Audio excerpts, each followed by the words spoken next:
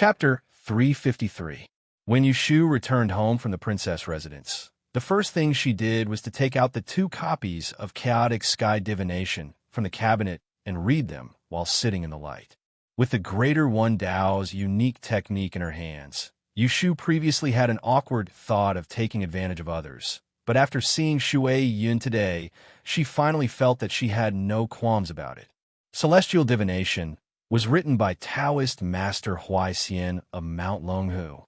This Taoist priest, who was well-read and knowledgeable about the past and present, was very organized when it came to writing.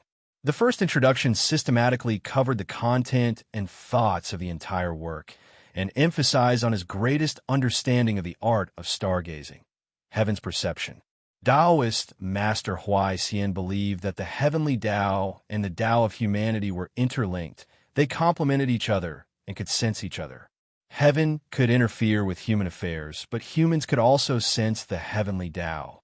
Yushu sat in front of the table for the whole afternoon and roughly skimmed through all the chapters and quotations. It was not difficult to find that the study of this strange technique could be divided into 4 stages. First, she had to learn to recognize the constellation palaces. Then she had to understand the universal astrolabe in detail. Then she had to use the astrolabe to draw. And finally, she had to think of all kinds of ingenious ideas. When it came to astrology, Yushu had been enlightened by Taoist Qing Zheng in Yang City. It was not a problem for her to identify star palaces, but most of it was due to her ingenuity. She could not deduce too much information from the astrology. Therefore, in the face of the magnificent astral art, Yushu regarded herself as a beginner who had just started, and her attitude was quite positive. Since Yushu knew that it would be difficult to accomplish in one go, she planned to find time every day to memorize the contents of the handwritten notes. The next day was the 19th of February. The results of the 3rd subject of the Dian were released, which was the subject of astrology. Yushu did not refer to it, but she got up early in the morning to wait for the results to be released at the entrance of the Department of Taiching. She wanted to know how the Celestial Commissioner would make up for this mistake. However, what was unexpected was that the Celestial Commissioner actually posted a clean white list. In other words, there was no one who could pass the astrology exam this year. Such a notice was posted. The area in front of the Taiching department was immediately thrown into chaos. Disputes arose one after another, and the topic of the exam was leaked. The news spread like wildfire. Seeing this scene, Yushu thought to herself that the Celestial Commissioner was decisive. She did not try to cover up and did not lose her magnanimity. After leaving the Celestial Commissioner, Yushu went to Wangji Tower to check the accounts. She was busy until lunch before leaving. She finished her chores and returned home. Unexpectedly, a rare guest was waiting for her return. When Yushu saw the carriage parked in front of Zhao Hui's house, she knew that there was a guest. She quickened her steps and entered the door. When she saw Lu Tan's figure in the living room, she couldn't help but be stunned. After a while, she hurriedly bowed and cupped her hands. "This commoner girl has offended you.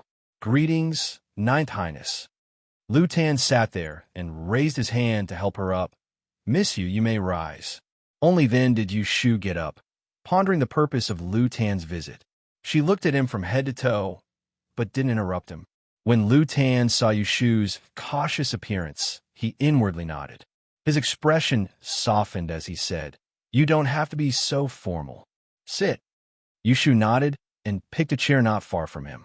She had just sat down when Lu Tan's next words made her jump up again.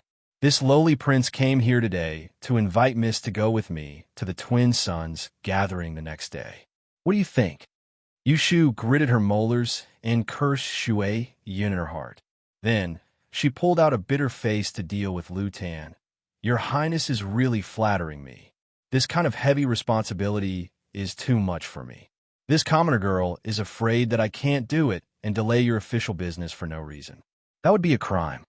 Needless to say, Lu Tan must have been persuaded by Shui Yun to come find her. Seeing that Yushu refused without thinking, Lu Tan seemed to have expected this. He raised his eyebrows and calmly smiled at her, saying, "I won't let Miss work for nothing. If you're willing to be my guest until the end of this year's Twin Sons gathering, I will write a letter and recommend you to study at the Imperial Historian's Library." When she heard these words, Yushu's heart suddenly jumped. She looked up at Lu Tan in disbelief. Did she hear wrong? Did he just say that he would recommend her to study at the Imperial Historian's Library? Could these words be believed? That was the Imperial Historian's Library, which people from the north and south could not easily enter. Even if Lu Tan was a noble prince, he might not have a say in it. Seeing her doubt, Lu Tan was not angry. The corners of his mouth curled up as he explained, "Miss probably doesn't know. Every year when there is a twin sons gathering, the great tipping point will allow the princes who attend a place to enter the Imperial Historian's Library." Yushu swallowed a mouthful of saliva. She was indescribably moved. She had originally hoped to perform smoothly in this year's Dain examination so that she could be chosen by the Celestial Commissioner and be sent to study at the Imperial Historian's Library. But she also knew that with only 3 subjects and one of them being unimportant, her hopes would most likely be dashed. Now that Lu Tan had presented this opportunity to her, she could not bear to reject it. However, there was no free lunch in this world. If she wanted to get this quota, she would have to go with Lu Tan to the Double Sons Association. Not to mention that she had to bear a layer of risk. Another problem that gave Yushu a headache was that she didn't know anything about the art of judging people. So, how could she sit on the Cohen seat? Could it be that she had to go there to make up the number? I know that Miss has misgivings, so I won't force you to agree. How about this? Think about it. Tomorrow, I will send someone to hear your reply. Lu Tan still remembered that the relationship between Shui Rui and Yushu wasn't shallow, so he didn't seize the opportunity to bully her, nor did he put on a forceful attitude. He stood up after leaving these words behind. "Many thanks, Your Highness. This commoner will see you off." Yushu lowered her head and respectfully sent this honored guest off on the carriage. Then she stood at the gate with a conflicted expression, eating the wind. With such a piece of meat thrown down, the fragrance assailed her nostrils. Should she bite it or not? Under this sort of difficult situation, Yushu quickly thought of Shui Rui, and she said in her heart, "I can only discuss this matter with him before making a decision." Well, she still had to make a trip to Wangji Tower. "Are you saying that the 9th Prince went to find you and asked you to go with him to the Twin Sons Association, and he will give you a place to enter Taisher Library?" In the evening, in the backyard of Wangji Tower, Shui Rui, who had just entered the door and had not had time to change out of his official robes, asked Yushu with a frown as he washed his hands. Yushu followed behind Shui Rui and attentively folded a dry handkerchief and handed it to him. She nodded and said, "That's what he said. Big brother, do you think I should agree?" Shui Rui wiped the water droplets on his hands and silently walked to the tea table to sit down. Under the candlelight, the expression in his eyes was unclear. Yushu waited for a while before she heard him say, "I originally intended to ask him for this place." Yushu stupidly answered, "Why do you want this place to enter Taisher Library?" Shui Rui angrily glanced at her. "Of course it's for you." After saying that, he did not say anything again. Yushu laughed dryly and looked at him eagerly, waiting for him to help her make a decision. Forget it. Since he asked first, I can't let him give it to me for free. It wouldn't be good for me to let him give it to me for free again. "You should agree to this matter," Shui Rui said. "But I don't know physiognomy and can't help him much. I'm afraid." Yushu looked at Shui Rui hesitantly. Shui Rui understood what she meant. He looked at her angrily and smiled, saying, "How can I let you suffer a loss?" Chapter 354. The next morning, Lu Tan sent someone to ask for a reply. Yushu readily agreed. The person who came said, "His Imperial Highness said that if Miss Yu needs to prepare anything, you can leave it to our subordinates to handle. If there's nothing else, we will send a carriage to take Miss to and from the guest house tomorrow morning." Why would Yushu bother Lu Tan's people to run errands? She immediately declined and said that she would wait for someone to pick her up at home tomorrow morning. As soon as Lu Tan's people left, Yushu went out with Yu Xiaoxiu. She had promised to take him to visit Aunt Shui when he recovered. If she didn't make time to go there now, she didn't know when it would be delayed. The siblings rented a carriage and passed through the busy market. They carried 2 bags of rice and flour, a few caddies of oil and salt, and weighed a dozen caddies of hind leg meat in the shop. They pulled it to the alley in the east of the city. Yu Shu asked Yu Xiaoxiu to stay in the carriage to look after things. She went in and called Aunt Neo, who was boiling water and cleaning, to carry the grain and rice into the courtyard. Late in the morning, concubine Shui had just woken up not long ago. She lazily combed her hair and was sitting in the main room, eating sunflower seeds. She looked at Yu Shu with the corner of her eyes as she moved things into the courtyard. When she saw the figure of Yu Xiaoxiu, who was the last to enter, she let out a cry of surprise. She waved the sunflower seed shells on her knees and ran up to her son in small steps. She hugged her son tightly and cried out sweetly, forcing out a few tears. "You bastard, you separated our son. I thought I would never see you again. My son, you are so thin. Do you want me to die?" The bastard Yu Shu rolled her eyes and put down the oil pot in her hand. She walked over and fished out Yu Xiaoxiu, who was almost suffocated by Aunt Shui. "Mother, please don't cry. Isn't little brother alive and kicking right now?" Aunt Shui glared at her angrily and pulled Yu Xiaoxiu's hand into the house. Yu Xiaoxiu looked at Yu Shu helplessly. When he saw his sister waving her hand, he let Aunt Shui take him away. Mistress Shui pulled Yu Xiaoxiu into the room and closed the door. She muttered something to herself, but Yu Shu didn't want to listen. She went to the kitchen to take a look. Seeing that all the pots, bowls, ladles, and bowls were present, it seemed like they cooked every day at home. She went out and called for her maid Xiang Sui to a corner to question her. "I haven't been here for a while. How does my mother spend her days?" Xiang Sui understood that both of them now had to rely on Yu Shu, so she was very honest in front of Yu Shu. Inyang sleeps until the morning every day. After breakfast, she lies in the room and talks. In the afternoon, she talks with the aunties in the neighborhood at the door. There is no other work, so she goes to bed early after dinner. Oh yes, the day before yesterday, Inyang took me out. We went around the city and said, Inyang didn't let me tell you. Yu Shu raised her eyebrows and gave her courage. "Don't worry, it will be fine." Xiang Sui stammered. From Inyang's tone, it seems that she wants to find her former master in the capital. Master? Yu Shu was puzzled and suddenly remembered Aunt Shui's background. Aunt Lu, who lived in a large courtyard, once mentioned to her that her mother used to be a maid in a rich family. Her and Xiaoxiu's father was a scholar. When he came to the capital to take the imperial examination, he stayed in a rich family's residence. After a few visits, he got together with Aunt Shui. In the end, the scholar failed the imperial examination, so Aunt Shui was released by her master.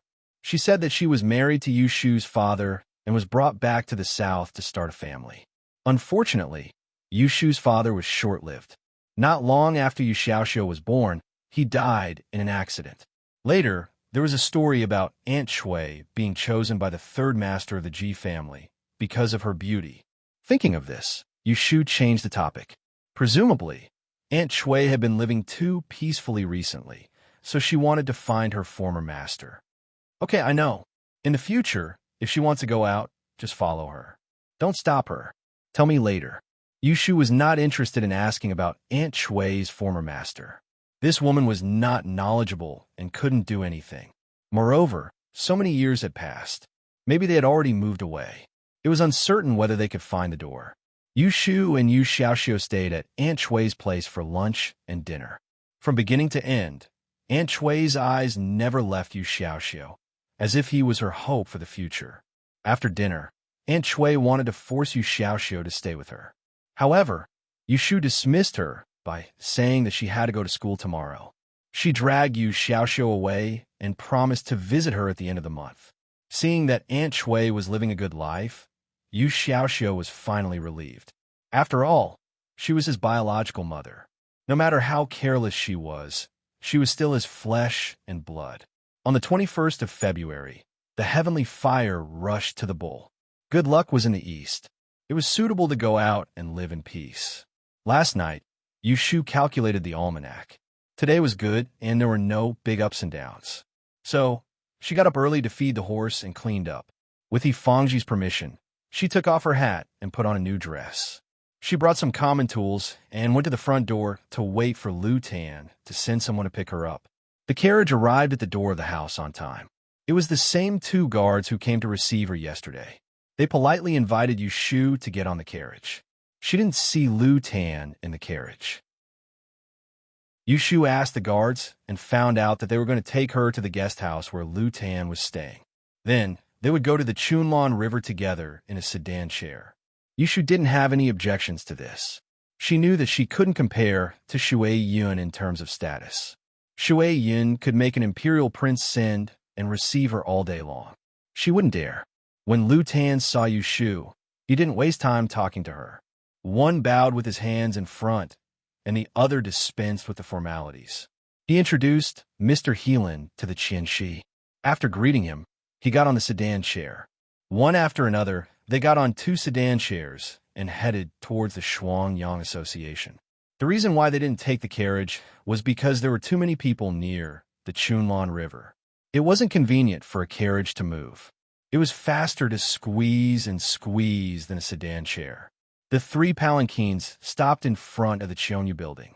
Yu Shu followed Lu Tan and got off the palanquin. Then, she sized up the surroundings. She saw that there were many bodyguards standing guard nearby. They had surrounded the building in a circle. She then raised her head to look at the seats upstairs. Many people had already arrived. Yu Shu and Mr. Heelan followed Lu Tan up the stairs from the west corner. Just as they were thinking about how to kill time later, they heard Lu Tan suddenly stop and say, "The seat next to 7th brother is the young lady of the Ji family. You know her. She's from the right judge who was found to be practicing favoritism and cheating." Knowing that he was talking to her, Yu Shu made a sound. She looked up at Lu Tan's back and pondered his meaning. She said in a low voice, "Your Highness, don't worry. This commoner will not cause trouble for you." Huh? Lu Tan gave an inexplicable laugh. Without turning his head, he walked upstairs. Yu Shu blindly followed. When she reached the 3rd floor, the scenery in front of her immediately changed. To the east, there was a long corridor. The floor was covered with thick Persian carpets. There were rows of tea tables and soft chairs. To the south, there was a railing with carved sculptures. Facing the Chunlan River, the view was vast. With every breath, there was the fragrance of the wind, making one feel comfortable. Yu Shu didn't just admire the beautiful scenery of the river. She followed closely behind Lu Tan to his seat. On the way, she passed by his seat. She heard someone say in a strange voice, "Oh, 9th brother is here." Yu Shu looked over and saw a youth wearing a small crown with golden wings sitting on the Grand Tutor's chair. With one foot on the footstool, he looked at Lu Tan with a smile that didn't reach his eyes. It was the 11th Prince, Lu Yi, the one who was on good terms with Ning Wang Lu Hao. Seeing this tyrant, Yu Shu quickly looked away and lowered her head to look at the road. She was afraid that he would find trouble with her if he saw her. She was worrying too much. The banquet at the Princess Fu had already passed. Lu Yi had long forgotten who she was. 11th D. Lu Tan nodded at Lu Yi, who was half a year younger than him. Ignoring the sarcasm in his words, he walked past him and sat down on his seat. Lu Yi lightly grunted and turned his head. For some reason, he didn't continue to pester him. Yu Shu saw that next to Lu Tan's seat, there were 2 other soft seats, one on the east and one on the west. One back was embroidered with a golden rooster and the other with a 5-colored snake. She guessed that they represented the Qian and Kuan seats. She waited until Sir Heelan sat down before choosing the last seat. Not long after, more people came up. It was the 8th Prince, Lu Du, because Lu Tan was young. He stood up to greet his elder brother. Lu Du smiled and said a few words to him before sitting down separately. Because of what had happened to Shui Yun, the 4th Prince, Lu Si, had been banished from the capital overnight.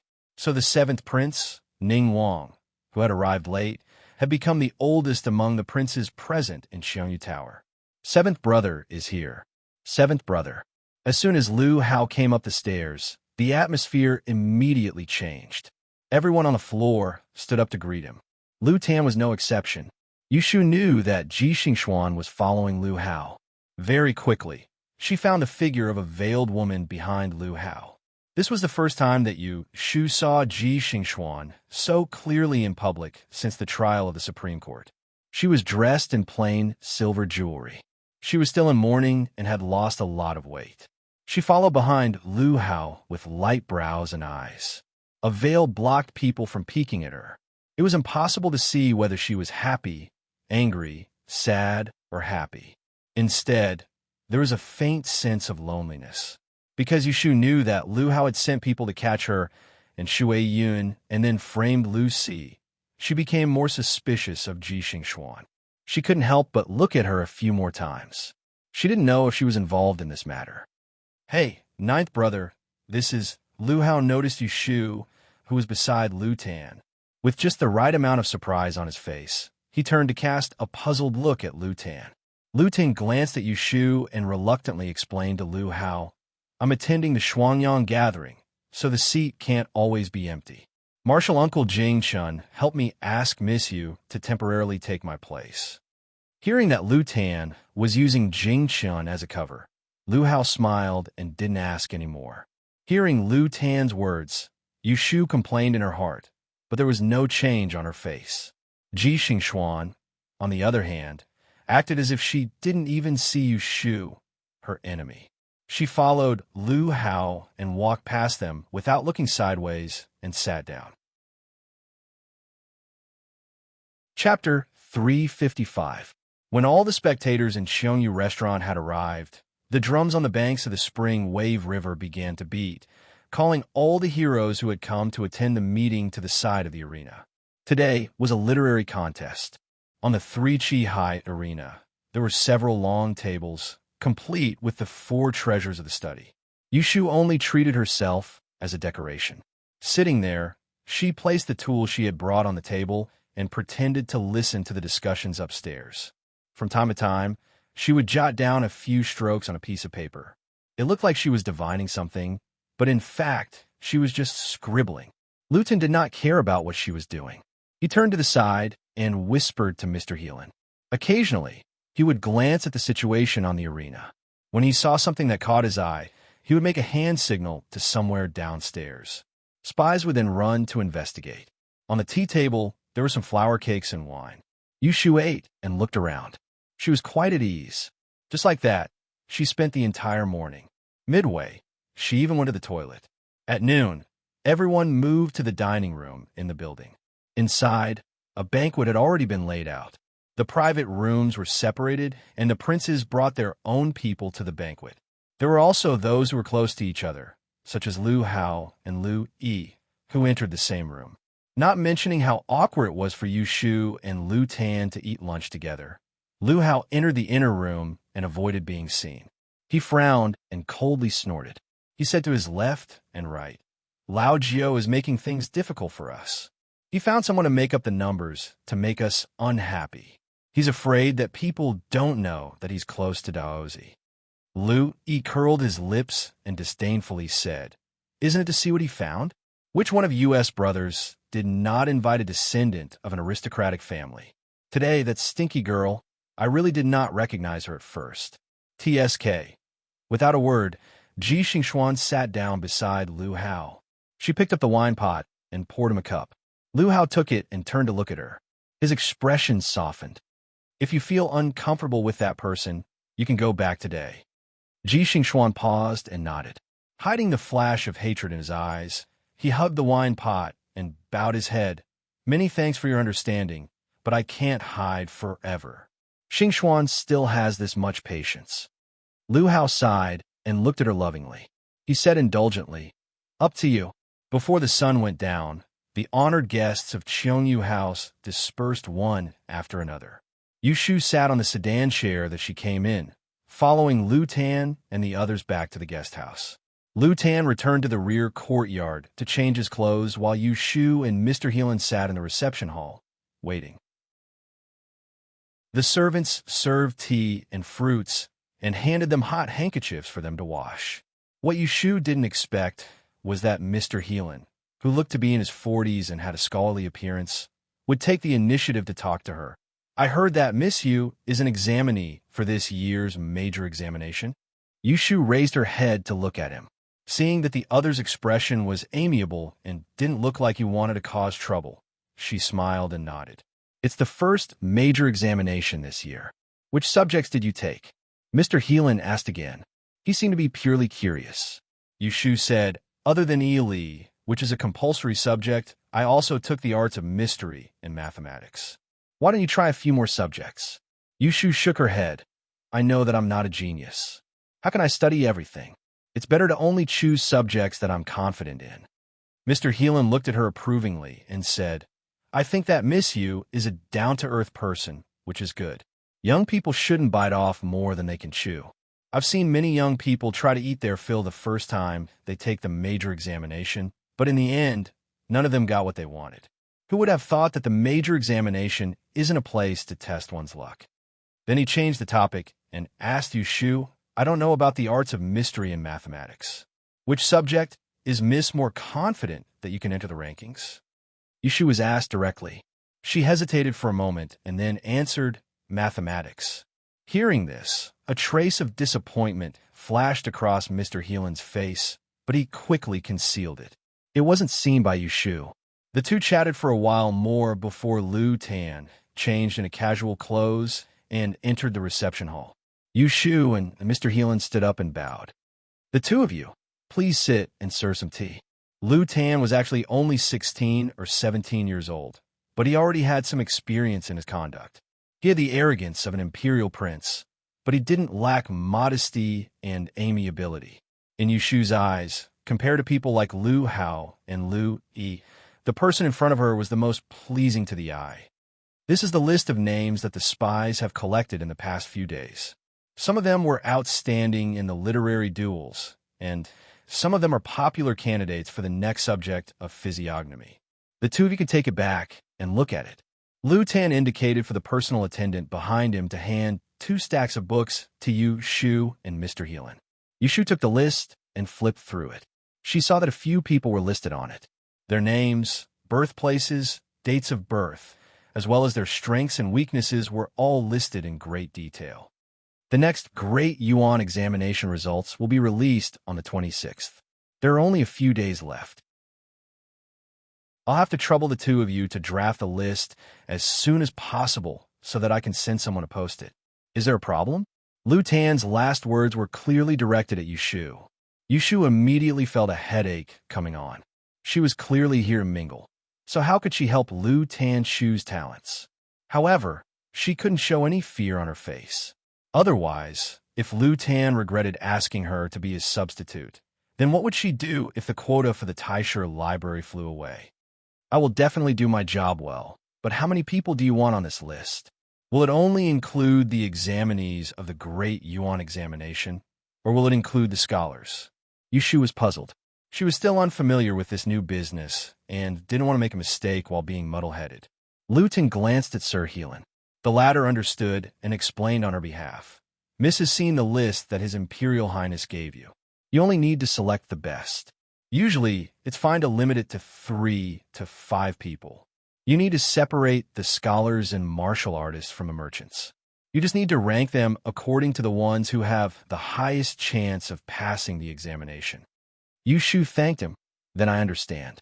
Thank you, sir, for your guidance. After they finished discussing business, Lu Tan said to Yushu, if there's nothing else, miss, you can go back first. Servants. Lu Tan called the servants to send Yushu home. Yushu could see that he and Sir Heelan still had things to talk about, so she tactfully got up to leave. Little did she know that after she left, the subject of their conversation was none other than someone else. What does Sir think? It's hard to say. I saw that this woman seemed to have a card up her sleeve, but when I asked her about it, it turns out that she's an expert in mathematics. You have to know that there are 2 direct disciples of old mathematician Han who are taking the mathematics exam this year. It's not a joke that there are 3 mathematicians in one subject. In this way, the chance that this self-taught Miss Yu will amaze the world with a single brilliant feat is very slim. Lu Tan frowned and said with uncertainty, but my martial aunt has predicted that this woman has great luck and has already shown signs of a bright future. She will rise greatly in the imperial examinations, so it shouldn't be false. Sir Helen stroked the short beard on his lips and smiled slightly. Since the immortal aunt said so, then there must be a reason. Your Imperial Highness, there's no need to worry yourself. If it's true, then congratulations to your Imperial Highness for having a good eye for talent. You'll definitely be able to sweep away the previous dark clouds and not make this trip to the Shuangyang Imperial College a waste. If it's a failure, then it's just a waste of a place to enter the school, but you'll also owe eldest young Master Shui a favor. You won't lose anything, so why not? Lu Tan mulled over his words, and the suspicion between his brows gradually dissipated. He cupped his hands toward Sir Helen and said with a serious expression, Sir is willing to work for me and do your best for me. This humble prince is grateful for this and will definitely treat you well. This Sir Helen, whose real name was Cho, was 39 years old this year. If one were to look into it, he was a famous person in the early years of Anling City. He was originally a talented person recommended by Shui Rue after Lu Tan returned to the capital. However, it was unknown what happened in between that allowed Lu Tan to surpass Shui Rue and finally recruit him for his own use. When Yushu returned home in the evening, the food had already been laid out. After washing her hands, she was called over by Zhao Hui. Why are you only back now? You haven't recovered for a few days, and you're running around again. Zhao Hui held her stomach with one hand and sat down with the other on Yushu. She had a worried expression on her face as she scolded her. I'll come back earlier tomorrow. Yushu touched her nose. She was afraid to startle Zhao Hui, so she didn't dare to tell them that she was now going out with the prince. She only said that she had found a proper job outside. Zhao Hui thought that she was working for someone in a barter house. To prevent Zhao Hui from asking, Yushu hurriedly changed the topic and asked Yu Xiaoxiu, Today is the first time you took by Ran to the academy. Did you see Shui Wenjia? After visiting Aunt Shui yesterday, Yu Xiaoxiu had no worries and went back to school today. Yushu couldn't send him because she had something to do. Yifangji naturally took the task and sent the two children to school. He also paid for the tuition fees. When Shui Wenjia was mentioned, Yu Xiaoxiu was annoyed and said, The academy is only so big. Of course I saw him. Yushu noticed that his tone was not right. She frowned and asked, Why? He dared to bully you? You didn't let Bai Ran beat him? Ahem. Yifangji suddenly coughed twice and glanced at Yushu. She blamed her for not teaching you, Xiaoxiu well. Yushu noticed the dissatisfaction of the elder and smiled apologetically at him. But she didn't change her words. Seeing this, Yu Xiaoxiu hurriedly said, It's nothing. Last time, I had to apologize to him. He was so embarrassed that he didn't dare to provoke me. He just stared at me a few times. It was really annoying. Yushu snorted. It's him who does things immorally. He still has the face to stare at you. He is several years older than you. He doesn't look like a boy. Don't learn this kind of temper. It's so useless. Yu Xiaoxiu said gloomily, I won't learn from him. Okay, good boy. Yushu smiled as she picked up a piece of braised pork and put it in his bowl. Zhao Hui saw that the siblings were getting along well, and her face was filled with motherly love. She touched her round belly and thought about how she would soon have a child. With such an elder sister and brother taking care of them, they would not be lonely in the future. They would definitely grow up well. She did not ask for this child to become a dragon or a phoenix. As long as she could see them with her own eyes start a family, marry a wife and have children, and live a safe and sound life, she had nothing else to ask for in this life. Chapter 356. One update. At night, Yushu lit up the candlestick on the desk and took out the list of candidates given by Lu Tan. She studied it while thinking about countermeasures. Lu Tan's intention was for her to select the best and rank these people in first, second, and third place. However, she didn't know how to judge people at all, so how could she judge whether these people's future was good or bad, let alone speculate which one of them was likely to enter the honor roll? Helpless, Yushu stared at the list for half an hour. Finally, she had a brainwave and came up with a compromise. Since she couldn't see their future, she would have to see if their luck was good or bad. The next list would be released on February 26th. She would calculate the misfortune of all the people on the list on that day, using her time of misfortune law. She would eliminate the candidates who would have minor disasters on that day, and the rest would naturally be those who had good luck. Although this couldn't be accurate, a person's luck and future were closely related. This method of eliminating the bad and keeping the good was much more reliable than her randomly choosing. Yushu takes out a large piece of white paper and prepares an abacus. She compares the birth date and the 8 characters on the register. Because she only needs to calculate a specific day, the progress is very fast. She can determine a person's time of misfortune in a short time. There are more than 30 people on the register. Yushu originally wanted to wait for a while and solve in one go. However, halfway through the calculation, there's an unexpected problem. She had calculated a total of 6 people's horoscopes, and the result actually predicted that misfortune would happen to all 6 people on the day the results were released. What was even stranger was that the calamity of these 6 people all showed the same value. It was a value that Yushu had never seen before. She could not find any corresponding calamity from the values that she had recorded before. In other words, on the day the results were released, all 6 of them would suffer the same kind of misfortune. This kind of event, with such a low probability, did not make sense. Yushu didn't believe it. She looked through the name list given by Lu Tan with a strange expression. At first, she thought there was a problem with the 8 characters of these 6 people, so she reversed the order on the name list. Starting from the last person on the name list, she calculated the 8 characters of 2 people. This time, it was back to normal. In the end, it indicated that on the day the results were released, the 2 of them did not suffer from any illnesses or disasters. This time, Yushu was even more confused. She frowned as she looked at the 8 people whose time of misfortune had been calculated. She seemed to feel that something was wrong, but she couldn't tell what it was. She stared at the name list for a long time, and suddenly noticed that next to each candidate's name, there were 2 small, inconspicuous characters.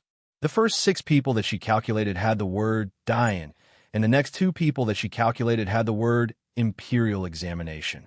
Yushu was stunned.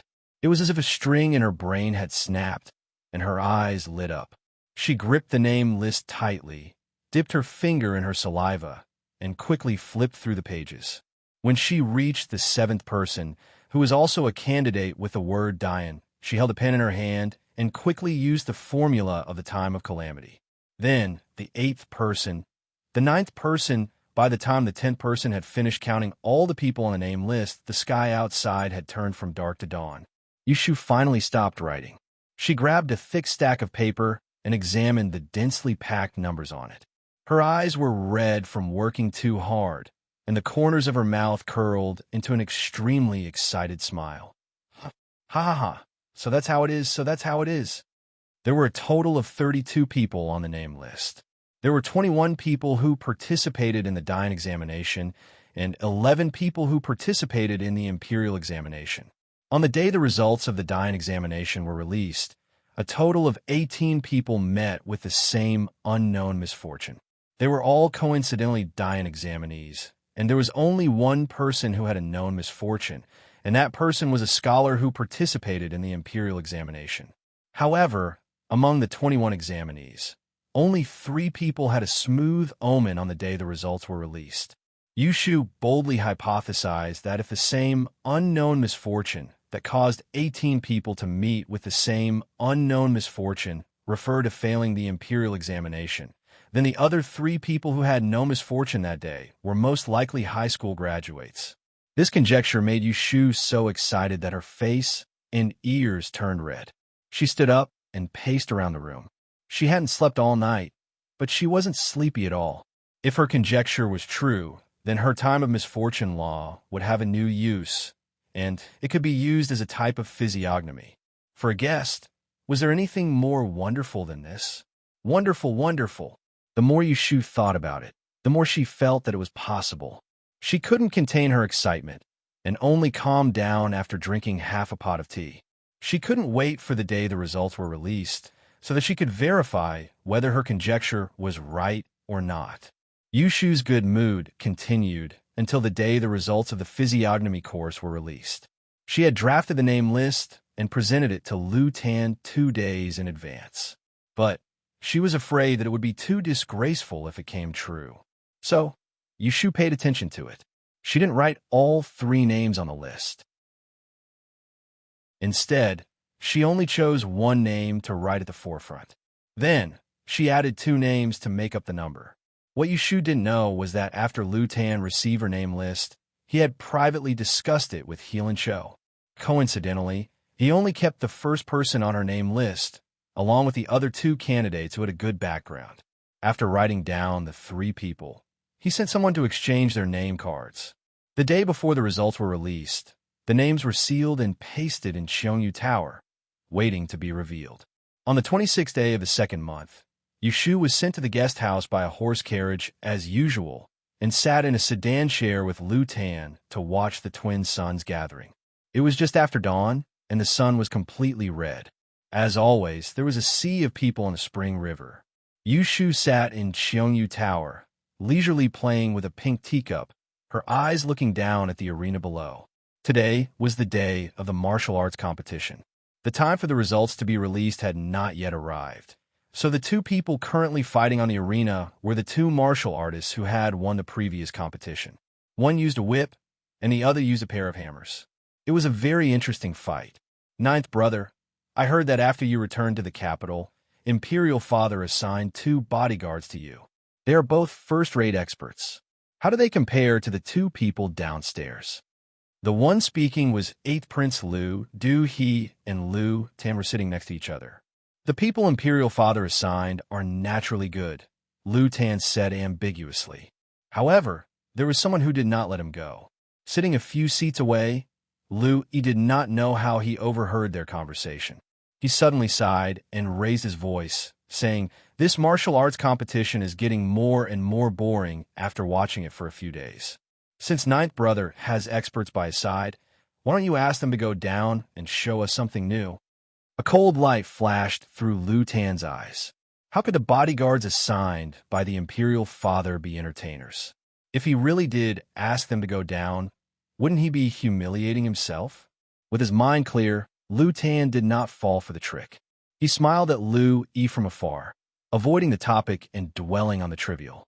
He said, 11th brother is still young and will inevitably find the twin sons gathering boring. It is normal for him to not be able to sit still. Since there are Chinquin and Chinquin, why don't you go down and take a stroll around and find something delicious to eat and play with? When Yushu heard this, she almost laughed out loud. Lu Tan was not much older than Lu Yi. Such a childlike way of talking. Wasn't he secretly cursing Lu Yi for being ignorant and incompetent and purposely disgusting? She had been watching from the sidelines for the past few days in Cheongyu Lu and had become accustomed to the secret fights between the princes. It was common to see a battle of tongues and needles hidden in silk floss. As for Lu Tan, who was always being attacked, he never fell into a disadvantageous position. Chapter 357. The second watch. There's still one watch ahead. Don't miss it. Yushu's ears were quiet for a while. She looked up at the sun and saw that it was about time. Then, she heard a bell ring from the top of the building. The 2 martial artists on the stage who had yet to decide a victor were asked to leave, and the arena was cleared. A moment later, 2 imperial censors wearing black veils walked out from the bottom of the building. Behind them, they carried out a 4-chi-tall notice board and placed it horizontally on the stage. Yushu knew that the names on the notice board were the names that the princes had sent up. Now that it was revealed, when the Minister of Imperial Studies released the results, someone would make a copy of the list and compare it. Then the results would be clear. Someone at the side of the stage beat a gong, and the surroundings quietened. An imperial censor came forward to remove the seal on the notice board and started to read Ning Wang's name list. Yushu perked up her ears to listen. There were 3 people in total. When the last one read, Ji Xingxuan of the Imperial Historian's Library, she was not surprised at all. 4th Miss Ji of the Yishui aristocratic family was most skilled in astrology and physiognomy. Yushu had heard of this before. Ji Xingxuan was truly talented. Otherwise, She would not have been able to coax Ning Wang into publicly bringing her to the Shuang-Yang gathering after her family fell. A few days ago, Yushu had received the name list from Lu Tan. Originally, she had found it strange that Ji Xingxuan's name was not among the candidates for the subject of physiognomy. After thinking about it, she understood. Ji Xingxuan was clearly Ning Wang's person. If Lu Tan chose her again, regardless of whether she passed or not, it would be putting gold on Ning Wang's face. Therefore, she decided not to consider it. Following that, the imperial censor announced the names of Lu Du, Lu Tan, Lu Yi, and an unremarkable 12th prince Lu Chan. Among the names, there were 2 or 3 that repeated each other, but they were not the same. For example, the Yi Ku that Yushu had chosen with the surname Zhou was not chosen by anyone else. Ning Wang Lu Hao's name list, there was a name that overlapped with Lu Yi's. It was not known if they had discussed it privately. After the list was announced, the imperial censor wrote it down on the notice board. Another hour passed. Yushu stretched her neck and waited anxiously. Suddenly, she heard a series of drumbeats from the shore. Thump, thump, thump, thump. He raised his head and saw someone riding a fast horse rushing over from the riverbank. "We're here," Lu Tan said softly. Yushu looked around and saw that many people upstairs had left their seats and stood up, approaching the railing. The official in charge of copying the results stopped at the edge of the arena and nimbly dismounted. He held a roll of names in his hands and jumped onto the stage, handing it over to the imperial censor. Yushu watched as the imperial censor unfurled the name list. She cleared her throat and reported in a clear voice. Year Zhaoqing, Year 14 of the Great Yin Examination's second month spring roll, Section 4, Physiognomy. A total of 46 people have ascended the roll. Rank 46, Shaanxi's Taiyuan examinee Qiu Yuping. Rank 45, Jin Province's Huai County examinee Zhou Yan. 44th place. The imperial censor started reading from the last name. Occasionally, there would be a commotion from upstairs and downstairs. When it came to the 37th name, Lu Yi suddenly laughed loudly and shouted, "Got it, got it!" He ran over to Lu Hao's side and congratulated him. Yushu thought for a moment. The 37th name seemed to be the person that Lu Yi and Lu Hao had chosen. When it came to the 22nd name, Lu Yi shouted, "Got it again!" He congratulated Lu Hao and did not mention himself. Yushu looked on coldly. She glanced back at Lu Tan and saw that his expression was calm. It was as if he was not displeased that Lu Hao had chosen 2 people in a row. Following that, the imperial censor read out a long list of names. Upstairs was silent. Soon, the top 10 names were announced. Yushu still had not heard the name of the examinee with the surname Zhou. This made her a little anxious. She was afraid that her hopes would be dashed, and she would be happy for nothing. She could not help but stand up and walk to the railing to look down, wanting to listen more carefully. 9th place, no. 8th place, no. 7th place, 6th place, no, none of them. Just as Yushu was feeling vexed and disappointed as she returned to her seat, a melodious announcement came from downstairs. 3rd place, Huzhou's Linen County, Zhou Jiming. Yushu stood there dumbfounded for a moment before she reacted. She could not contain the joy in her heart. She clenched her fist and shook it lightly. She said in a low voice, "Got it." When Lu Tan heard Yushu shout, he was stunned for a moment. However, before they could rejoice, they heard a commotion from the other end of Qiongyu Tower. The commotion almost drowned out the imperial censor's announcement downstairs. 2nd place, Taisher Library, Ji Xingxuan. The smile that had not appeared on Lu Tan's face froze in an instant. He turned to look at Lu Hao, who was surrounded by a group of people. His left hand, which was hanging in his sleeve, slowly clenched into a fist. Alas, this Ji Xingxuan is only a few years old this year. She has already become a great e-master. At this age, she is also a woman. I'm afraid she has never done it before. She is the 2nd. Hide one, hide one. No wonder 7th brother. Lu Du shook his head and sighed at Lu Tan with jealousy. The top 3 in the Dian exam were similar to those in the imperial examinations. The first was the champion, the second was the Hyde one, and the third was the Xianglong. Looking around, most of the top 3 were seniors in their 30s to 50s. Ji Xingxuan was 17 this year. It was already amazing that a woman could become a Hyde 1, not to mention a new grade master. As Yushu listened to Lu Gu's rambling, she was bewildered. Only a person who passed 2 subjects in the same year would have the title of Great Master of Change. How did Ji Xingxuan pass 1 subject before this? Yushu looked towards Lu Dong and saw that Ji Xingxuan and Lu Hao were both surrounded by people. She was dressed in an elegant blue gown and had a charming appearance. She had taken off the veil that had never left her body at some point. She walked through the crowd and met Yushu's eyes. When their eyes met, her lips curled into a faint smile. There was not a trace of warmth in her smile. It was as cold as a cicada in winter.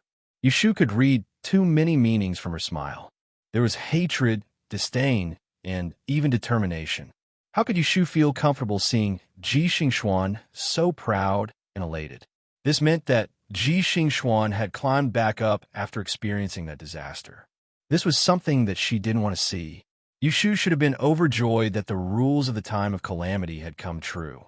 However, Ji Xingxuan's high score had diluted her happiness.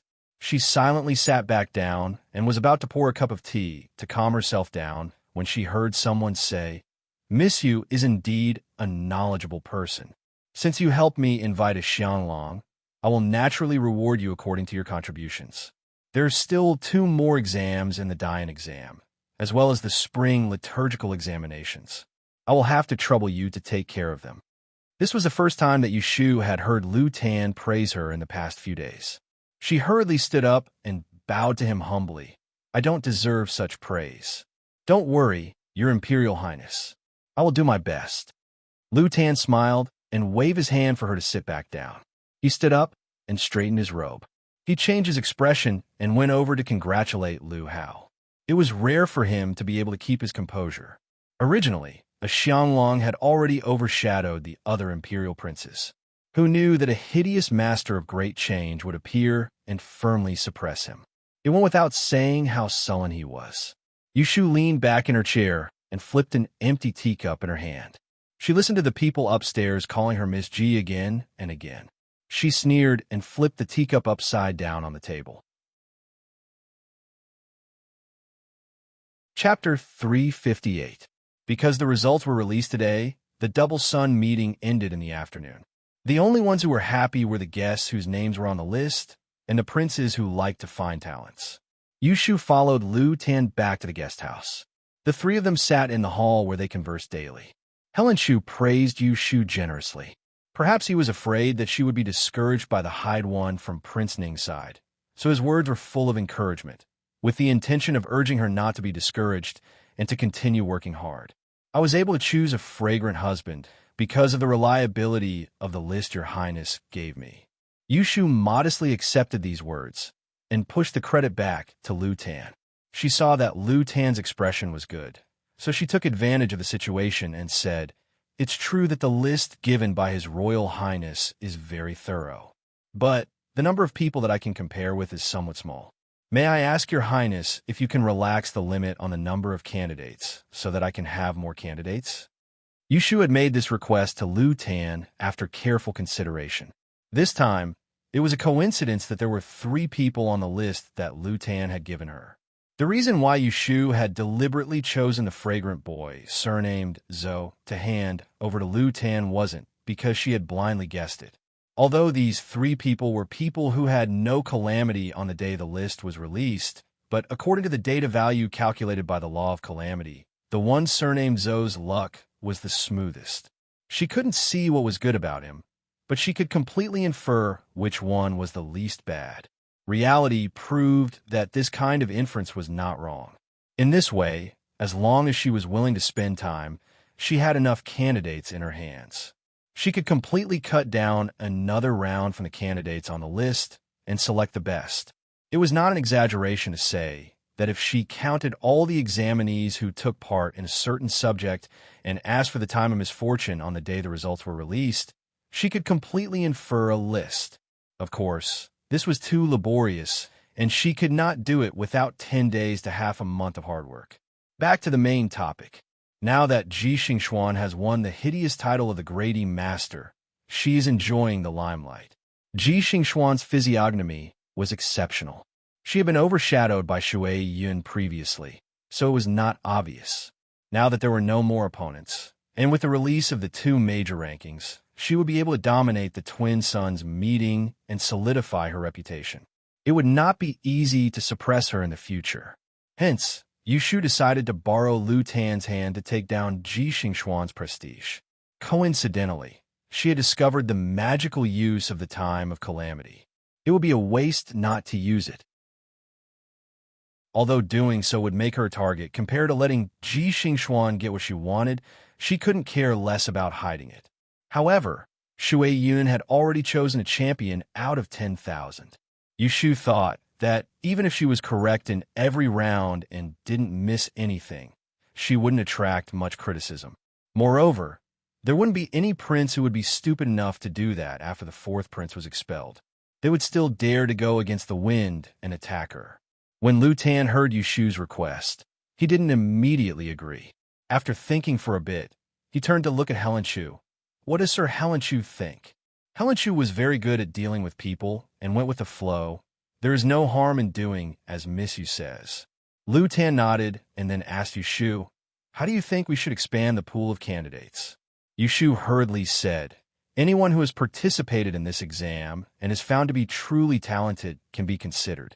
Lu Tan said, okay, I will have someone reorganize the list and get it to the two of you in 3 days. After receiving his approval, Yushu immediately stood up to leave. She didn't care what Lu Tan and Helen Chu talked about after she left. She was anxious to go home and organize her new discoveries about the time of calamity and record them in her personal notebook. On the second day after the results of the physiognomy exam were released, Yushu punctually stood at the main gate waiting for the carriage to pick her up. However, Lu Tan's gifts arrived. These are all gifts from His Imperial Highness to Miss Yu. The steward of Lu Tan's guest residence personally ran over. He instructed the coachman to move the stacks of gift boxes down from the carriage and bring them into the living room. Then he politely told Yushu, His Imperial Highness told this lowly one to tell Miss that you can rest at home for the next 2 days. You don't need to go to the Twin Yang meeting with him. Yushu was instantly delighted. Lu Tan actually gave her a break.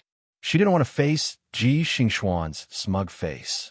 Thank you for making this trip. Please thank His Imperial Highness for me.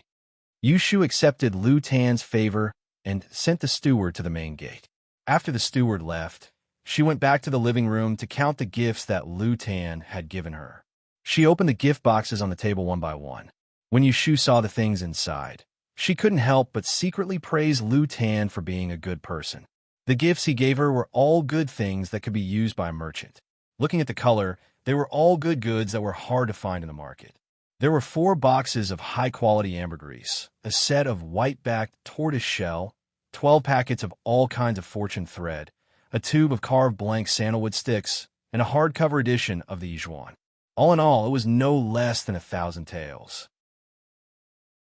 It seemed that this 9th prince, Lu Tan, was someone who had real money in his hands. Yushu called Yin Do, and together, they brought these gifts back to the room. She only took 1 box of ambergris and put the rest into a large box next to the wardrobe. She would take it when she entered Taisher Library to study in the future. She didn't need to follow Lu Tan to the Shuangyang Association. Yushu didn't plan to go out and run around. With Shui Yun as an example, she wouldn't wander around on her own at such a sensitive time. It was rare that she had time and the weather was good. So, Yushu didn't stay idle. She went back to her room and changed into a dirt-resistant robe. She asked the servant in the kitchen to boil a bucket of hot water and brought it to the stables to serve her, Little Red, for a bath. Miss Ma was very gentle and quiet. She was washed and rubbed by Yushu, but she didn't get angry. She obediently let her finish and took her to the sun. After washing the horse, Yushu found Kim Bao in Yu Xiaoxiu's room. She pulled him out from under the mattress. Regardless of his struggle, she pressed him into the basin of water and washed him.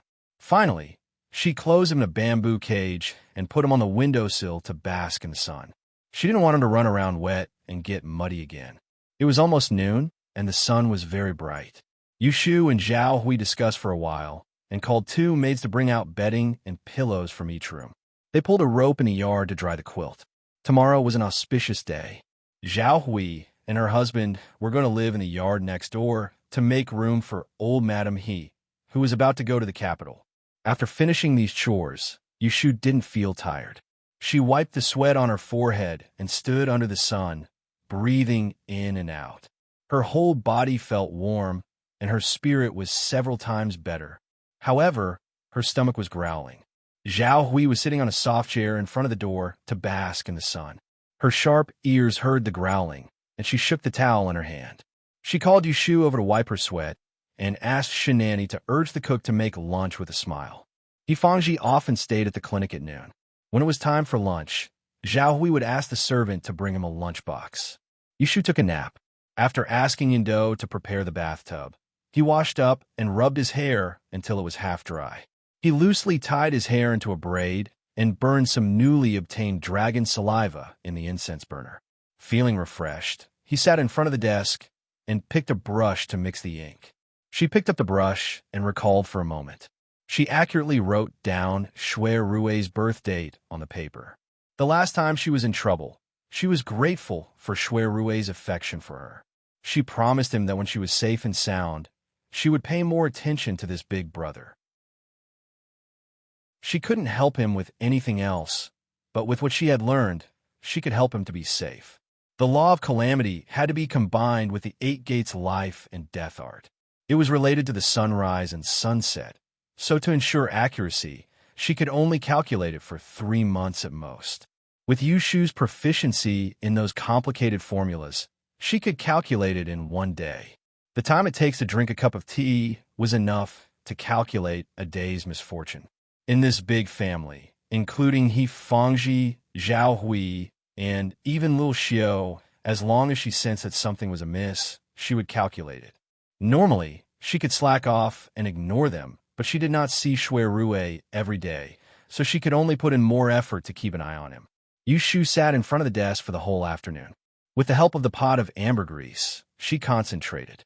She actually wrote down all the disasters of Shui Rui in the past month in one breath. She copied the detailed results on a clean piece of paper. Yushu silently wrote down a few of his small disasters. Then she pressed the paper in the drawer. She didn't plan to show it to Shui Rui. She just waited to see him one day and pretend to remind him inadvertently. Yindo was ordered by Zhao Hui to urge her to eat dinner several times. Yushu stretched, simply sorted out the papyrus for calculation, and put it in a small bamboo basket under the desk. These papers with 4 numbers couldn't be kept. She would burn them every 2 days. After dinner, Yushu went to Yu Xiaoxiu's room. According to He Fangji's order, she checked his homework and looked at Bai Rance. Yushu used to think that Yu Xiaoxiu's writing was good, but compared with Bai Rance, it looked clumsy. Among the people Yushu had seen, Jing Chun was undoubtedly number 1 in terms of artistic conception and writing. Shui Rui's writing was also very good, but the tip of his brush was slightly sloppy, just like the hint of arrogance hidden in his character. However, both of their writing were not as neat and beautiful as Bai Rance. The horizontal and vertical strokes were as if they had been measured with a ruler. It was so neat that it made one's hair stand on end. It could be imagined how many years of hard work they had practiced. Yushu couldn't help but praise Bai Ran. She also told him to correct Yu Xiaoxiu's strokes. Bai Ran modestly agreed. Yushu saw that the desk was big enough, so she simply asked Bai Ran to bring a chair over and sit down. She reviewed his homework with Yu Xiaoxiu. She took one of Yu Xiaoxiu's textbooks and walked around. The room was full of books. Suddenly, they heard Yindo's crisp voice outside the door. She was calling Yushu. Mr. Shui is here.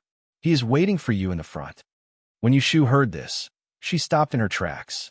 When she heard that Shui Rui had come, her face instantly lit up with joy. She didn't know what this big brother of hers had been busy with recently. Ever since she went to look for him at the forgotten airport, because of the matter regarding the enrollment quota, she hadn't seen him for quite a few days. If he still didn't come to look for her, she was prepared to look for him tomorrow. Got it. I'll go there. Yushu walked quickly to the door and found that she was still holding the book in her hand. She quickly turned back and put it down. She said to Yu Xiaoxiu, "Be good and review. I'll go talk to your brother Shui for a while. I'll call you later." Yu Xiaoxiu nodded and watched her walk away with her hands behind her back. He turned his face and saw Bai Ran's dazed look. He stretched out his hand and waved in front of him.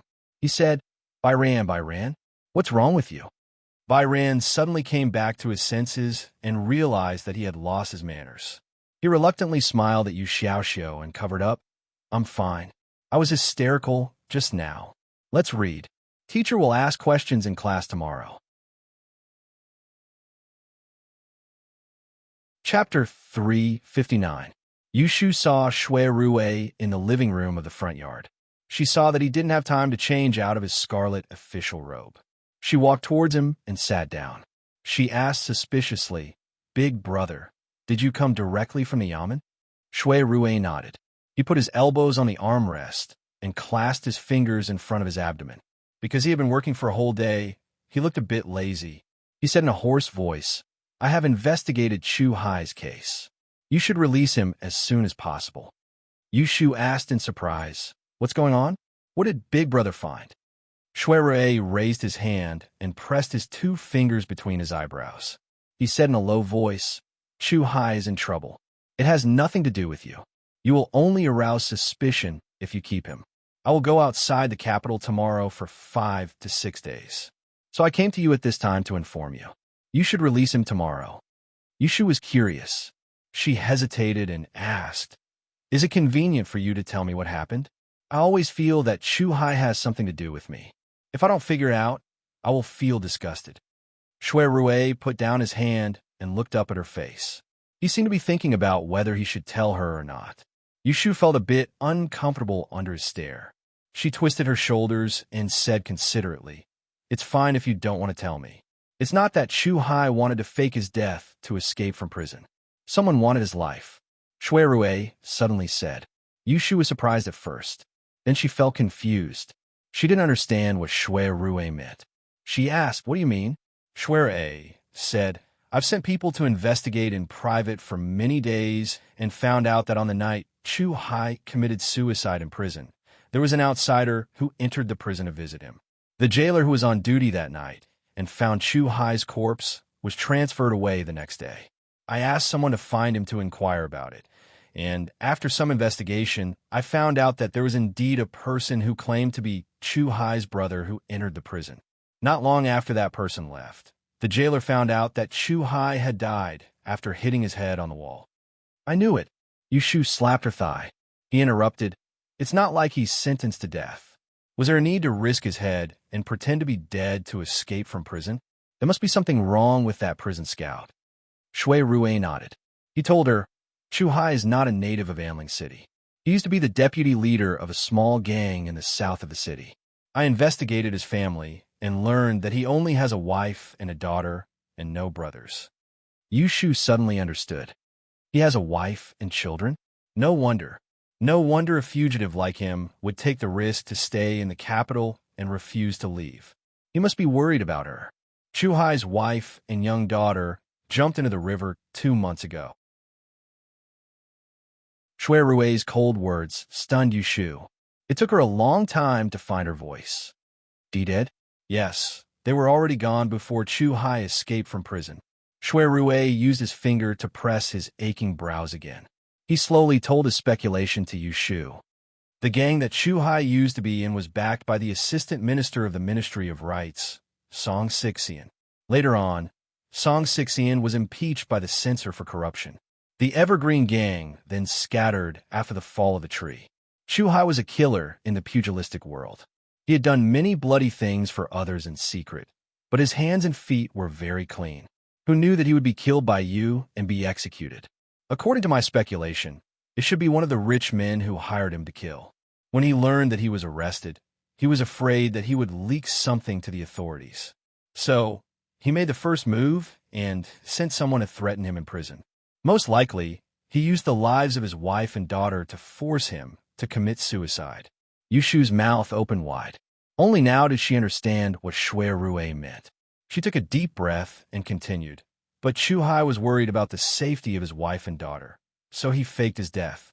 On one hand, he hid it from the eyes and ears of the rich man. On the other hand, he escaped death. When he returned to look for his family, he found that both his wife and daughter had been killed. If I'm not wrong, his wife and daughter didn't commit suicide like they did on the surface. Someone must have killed them secretly to eliminate them. Shui Rue sighed and said, "The mother and daughter's deaths were indeed strange. I've seen Chu Hai before. Now that I think about his situation, it should be because he still has a big grudge against him and couldn't find the burial place of his wife and daughter. So, he lingered in the capital, unwilling to escape." After sorting out this hidden story, Yushu's expression suddenly became complicated. She used to regard Chu Hai as a person who deserved to die. She hated and guarded against him. But who could think that such a cold-blooded killer would be willing to die for the sake of his family? She couldn't help but sympathize with him. Sure enough, a pitiful person must have something hateful. After explaining these, Shui Rue warned Yushu with a serious look, "I think it's not a trivial matter. Maybe there's a bigger implication. We don't know who wants to kill Chu Hai. The other party is in the dark while we are in the light. It's really inappropriate for you to keep Chu Hai as a hot potato. Why don't you let him go?" Yushu deeply agreed. She thought for a while and said with a headache, "According to what you said, Chu Hai probably wants to take revenge now. If he can't figure it out, he will vent his anger on me for the death of his wife and daughter and come to me again. What should we do? Instead of letting him go, it's better to send him back to the yamen and lock him up again." Shui Rue shook his head and said, "He won't come to you for revenge." Seeing his resolute attitude, Yushu was not convinced and said, "Why not?" Shui Rue flicked his fingers on his knees and taught her in a light voice. That pitiful pair of mother and daughter had no one to hold a funeral for them, so their corpses were randomly buried in the countryside by the memorial hall. Chu Hai was a fugitive who hid in the capital city, and he couldn't even find the place where they were buried. You told him the place where his wife and daughter were buried. A hot-blooded man like him wouldn't even have the time to kowtow and thank you. So how could he possibly seek revenge from you? Yushu stared straight at Shui Rue. She couldn't hide the admiration in her eyes. She moved her lips and squeezed out a dry sentence. "Thank you, big brother." When Shui Rue saw her awkward expression, a thought flashed across his mind. He turned around and smiled, then intentionally said, "I've solved a difficult problem for you, yet you're only going to thank me?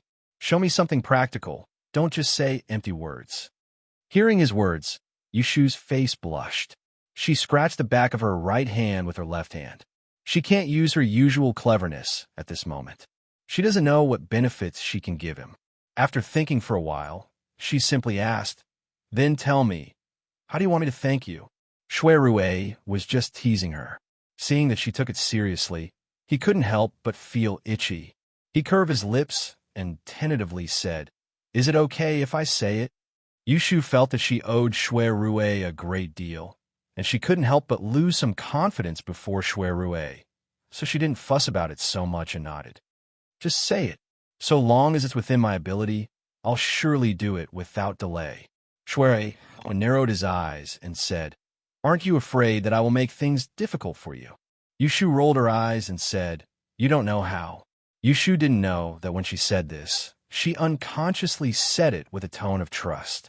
In the ears of Shui Rue, it was very useful. He felt that he didn't worry for her in vain. This little ungrateful wolf finally knows how to be close to him. Shui Rue was happy in his heart. The fatigue of the past few days disappeared. But being happy is one thing. How can he reject the benefits that are sent to him? He looked at Yushu's delicate and obedient face. Then he noticed the pair of slender hands on her knees. Suddenly, an idea came to him. Shui leaned back on the chair and relaxed his body. He raised his chin toward her. With a smile hidden in his eyes, he ordered, "Come here and massage my back." Yushu was stunned for a moment. She didn't expect that Shui Rue would make such a request. She suddenly hesitated whether she should listen to him or not. It must be known that she has never massaged a man's back except for her little brother Yulei. "What? Who said you wanted to thank me earlier? You want to go back on your word now?" Shui Rue teased in a neither hurried nor slow manner. "Who is regretting it?" Yushu was stubborn, but she knew in her heart that she couldn't get away with it. So, she stood up and slowly walked to Shui Rui's back. Her gaze moved along the back of his neat and tidy hair before it descended onto his broad back. She hesitantly raised her hands and gestured a few times on his shoulder from a distance, but she just couldn't move them down. Shui Rui waited patiently and didn't rush her. When he approached like this, he was instead able to smell a strand of pleasant fragrance from her body, and it seemed like dragon saliva, yet was slightly different. It carried a slightly calming aura, causing his mind to relax, and he couldn't help but close his eyes. Right when Shui Rui was about to fall asleep, a gentle force came from his shoulder, and it pushed past his sore cervical vertebrae with an extremely strong force. Instantly, it caused him to open his eyes in comfort, and he was barely able to restrain the moan that was on the tip of his mouth as his body froze. Relax. Yushu noticed that his muscles were stiff. She frowned and patted his shoulder. Back then, Yulei was paralyzed on the bed. He couldn't even turn over. She spent a whole month learning from a physical therapist in Guangdong. She didn't use it for a long time. Although she was a little rusty, she also noticed that Shui Rui's body condition wasn't good. She was worried and forgot about her embarrassment. She just wanted to help him relieve some of his fatigue. Shui Rui obediently relaxed his shoulders. While enjoying Yushu's service, he asked, "You know how to press stilts?" Yushu exerted strength in her hands and said vaguely, "My godfather is a master of martial arts." Shui Rui thought that Yushu must have learned a few moves from Yifangji, so he paused for a moment and pretended to casually praise her. "Not bad. You must have practiced it often. How many people have you tested it on?" Shui Rui couldn't be blamed for being a little narrow-minded. So long as he thought about how Yushu's small hands that were used to divine fate had even stayed on another person's shoulder, how could he possibly remain calm? As soon as he finished speaking, Shui Rui let out a muffled groan. He felt Yushu's fingers scraping his neck. The force was so strong that he clenched his teeth in pain. "Do you think that I'm a servant girl who massages other people's backs for no reason?" Yushu stared angrily at the back of Shui Rui's head, and she grumbled with dissatisfaction. "Besides my younger brother, you're the only one who does that." Shui Rui was still in pain earlier, yet when he heard Yushu's words, all the pain in his heart vanished without a trace. At a place where Yushu couldn't see, the corners of his mouth curled up high, yet he couldn't seem to mind too much, and he said calmly, "Yes, Big Brother made a slip of the tongue earlier.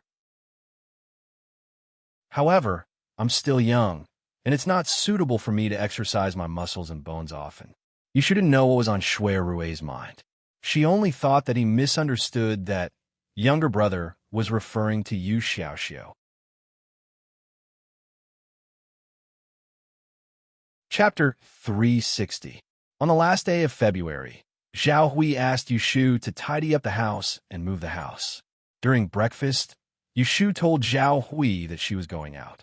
She was afraid that Zhao Hui would hurt herself, so she told her to arrange for the servants to clean up the house and not to walk around with a big belly. Fortunately, Yifangji said that he would not go to the clinic today and would stay at home to look after Zhao Hui. Yushu was relieved. She went back to her room and changed into men's clothes. After half an hour, Yushu came to the door of the courtyard on Huaxing Street in the south of the city. She knocked on the door, and the person who answered the door was the tall and strong Zhou Hu. Seeing Yushu, who had not come for a long time, Zhou Hu was surprised. He quickly bowed and let her in. "Close the door." Yushu asked Zhou Hu to bring her to the place where the prisoners were locked up. It was the room that Jing Chun used to live in. She pulled open the bolt and pushed the door open, only to see a figure curled up in a ball tied up on the empty bed. "What's wrong with him?" Yushu pointed at Chu Hai, who was lying on the bed. Zhou Hu said helplessly, "I don't know why this person always said that he had a headache. 2 nights ago, he suddenly hit his head against the wall. I was afraid that something bad would happen to him, so I tied him to the bed." Yushu turned around and looked at the courtyard. She did not see the honest-looking Song Dolly. "Why are you alone? Where's your brother?" Zhou Hu said, "There is no oil in the house. I asked him to go out and buy some." Yushu nodded and sent him away. "Go outside and guard for a while. I have something to say to this person." Yes, I will be at the door. Miss, call me if you need anything. Zhou Hu left. Yushu closed the door and walked to the bed. She looked at Chu Hai, who was lying on the bed with his back facing her. She thought about what happened to him and said with mixed feelings, I know you are not asleep. Chu Hai, I want to ask you a few questions. If you tell me the truth, I will let you go today. The body of the person tied to the bed moved. He slowly turned around to face Yushu, revealing a face with an ugly scar. His bloodshot eyes looked at her with hostility. He said in a hoarse voice, What do you want to ask me? Hearing the hidden meaning in his words, Yushu just frowned and decided not to argue with this poor guy whose family was ruined. She calmly asked, Last time, you said that you have a wife and a son at home? Chu Hai was stunned. His face instantly revealed a painful expression, and he tightly clenched his fists that were bound in front of him. Trembling slightly, he said in a hoarse voice, It's all gone. It's all gone. I killed them. They're all killed by me. The last time Yushu heard Chu Hai say this, she thought that he was crazy and full of nonsense. Last night, she heard Shui Rui's investigation. Just now, it was confirmed that Chu Hai did have a wife and child, but they had already been killed. Since it was done by Chu Hai's enemies, Chu Hai painfully blamed himself and claimed that he had killed his wife and child. I asked someone to inquire about it. Your wife and child had already committed suicide by jumping into the river before you escaped from prison. Their bodies stayed in Memorial Hall for half a month. Because no one claimed them, they were hastily buried in a graveyard. Do you know where they were buried? Before Yushu finished her words, she was interrupted by Chu Hai's urgent voice. He looked agitated and struggled to sit up from the bed. Unfortunately, he was tied tightly, so he fell back heavily. His head hit the bed, but he didn't cry out in pain. He just stared at Yushu as if he would pounce on her and bite her if she dared to say that she didn't know. Yushu didn't intend to keep him guessing, so she nodded and said, I know. Tell me. The blue veins on Chu Hai's forehead bulged, and he shouted at Yushu. With her hands behind her back, Yushu turned around and said in a low voice, I see that you are a pitiful person. Although your sins are deep, you still have a bit of humanity left in you. There is no harm in telling you, but you must swear in the name of your deceased relatives that you will never oppose me in your lifetime. Not only will I tell you where they are buried, but I will also let you go and let you worship the dead. I promise. Chu Hai blurted out almost without thinking. He didn't know where he got the strength from, but he rolled from the bed to the ground. He knelt up, tied his hands behind his back, and kowtowed to Yushu several times.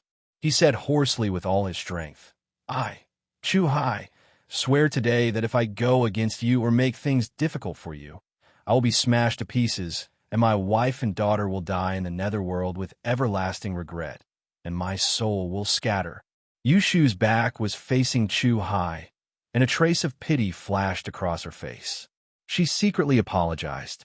She didn't mean to be disrespectful to the dead, but Chu Hai was a vicious person. It was hard to guarantee that he wouldn't turn his back on her after he recovered. She could only let him go with a peace of mind if she could make him make such a vicious oath. They were buried outside the western suburbs of Enling City.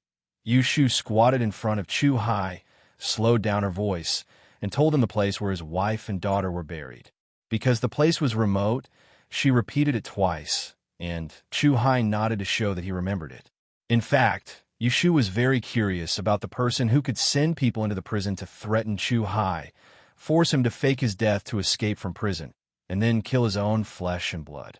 However, if she inquired about it this time, it was inevitable that she would be suspected of blackmailing a dead person. It was not for self-protection, and Yushu did not want to do such a thing that would damage her virtue, so she had to avoid trouble. After Yushu and Chu Hai reached an agreement, she opened the door and called Zhou Hu in. She pointed to Chu Hai, who was kneeling on the ground, and said, Untie him. Zhou Hu was surprised and said with uncertainty, Miss, you want to let him go, but this person. Yushu raised her hand and interrupted him. It's okay. Let him go. Zhou Hu took out a dagger from his waist, stepped forward and cut the rope, but he was in a defensive position. As long as Chu Hai made a move, he would capture him. Chu Hai didn't pay attention to his little movements. When the rope was loosened, he got up from the ground, moved his hands and feet a few times, and then looked up and asked Yushu, "Can I go now?" Yushu took out the money bag that she prepared in her sleeve and threw it to Chu Hai. "Take this money. If you can find a place to live, bury the dead well. Be careful not to be caught." Chu Hai caught the pouch and held in his hand. He nodded to Yushu and said gratefully, "Don't worry, Mississippi. Although I am a vicious and evil person, my words carry enormous weight, and I will keep them. I owe you a favor, and I will repay it in the future." Yushu looked at him and secretly sighed that this person did have the courage to achieve great things, but unfortunately, he didn't take the right path. If he took one wrong step, he would never be able to turn back. She nodded and moved to the side of the door, indicating that he could go. Chu Hai cupped his fist towards her and quickly walked past her. Without looking back, he opened the courtyard door and disappeared in a flash. With Chu Hai gone, Zhou Hu and Song Dali had nothing to do. As for where they should go, Yushu thought about it for a while. Zhao Hui's family already had a lot of people, so she didn't lack people to order around. In a few days, old Madam he would enter the capital, so there would be no place to settle them. It would be very inconvenient, so she decided to leave the two of them in this small courtyard and give them other tasks in the future. When Song Dali came back from buying oil for the lamp, Yushu left enough money for their daily expenses and said to the two of them, "I told you, I am a barter. Now that the Dian results are released, I have no distractions. Stay here for a while, and I will give you other tasks later." Zhou Hu and Song Dali were happy that no one was controlling them and readily agreed. Yushu told Zhou Hu to send her back to her residence in the west of the city. Before noon, she left Huaxing Street again. Yushu rested for 2 days and just finished dealing with the chores around her. On the morning of the first day of the 3rd month, Lu Tan sent someone to take her to the guest house again. The weather was getting warmer, and Zhao Hui was pregnant, so it wasn't convenient for her to take care of the household. The clothes for this season hadn't been cut yet, so when Yushu came to the capital, she was empty-handed. She only had clothes for autumn and winter. She couldn't even find a skirt for spring. This morning, she delayed getting up for a long time before she put on an autumn robe as a spring outfit. However, she looked energetic and her complexion had been nourished by He Fangji's 3 bowls of Chinese medicine a day. She wore a man's robe with a belt, and her hair was neatly combed at the back of her head, which made her look taller and more attractive than in women's clothes. When Lu Tan and Heelan Cho saw Yushu's attire, they both looked at her a few more times. The former subconsciously furrowed his brows while the latter shook his head and recited, "People don't recognize the joy of the heart." It said that slacking off to learn from youths, Yushu didn't understand what he meant. She only smiled and followed behind Lu Tan onto the sedan. The journey to Cheongyu Lu was silent. When it was time, everyone was seated. There were still the same few people, but Ning Wang's side was more lively than usual. Yushu took a closer look and saw that it was Lu Du and Lu Yi's seats. They were all leaning against Ji Xingxuan's side, talking and laughing intimately around her. This wasn't strange. As a young Haidwandui master, her future was limitless. There were many in the trade who wanted to get close to her. Moreover, there was also Ning Wang's face. One could imagine how popular Ji Xingxuan was now. Yushu's mouth twitched. She looked to the other side at 12th Prince Lu Chan's seat, which was as lonely and ignored as she was. There was a 13 or 14-year-old girl with large eyes. Who would have thought that the little girl was also looking at her? When their eyes met, Yushu couldn't help but smile kindly at her. The little girl's eyes lit up, and she actually pulled on the sleeve of Lu Chan, who wasn't much older than her. She mumbled a few words, and Lu Chan nodded. She stood up and left her seat, rushing excitedly towards Yushu. 9th Prince, the little girl first bowed to Lu Tan, who was sitting on Yushu's seat. Her eyes glanced in Yushu's direction. Lu Tan didn't make things difficult for the little girl. He nodded and pointed to Yushu, introducing, "This is the seat I invited, Miss Lotus Room. This is my 12th brother's seat, 6th Miss of the Xian family." When Yushu heard the word family, she then realized that this child-looking girl in front of her was from famous E-School. She stood up and bowed. "Miss Xen, Miss Lotus Room." 6th Miss Xen winked at Yushu, May I sit next to you, and we can talk? Yushu turned to look at Lu Tan, waiting for his signal. Lu Tan still gave Yushu face. He waved his hand and ordered the attendants behind him. Set up a seat for Miss Xn. Chapter 361. Miss Xin of the Xin family sat together with Yushu. At first, she was a little shy, but after a while, she revealed her lively nature. She shook her feet in her kingfisher-embroidered shoes and complained to Yushu in a low voice about the boredom of the Shuang-Yang Association. I found it interesting a few days ago, but it's getting more and more boring recently. On this stage, if it's not fighting, then it's writing and drawing without a sound. Sitting upstairs, there's no one to talk to, and they're not even allowed to doze off. If it weren't for my father coaxing me and saying that he would send me to Taisher Shuang-Yang Association, I wouldn't have come. Xin Lu's words were naive, and Yushu laughed to herself. Because Lu Tan was not far away, it was not good for her to say that it was indeed boring to sit upstairs and watch the Shuang-Yang Association, but she agreed with her in her heart. Hearing her mention Taisher Shuang-Yang Association, Yushu thought of the quota in the hands of the princes. Presumably, the 12th prince's quota was given to this little girl in front of her. I wanted to talk to you 2 days ago, but I was afraid that you would be like the others, with eyes on the top of your head, and I wouldn't be able to talk to you. When Xin Lu said this, she glanced meaningfully at a place on the east side of the building. Yushu followed her gaze and looked in the direction of Ji Xingxuan. Her eyes flashed, and she turned back and said humorously, "Then you're willing to talk to me today because you found out that my eyes are under my eyebrows?" Xin Lu chuckled, covered her mouth, and nodded. She did see that Yushu did not approach Ji Xingxuan, the favorite, today, so she thought highly of her and took the initiative to get to know her. With someone to pass the time, the morning passed quickly. With Yushu's ability to deal with people, it was not difficult to coax a young girl to like her. When it was almost noon, Xin Lu reluctantly returned to her seat. She did not know how she persuaded Lu Chan, but during lunch, the 9th prince and the 12th prince successfully sat at the same table. As for Xin Lu, of course, she followed. Lu Chan was a young man who had just turned 15. He looked fair and clean and treated people gently and politely. When he smiled, there was a pair of shallow dimples on his cheeks, which easily gave people a good impression. Lu Chan's birth mother was concubine Su, the daughter of a military general.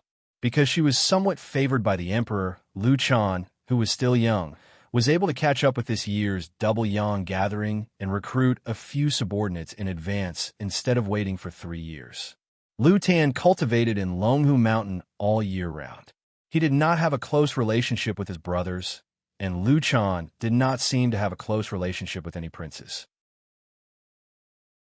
When the two of them sat together, their personalities were congenial, and they even had some things to talk about.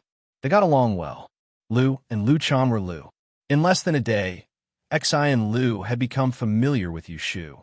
He dispensed with the formalities and went straight to her lotus room. Yushi Lu Qian Lu and Dao Shu and Xin of Shu. Lu, this young lady from an aristocratic family, had been influenced since she was young.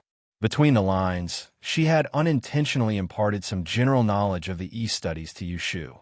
For example, in the capital city, there were 5 trading centers and 12 aristocratic families, all under the Celestial Commissioner. The chief supervisor of the Celestial Commissioner's surname was Zhu, and he was a junior supervisor. Under the junior supervisor were the left commander and the right commander. Under the 2 orders, they were the left magistrate and the right magistrate. Among them, the current magistrate of the right, Lady Lu, was the only woman. The 6 of them were all high-ranking officials in the Celestial Commissioner Division. Even the right judge, who was ranked the lowest among them, was a Celestial Commissioner. He was also a 4th-ranked official in the capital, and the Great Advisor was equivalent to the position of Prime Minister and was known as the Hidden Minister. Yushu was fortunate enough to see her in the Celestial Commissioner's office. She felt that her appearance and demeanor were worthy of being bestowed the title of Prince or Prime Minister. The right commander, Lady Lu, was another ironclad proof that a woman in the imperial court could become an official. When the meeting was over, Xian Lu said goodbye to Yu Shu and left with Lu Chan. Yu Shu and Helen followed Lu Tan back to the guest house and sat in the meeting hall. Lu Tan had his subordinates give them 2 lists of candidates that had been sorted out. The list in Miss Yu's hands was drawn up according to your requirements. The restrictions on the candidates have been relaxed. Take a look here and see if there are any problems. Lu Tan said. Yu Shu flipped open the relatively thick list in her hands and saw that the first page indicated that there were a total of 93 candidates, which was almost twice the number of candidates from last time. When she looked at it more carefully, she found that the information on these candidates wasn't as detailed as last time. However, for Yu Shu, it was enough to have her birth date and horoscope. Everything else was secondary. This is very good. There are no problems. Yu Shu expressed to Lu Tan that she was very satisfied with this revised list. She paused for a moment, and then opened her mouth to request, Your Highness, can you allow me to stay at home for the next 2 days to do divination? I will present the list of candidates to you 2 days later. Then aren't you going to the Xuanyang meeting? Lu Tan didn't agree and said, You will be able to see a small half of the candidates on this list at Xiongyu Pavilion in the next 2 days. If you don't see them in person, how can you judge whether they are good or bad? Before the results of the subject of physiognomy were released, Lu Tan was too lazy to care about where Yu Shu fell in love with. However, after the results were released, and he saw that she had some skills, he couldn't help but pay attention to her. There was a layer of hope in him, so he couldn't let her do as she pleased. Yu Shu could see that Lu Tan still didn't trust her abilities. In order to buy more time to calculate this list, she couldn't show any fear in front of him. Thus, she smiled confidently at him and said, Your Highness, you may not know this, but I know the art of physiognomy. I don't need to look at a person's face like most people. As long as the horoscope is accurate, I will be able to see through it. It doesn't matter whether I see the person or not. Lu Tan was still hesitating, so Helen Chu chose this time to help Yu Shu say a few words. The world is big, and everyone has their own strengths. There are many schools of thought that different paths can lead to the same goal. Since Miss Yu is confident, there is no need for your Highness to restrict her. After listening to Helen Chu's advice, Lu Tan looked at Yu Shu again. He saw that she seemed to have a card up her sleeve and didn't look like she was going to slack off. In the end, he nodded and agreed. You don't need to go with me for the next 2 days. After getting Lu Tan's permission, Yu Shu looked gratefully at Helen Chu, who smiled back. The 3 of them sat for a while longer before Yu Shu said goodbye and left as usual. By the time Yu Shu returned home, Zhao Hui and her husband had already moved to the courtyard on the west side, which was the place where Jing Chun had lived before. They had only moved to a different room, but the empty main room had already been tidied up. The bed and bedding had all been changed, and they were just waiting for the day that old matriarch he would come to the capital. For the next 2 days, Yu Shu stayed at home and didn't do anything else. After getting up early and eating breakfast, she buried her head in front of her desk. Her left hand held an abacus while her right hand held a pen. Other than drinking water and going to the toilet, she didn't leave her chair. Even for lunch and dinner, Yindo picked up the dishes and brought them to her. In order to catch up, she didn't go to sleep until late at night. At dawn, she got up again and continued to study the list in her hands. Yu Shu also took the exam for the strange arts. Speaking of which, the topic was very different. She still remembered it vividly. Last year, Prince Xiang traveled far to the capital, and on his way back, he lost a precious painting scroll. He couldn't find it, so the Celestial Commissioner called for the Dayan examinees to help find it. Thinking back, Yu Shu ran a lot of errands for this exam. In the end, she had to rely on Shui Rui's face to meet Prince Xiang at Dinghua Hall. She begged for an incomplete 8 characters that only had the year and month of birth.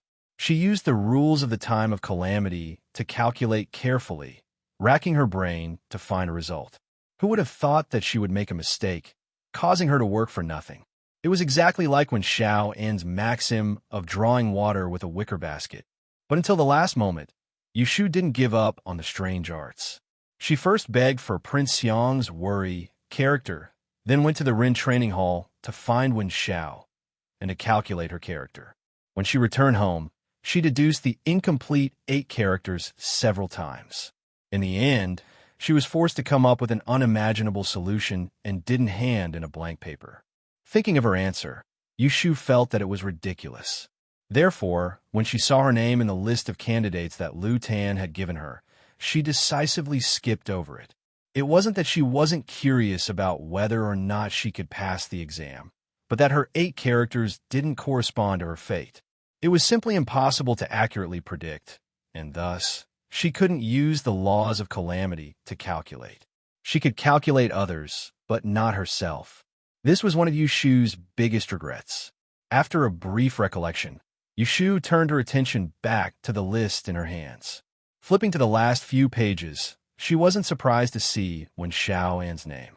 But the simple words below his name made Yushu secretly shocked. The 7th-generation descendant of the Wen Chen clan. There was Xia Jiang in the south and Wen Chun in the north. The poor youth in the Ren training hall who needed to rely on others to survive was actually the head of the E-school in the north, the descendant of the Wen Chen clan. Wen Xiao, Anne's impoverished appearance appeared in Yushu's mind.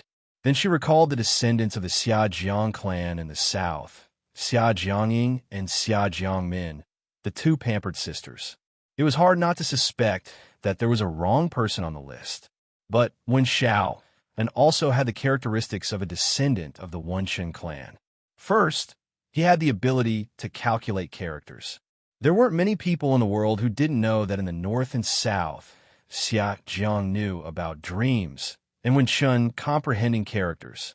This was a special skill that these 2 great families of East School each mastered. One was related to dreams, the other was related to characters. Because she knew Wen Xiao, and Yushu paid more attention to Wen Xiaoan. She wrote down his horoscope and calculated his fortune on the day the results were released. Sure enough, he was very smooth that day and had the tendency to be on the list. Yushu didn't have extra time to think about where Wen Xiao, and got Prince Xiang's handwriting and calculated it. Because there were still more than a dozen people's horoscope that she hadn't calculated, she quickly shifted her attention. It wasn't until midnight that Yushu finished counting the names of all the examinees who had participated in the Da Vinci technique. Unfortunately, she wasn't as lucky as the previous time when 3 out of 21 people had passed. This time, there were only 4 people among the 70-odd people who had passed the exam. There wasn't much room to pick and choose. Yushu compared their disaster value and ranked them in order. She crossed out the last candidate and looked at the remaining 3 people for a while. "Miss, it's late. You should go to bed." Yindo yawned and rubbed her sleepy eyes. She poured a cup of tea for Yushu and reminded her that it was late.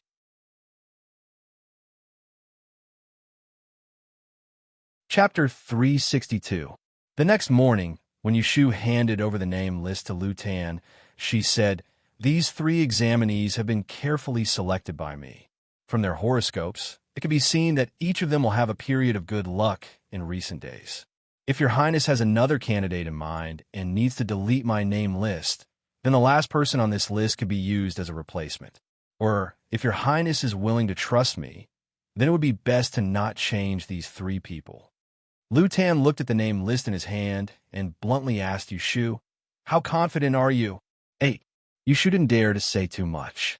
Lu Tan thought for a moment, then handed the name list to the servant behind him and ordered, "Quickly arrange for someone to change the name card." "Yes." Yushu secretly breathed a sigh of relief. She was afraid that Lu Tan wouldn't trust her and would change 2 people on her name list like last time. That would be a waste of her hard work for the past 2 days. By the way, Lu Tan suddenly said to Yushu, "Shirgu's injury is getting better. My Shirshu should appear at the Double Sun's meeting in 2 days." Yushu was already used to hearing news about Jingchun from other people. She calmly nodded to Lu Tan, indicating that she understood. Today was the 4th day of the new year. The results of the course of strange arts would be released on the 6th day. Tomorrow, the names of the princes would be sealed in Xiongyu Lu. Today, the participants of the Double Sun's meeting were a group of traders. Yushu hadn't been here for 2 days and just happened to be here. As soon as Xian Lu saw Yu Shu, he came over and sorrowfully asked her why she didn't come 2 days ago. Yu Shu lied that she wasn't feeling well and pointed to the lively scene on the riverbank. She asked Xian Lu, who had arrived earlier than her, "Why are there so many people on the stage, and they're all dressed the same? What's the meaning of this?" Xian Lu glanced downstairs. "Oh, these people are all arranged by the Celestial Commissioner. Don't be fooled by their clothes. In fact, some are teachers, and some are butchers who kill pigs and cows. Some people have good lives, while others have bad lives. It is used to test the methods of the traders who came to attend the meeting to be able to distinguish between the real and the fake." "I see." Yu Shu had not rested well for the past 2 nights. After leaning against the railing and gazing down for a while with Xian Lu, he felt a little sleepy. Returning to his seat, he poured himself a cup of tea and rested his chin on his hand, his eyelids drooping.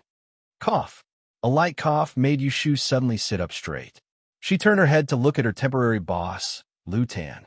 Lu Tan stared downstairs. Without turning his head, he told her, "There's a resting room in the building. It's still early, so let the attendant take you there." It was not that Lu Tan was really considerate, but he was afraid that Yu Shu would fall asleep and snore in front of everyone and embarrass him.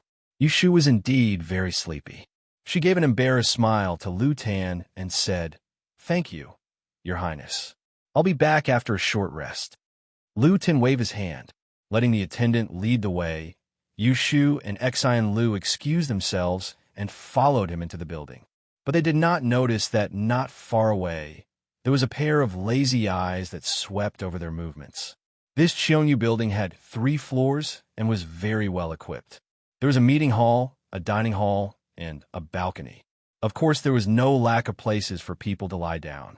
Yu Shu was brought to the corridor behind the building by the attendant. She pushed open the door to a room with a spring grass brushing orchid sign. Inside, there was a living room, a bedroom, a couch, and a bed. The windows were bright and clean. There were new branches in the vase at the door. It was clear that someone cleaned it every day. "I'll sleep for a while. Wake me up in an hour." Yu Shu was afraid of oversleeping. She told the attendant to leave. Closing the door, she entered the inner room. She took off her outer robe and hung it at the head of the bed. She took off her shoes and lay on the bed. She pulled over the fragrant quilt and closed her eyes. Lu Yi twisted left and right on his chair. He saw that the seat beside Lu Tan was empty. In the end, he could not sit still anymore. He suddenly stood up, attracting the attention of both Qian Kuan and Qian Kuan. "Xiao Wang, go in and change." Lu Yi made an excuse and left his seat with his hands behind his back. He only brought a personal guard with him. Avoiding everyone's sight, he went around to the back of the building. There were 7 to 8 rooms in this row. Lu Yi squinted his eyes and pushed open the doors one by one. When he reached the 5th room, the door did not budge. Lu Yi pointed at the door that was closed from the inside. He ordered, "Open it." "Yes." Lu Yi's bodyguard lifted his leg and pulled out a thin dagger from his boot. He inserted it into the gap of the door and easily pried the door open. It was clear that this was not the first time he had done such a thing. "Guard the door. Do not enter." With that, Lu Yi walked in and closed the door behind him, isolating himself from the outside world. The door to the inner room was ajar. Lu Yi entered in a flash and immediately saw a bulging figure on the bed. He lowered his head and saw the person sleeping soundly on the pillow. Her hair was clearly tied up in a youth bun, but her cheeks were flushed red from sleep and half of her slender neck was exposed outside the quilt. It was obvious that this was a girl of the right age. When Lu Yi saw this face, he couldn't help but remember the humiliation he had suffered in the princess's residence that day. An evil fire surged, and the expression in his eyes changed. He raised his hand and used the back of his hand to gently rub the cheek of the person on the bed. He licked his lips and reached his hand into the blanket as he lowered his head. In her sleep, Yu Shu suddenly felt an itch on her face. She twisted her neck and wanted to scratch it, but she found that she could not move. It was as if a ghost was pressing down on her. She opened her eyes in a daze and saw darkness in front of her. A heavy breathing that did not belong to her was right beside her. After a moment of sluggishness, Yushu suddenly woke up from her dream. She realized that she was being pressed down by a man. There was also a cold hand under her quilt trying to pull open her clothes. She immediately turned pale with fright.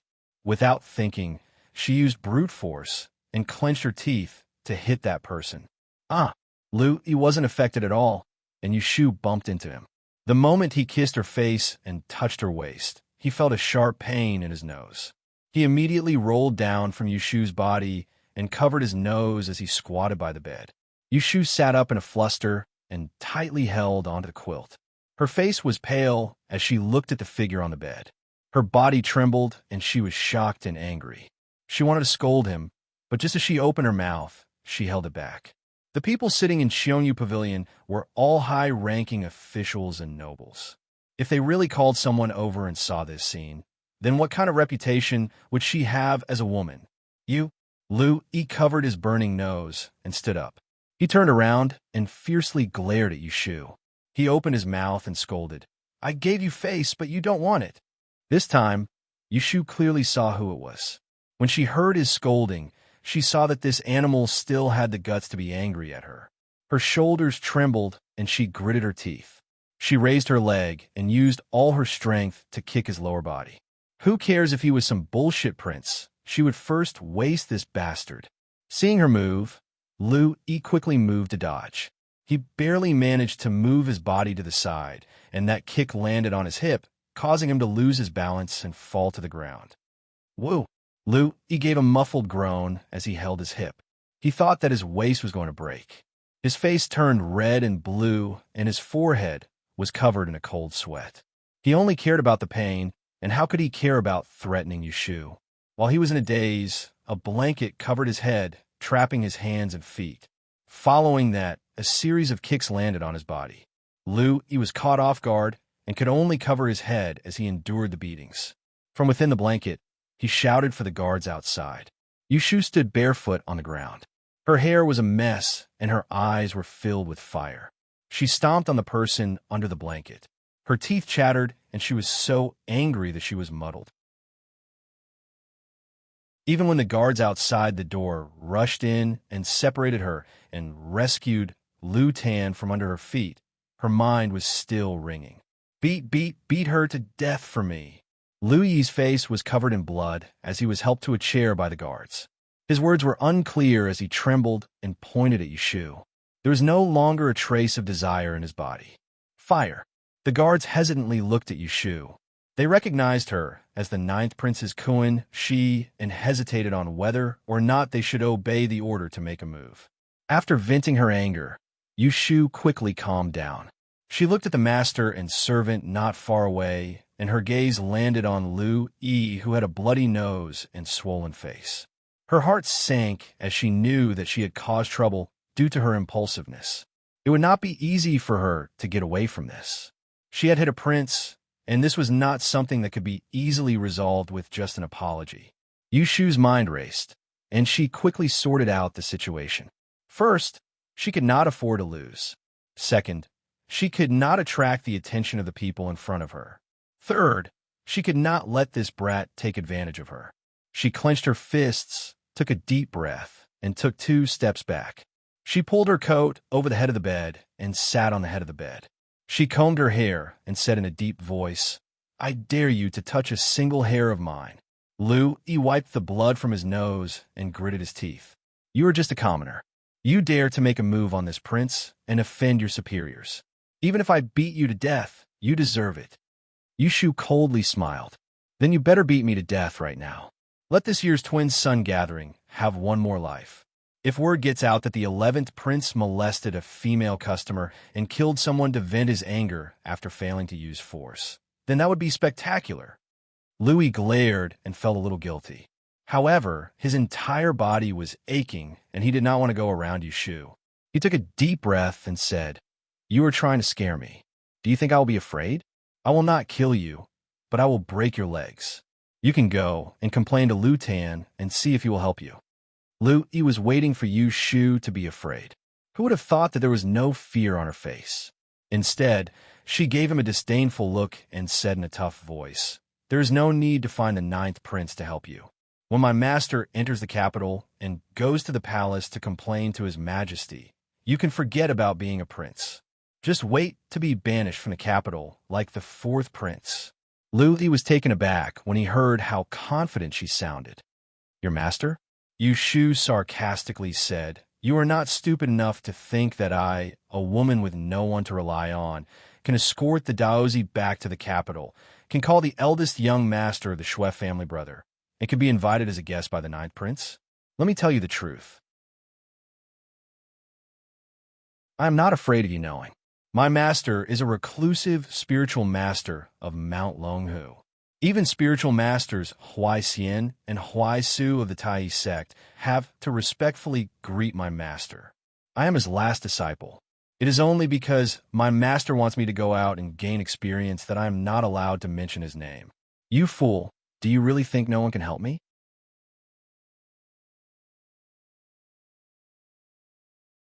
Chapter 363. I dare you to touch me. Lu Yi was stunned by Yushu's roar. He did not even react when she pointed at his nose and scolded him. Not long ago, Jing Chun had caused a ruckus in the morning court. Lu Tan's direct descendant of Mount Longhu had been killed, and the fourth prince, Lu Si, had been demoted. Even the inner palace had heard of the news.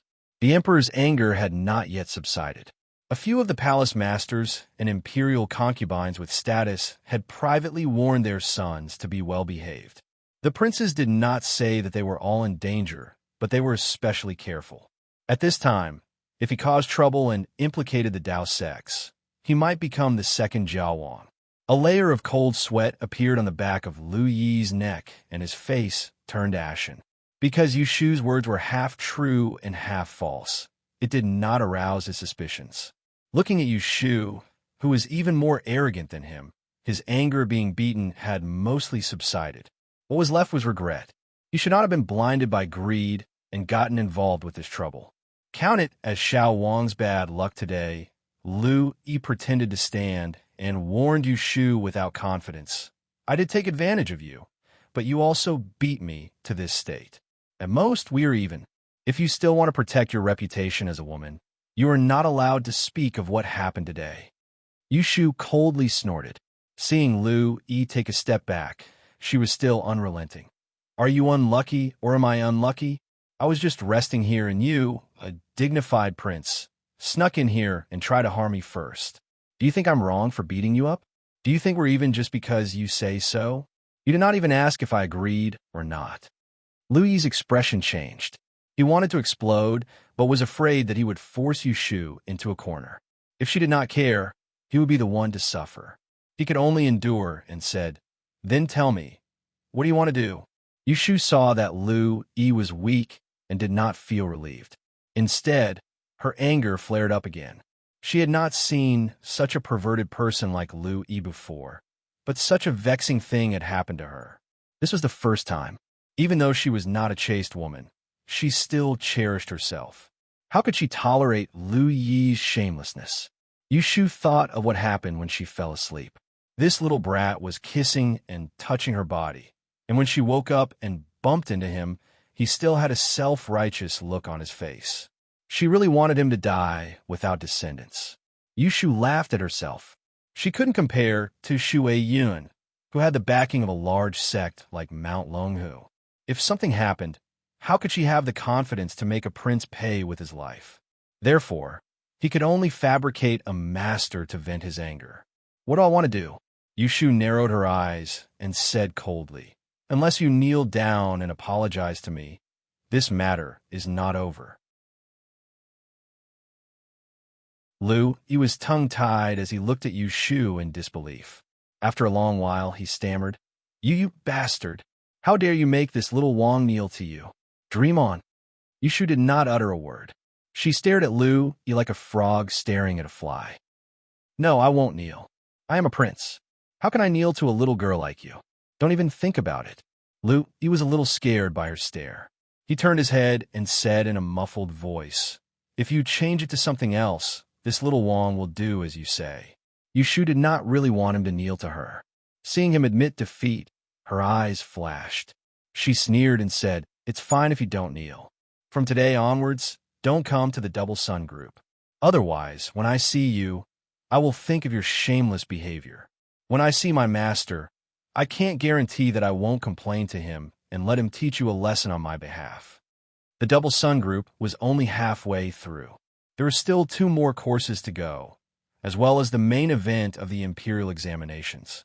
This was a once-in-3 years opportunity to form alliances. If Lu Yi backed out midway, he would definitely suffer losses. This lesson was not light. Lu Yi's expression was ugly. With his red and swollen nose, he clasped his hands together and weighed the weight. It looked like he was unwilling to agree. "Otherwise, you can kneel and apologize to me." Yushu was not in the mood to wait for him to consider. "Let me remind you, I asked someone to wake me up before I slept.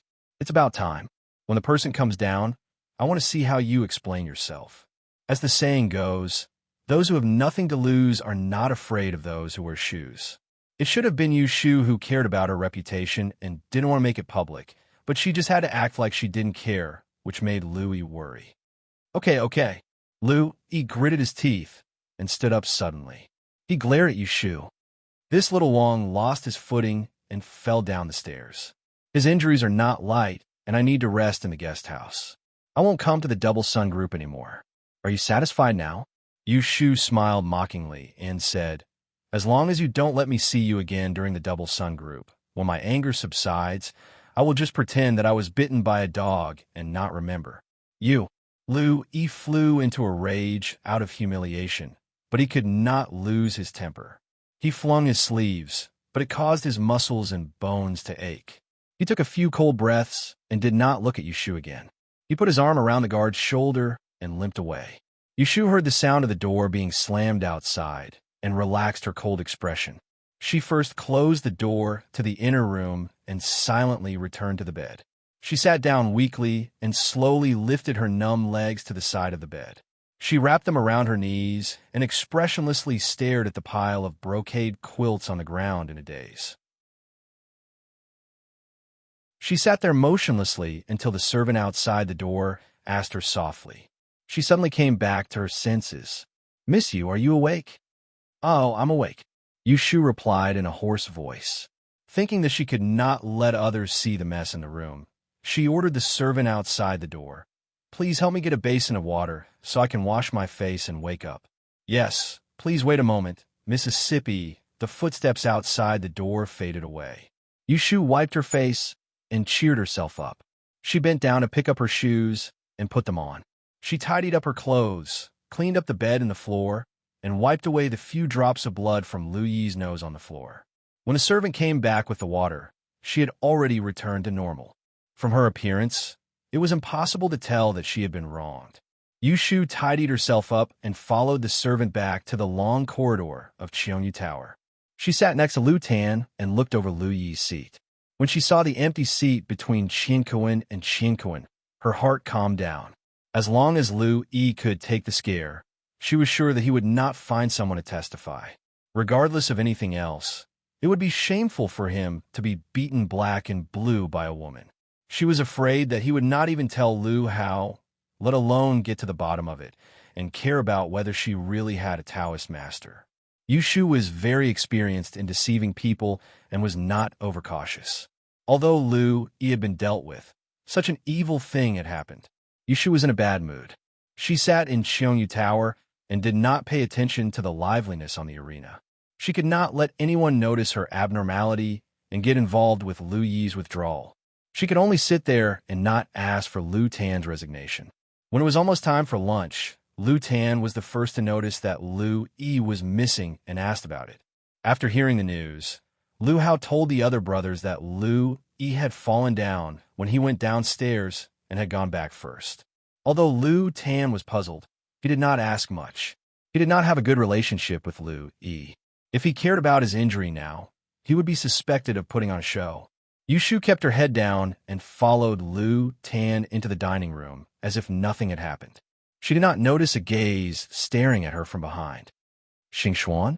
Sensing that the person beside him was a little distracted, Lu Hao called out to her and asked worriedly, "Does your stomach still hurt?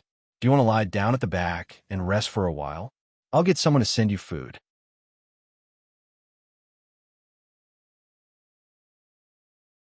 Chapter 364.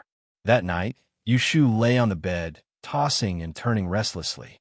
Whenever she thought about what happened in Cheongyu Lu during the day, it was as if she had swallowed a bug. She couldn't calm down. Unfortunately, when encountering such a vexing matter, her heart was suppressed, but she couldn't tell anyone. She had a father and a mother, but she was just a commoner. She also had a sworn brother, but she couldn't implicate him. She even had a sect, but she only had a wandering master. She had yet to realize her own ambitions. To put it bluntly, she was just a guest whose words carried little weight. Just like what Lu Yi had said, no one could stand up for her. Thus, she could only bluff and come up with a backer to fool Lu Yi and scare him away. Yushu recalled the words she used to scare Lu Yi and couldn't help but laugh at herself. If I really had such an incredible master, I wouldn't have to be so timid. I'd probably be living a much easier life now. Yushu couldn't help but think of Taoist Qingzheng. He was the old man who guided her through the door of his studies. He had the temperament of a reclusive expert. It was a pity that she didn't even know his real name, so she couldn't investigate his identity and background. Their master-disciple relationship had only been a few months, so it couldn't be considered a deep relationship. However, to Yushu, if she hadn't met Taoist Qingzheng, she didn't know where she would be working hard to make a living. Yushu didn't forget her promise to Qingzheng that when she had a firm foothold in the capital, she would help him find the fairy maiden Lu Rin book. Right now, she was just a small guest. She didn't know when she would be able to fulfill her promise to Taoist Qingzheng. However, while she was still alive, she definitely had to find that book. Otherwise, if she really reincarnated as a mangy dog in her next life, she would definitely cry. AI. Yushu rubbed her head and let her imagination run wild. Suddenly, she remembered that Taoist Qingzheng had given her a small item. After recalling for a while, she sat up on the bed. She put on her clothes and walked to the wardrobe. Opening it, she stuck her head inside to search. I remember that I put it away in the forest. Where did it go? Yushu muttered to herself as she rummaged through the cabinet. Finally, she found a half-worn snakeskin bag in the corner and fished out a ring-shaped hard object. She quickly took it out and showed it to Yushu. It was a ring made of black iron. Its surface was smooth, and there was not even a pattern on it. She tried on a few fingers and finally put it on the index finger of her left hand. The size was just right. The metal felt cold against her skin. Yushu opened her palm and looked at it under the light. She vaguely recalled Taoist Qingzheng's reminder when he gave her the ring. He told her to always carry it with her. She hadn't taken it off on purpose. It was only after she escaped from the merchant ship. When she was hunting sparrows in the forest by the river, she used this ring to catch bird feathers and kept them in her bag. With so many things to deal with, he had forgotten about it. Putting it back on her hand, Yushu didn't intend to take it off again. Although there was nothing special about this ring, the thing that Master Qingzheng gave her must be useful. It wouldn't harm her. After tidying up the wardrobe, Yushu lay on the bed again and covered herself with a quilt. She gently fiddled with the iron ring on her finger and thought about future arrangements. She didn't fall asleep until dawn outside the window. On the 6th day of the 3rd month, the results of the Taoist unusual technique were finally released. Yushu didn't sleep well for 2 consecutive nights. This morning, she still woke up early to accompany Lu Tan. They went to the Spring Wave River together for the meeting. On the 3rd floor, another prince had left in the past 2 days. There were only 4 seats left in the corridor. It should have been much more empty. However, yesterday, Lu Hao proposed to invite several nobles who were sitting on the 2nd floor to sit upstairs. So when Yushu arrived today, she saw that not only was the space not spacious, but there were also a few more people. She recognized some of the people who were invited upstairs. Yushu saw Prince Xiang's heir, Lu Jiang, and Commandery Princess Shiwen beside him. She recognized them, but she didn't greet them with a straight face. It should be known that she had some conflicts with that young Commandery Princess. On the contrary, Shiwen and Ji Xingxuan had a good relationship. Not long after, they sat together. There was another seat in the corridor. It had been empty since the day Yushu came. It was arranged on the other side of Lu Tan. It was Jing Chen's seat. Yushu heard from Lu Tan that Jing Chun might come today. When she saw that the seat was empty, she thought that he wouldn't come. Unexpectedly, Jing Chun arrived not long after the drums were beaten. He only brought 2 palace guards with him. He wore a bamboo green Taoist robe with a silver totem embroidered on the hem. He had a jade hairpin in his hair and a sword at his waist. His eyes were as calm as the mountains and rivers. When the princes saw him, although they had different expressions, they all greeted him in a friendly tone. Jing Chun politely responded to everyone. When he saw Yushu sitting beside Lu Tan, he smiled at her and sat next to them. He turned his head to talk to them. "Uncle, how is youngest aunt these days?" Lu Tan asked with concern. "She has been taking medicine every day. She is in a calm state of mind and much better." "Then I'm relieved. Last time you mentioned using warm jade as medicine. I sent someone to find one and send it over tonight." The two of them talked nonstop about Shui Yun's injury. Yushu couldn't get a word in and didn't want to join their conversation. Seeing that Jing Chun looked fine and didn't look like he was overworked, she was relieved to divert her attention. She flipped through a book of that she brought with her in the morning. After some time, she heard Jing Chun call her name. "Xiao Yu." What's wrong?" Yushu turned her head and waited for Jing Chun to speak. "How did you memorize the 2 manuscripts?" Jing Chun looked at Yushu and blamed himself.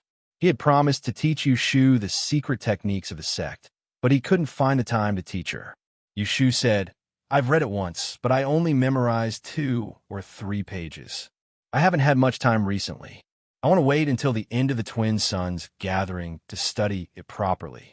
At that time, you should have time to teach me." Jing Chun nodded. Lu Tan heard what they were talking about and asked, "What manuscripts? What does senior brother want to teach Miss Yu?" Yushu glanced at Jing Chun. She wasn't sure if she could tell Lu Tan that he had taught her the chaotic sky divination record. However, when she saw Jing Chun's hesitant expression, it seemed that he couldn't say it clearly. He didn't want to lie, so he considerately explained to Lu Tan, "I have some questions about the metaphysics of feng shui. I asked Jing Chun before, and he remembered that the sect had a secret record of feng shui, so he memorized it for me so that I can use it as reference." Lu Tan nodded. Regardless of whether he believed it or not, he didn't ask further. There were still 2 hours until the results were released. Yushu listened to Jing Chun and Lu Tan chatting. After drinking a few cups of tea, she felt like escaping into the water. She got up to apologize to Lu Tan and left to go downstairs to relieve herself. The toilet in Cheongyu Tower was built on the corner of the 2nd floor. It was a large room with a lock. The inside and outside of the room were smoked with incense, and there was fresh water on the shelf under the window. Yushu washed her hands and shook the water off as she walked out. Her head was half lowered, but a figure suddenly appeared in front of her, blocking the door and blocking her way. Yushu looked up the skirt with a jade pendant. When she saw the person's face, she frowned in surprise and asked, "What are you doing?"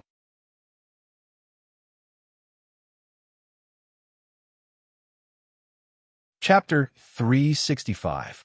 Let's have a discussion. Yushu had been sitting in Cheongyu for so many days, and she and Ji Xingxuan had always ignored each other. Now that she was suddenly stopped by her and opened her mouth to talk, Yushu subconsciously became vigilant.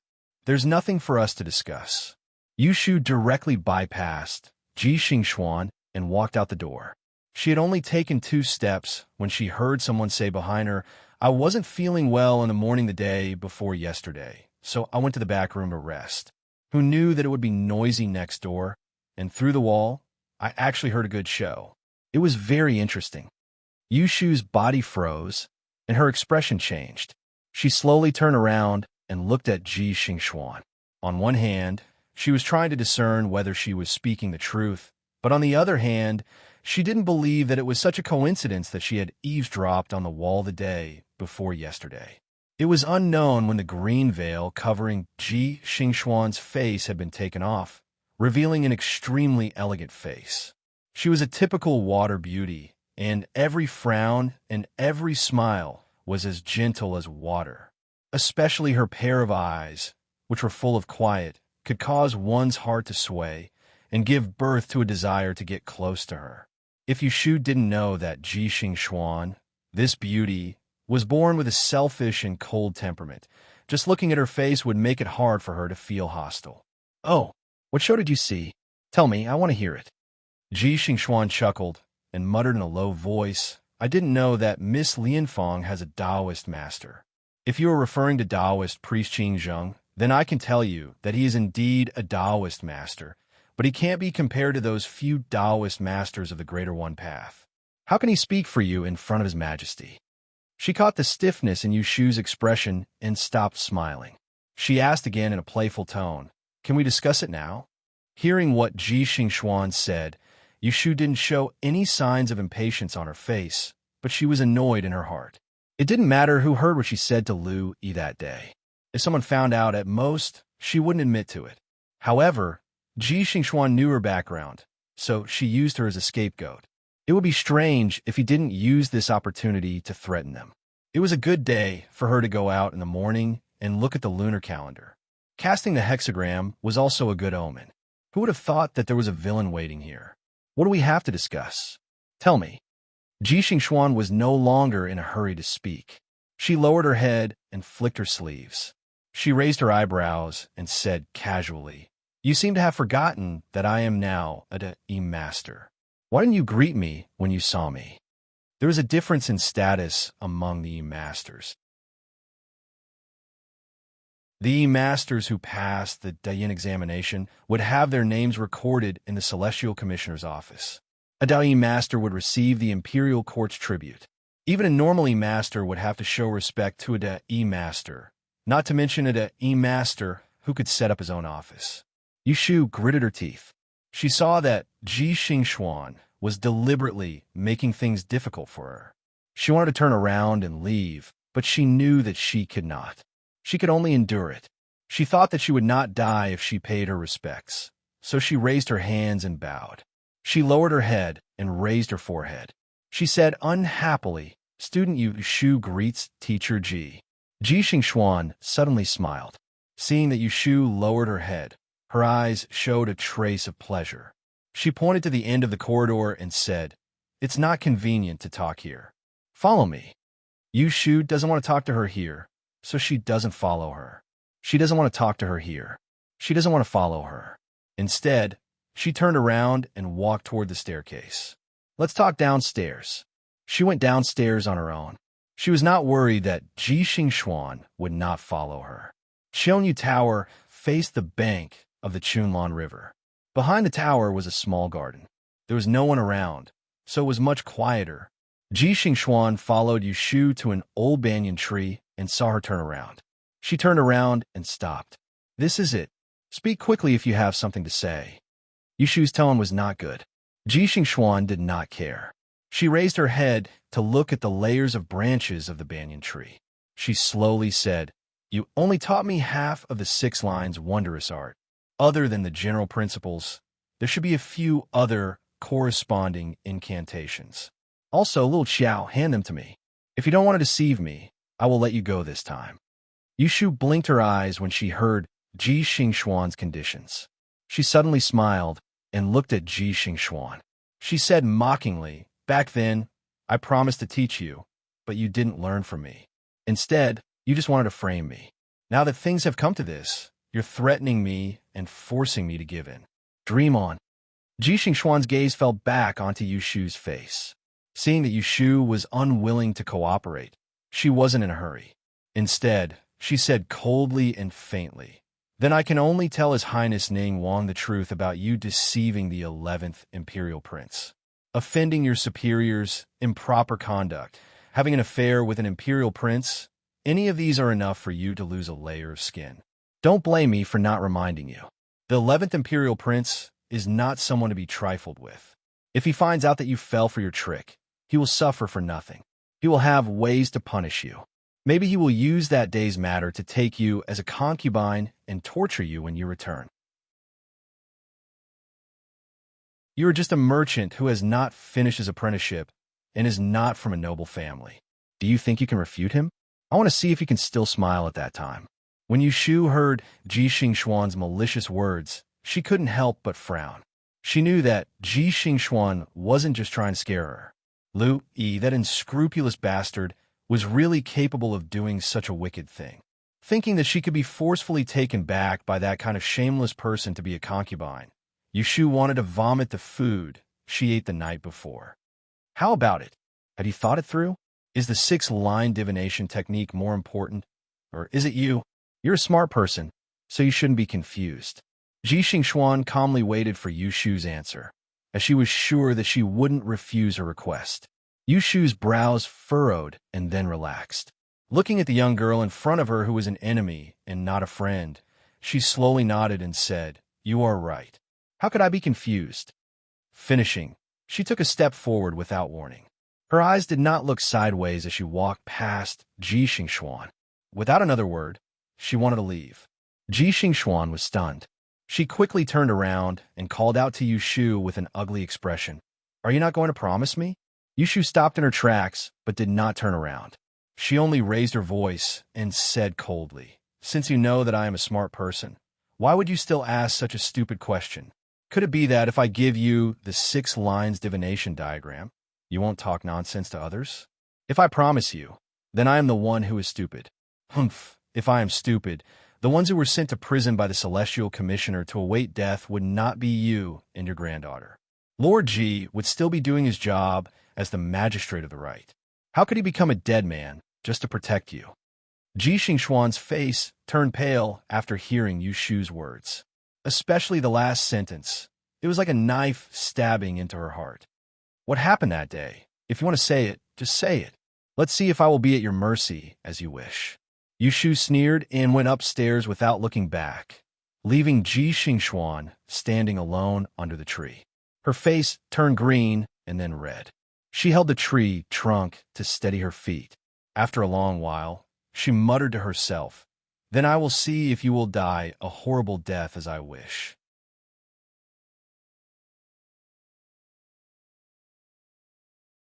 Chapter 366. I wish all my readers good health in the new year and good luck. Congratulations on making a fortune. Here's to you. Yushu returned to her seat and gazed at the indigo riverbank in the distance. She was no longer looking forward to the results of today's release as much as before.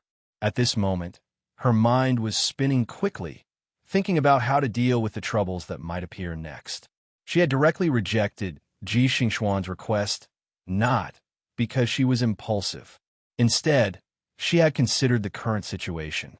Even if Lu Yi knew that he had been tricked and could not take it lying down, it was unlikely that he would come after her during the double sun gathering. After all, she was now Lu Tan's guest. She had replaced Shui Yun and sat in such an obvious position. If something happened, it would not look good on anyone. Therefore, at least during the double sun gathering, she did not have to worry about Lu Yi doing anything to her. She still had time to think about countermeasures. However, after the double sun gathering, she would be in a terrible situation. Based on Lu Yi's petty character, he would definitely not let her off the hook. Needless to say, Ji Xingxuan would be the same. Damn it, she could have discussed this with Shui Rue. However, her brother had left the capital 2 days ago. She did not know when he would be back. Jing Chun, who was talking to Lu Tan, gradually realized that Yushu had been frowning ever since she returned. She stared blankly outside the building as if she was troubled. Therefore, he walked past Lu Tan and called out to her, "Xiao Yu." When Yushu heard Jing Chun calling her, she stopped her train of thought and turned to look at him. When she saw his concerned gaze, her heart skipped a beat. Should she tell Jing Chun that she had hit Lu Yi and ask him for help? That way, she would be able to compensate Lu Yi. As soon as this idea came to mind, Yushu felt that it was feasible. Although she and Jing Chun had become estranged because of what happened to Shui Yun, their friendship was not fake. If Jing Chun knew that Lu Yi was plotting against her, he would definitely not stand idly by. Furthermore, given Jing Chun's current noble status as a Taoist, even a prince would have to be courteous to him. As long as Jing Chun was able to suppress Lu Yi, she had her own ways to deal with Ji Xingxuan. Yushu sorted out her priorities and immediately decided to have a chat with Jing Chun after the Shuangyang group ended today. At this point, she could no longer rely on acting smart to get by. If she didn't ask for help from a friend, was she really going to wait to be someone else's concubine? Jing Chun. Yushu cleared her throat and said, I want to visit Miss Shui. I'll go with you back to the princess's mansion after this afternoon. All right. Jing Chun didn't think much about it and agreed. He didn't know that Yushu was looking for an excuse. She didn't really want to see Shui Yun. Yushu relaxed, and her expression became much more relaxed. She was about to say something when she saw a familiar-looking guard hurriedly walking towards her from the corner of her eye. Your Highness. That guard was standing behind Lu Tan. He first greeted him, then turned to Jing Chun and reported in a low voice. It wasn't very quiet upstairs. Yushu couldn't hear what he said, even if she listened carefully. However, she saw that Jing Chun's expression had changed. He stood up from his chair and said to the puzzled Lu Tan, Chong Yun, I'll go back first. Help me explain to the others. What happened? Lu Tan asked anxiously. Is it little Martial Ant? Jing Chun nodded and didn't explain further. He glanced at Yushu and said, It's not convenient today. I'll invite you to the princess's mansion another day. Yushu didn't know what happened, but she guessed that there was something wrong with Shui Yun's body. Seeing that Jing Chun was in a hurry to go back, she couldn't help but sigh. She knew that she wouldn't be able to talk to him today. A trace of disappointment flashed in her heart. She replied, then another day. Jing Chun finished speaking and left with his people. He didn't say goodbye to the others upstairs, but many people saw him leave and asked someone to ask Lu Tan. Lu Tan played dumb with these people and didn't say that Jing Chun went back because something happened to Shui Yun. With Jing Chun's departure, Yushu sitting upstairs lost the mood. She listened indifferently to the applause coming from the two sides of the arena downstairs. She held a cup of hot tea until her palms turned cold. Unknowingly, it was almost time for the results to be released. The area downstairs was cleared and the Imperial Censor appeared. The announcement board with a list of names was carried out. Yushu forced herself to focus and listen to the Imperial Censor's announcement. She compared the candidates of the remaining 4 princes. In terms of difficulty, the number of people who took the first place in the 6 examinations of the Dian was usually the least. And those who were qualified to be on the list were rarely not from prestigious families. This phenomenon wasn't strange. It wasn't easy to learn. Ordinary people who didn't have a family background wouldn't have the opportunity to come into contact with superior techniques. Before the examination started, Yushu had once entered the library pavilion of the Imperial Historian's Library through Shui and browsed through the examination papers of the past years. In the 200 years since the Dian's examination started, the examination questions of the Extraordinary Arts course were strange of every description, and all of them were tricky. If one wanted to excel in the examination paper, then one must have a good reason and evidence, and moreover, one had to cite the extraordinary arts. Only then would one be able to enter the discerning eyes of the few great figures in the Imperial Astronomer. The Imperial Censor first opened the name list of Prince Ning and the 8th Prince. There were 6 name cards in total, each different. Then it was Lu Tan's turn. The 9th Prince's name card is changed. One is Taiyuan candidate Duan Hengji. One is Jiangxi's Fu County candidate Wang Ku. One is Yin Yang City candidate Wen Xiaoan. When Yushu heard the Imperial Censor read Wen Xiao, Anne's name, she was relieved. Previously, she was afraid that Lu Tan would change her name list.